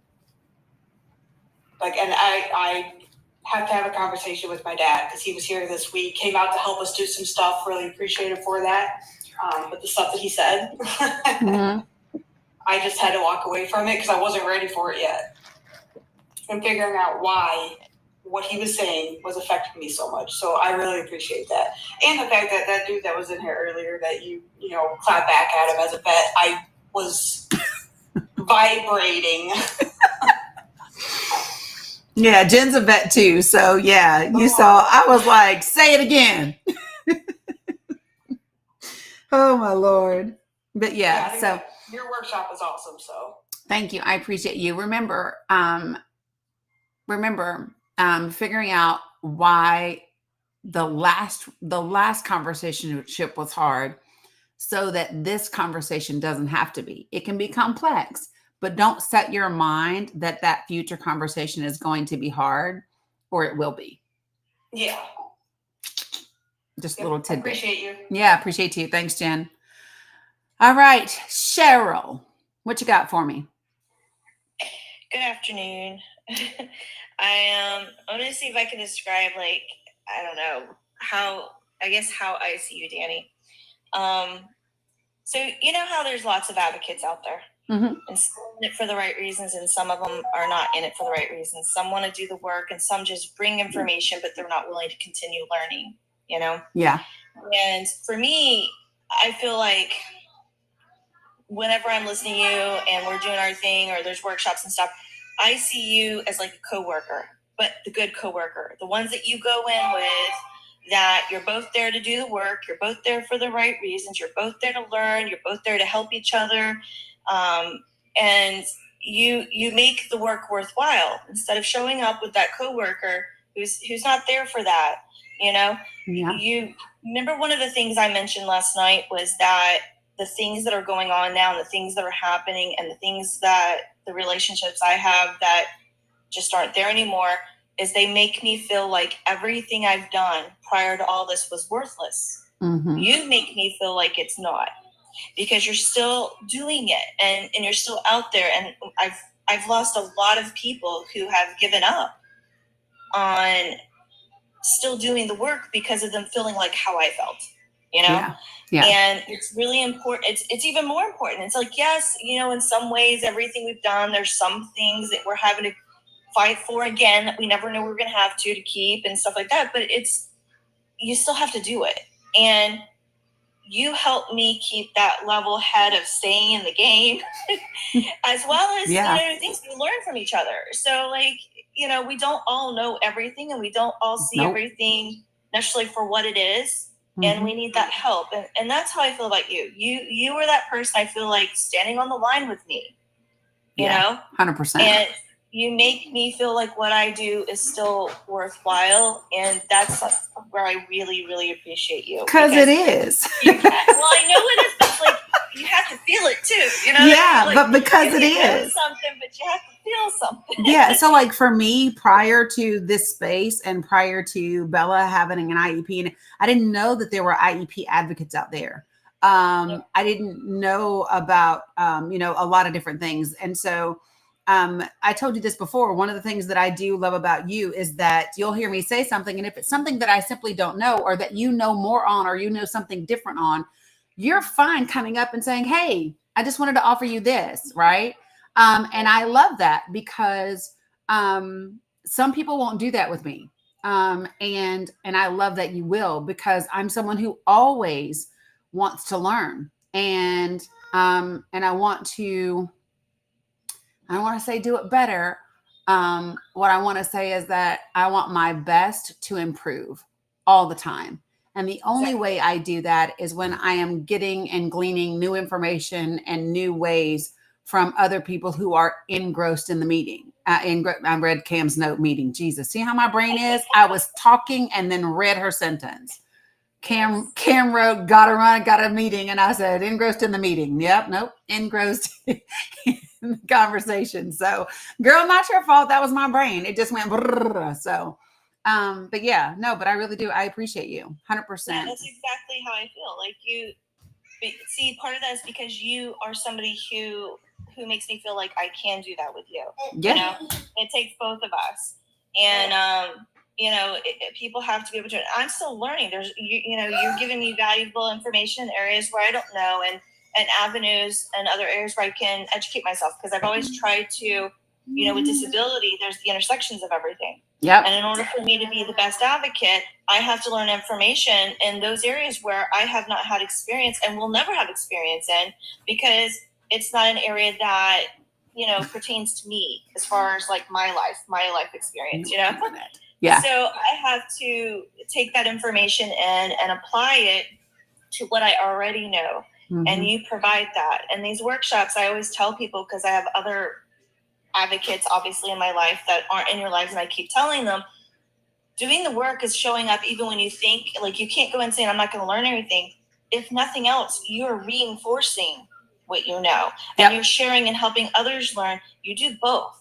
I have never walked away from any of these situations not learning something new or reinforcing something. And sometimes for me, I am actually reinforcing myself and if you are an advocate, if you're a teacher, if you are someone who shares, you know that when you are working with other people, a lot of times you're reminding yourselves of things you already know, but maybe you're like, oh my God, I forgot to apply that. Or damn, that was a good reminder for myself, right? And so that's what I think of when I go into certain spaces. I'm like, okay, I know that I know a lot about this thing. However, I'll be like, ooh, that was good. That's a nugget I haven't thought about in a while. You know what I mean? And it's so good. Yeah. It's absolutely practice. And that helps with the things that we're talking about doing. Mm-hmm. The more you practice it, the easier it is for you to do it. Yep. 100%. And put it to action. Yep. It just becomes natural. But I just didn't know if it was a different take on what I kind of get out of it. I know I'm not the only one who probably gets it from that angle, but that's how I see you and, you know, in my relationship with you and what I'm getting from this, if that makes sense. But anyway. Yeah, no, it makes perfect sense. I appreciate you. Thank you very much, sis. Appreciate you. I'm going to drop you down. So here's what I'm going to do, folks. It is 2:00. We have been at this for quite a while, and I'm going to let you all know that my back has now gotten to a good pain level. And when I say good, I don't mean like in a positive way.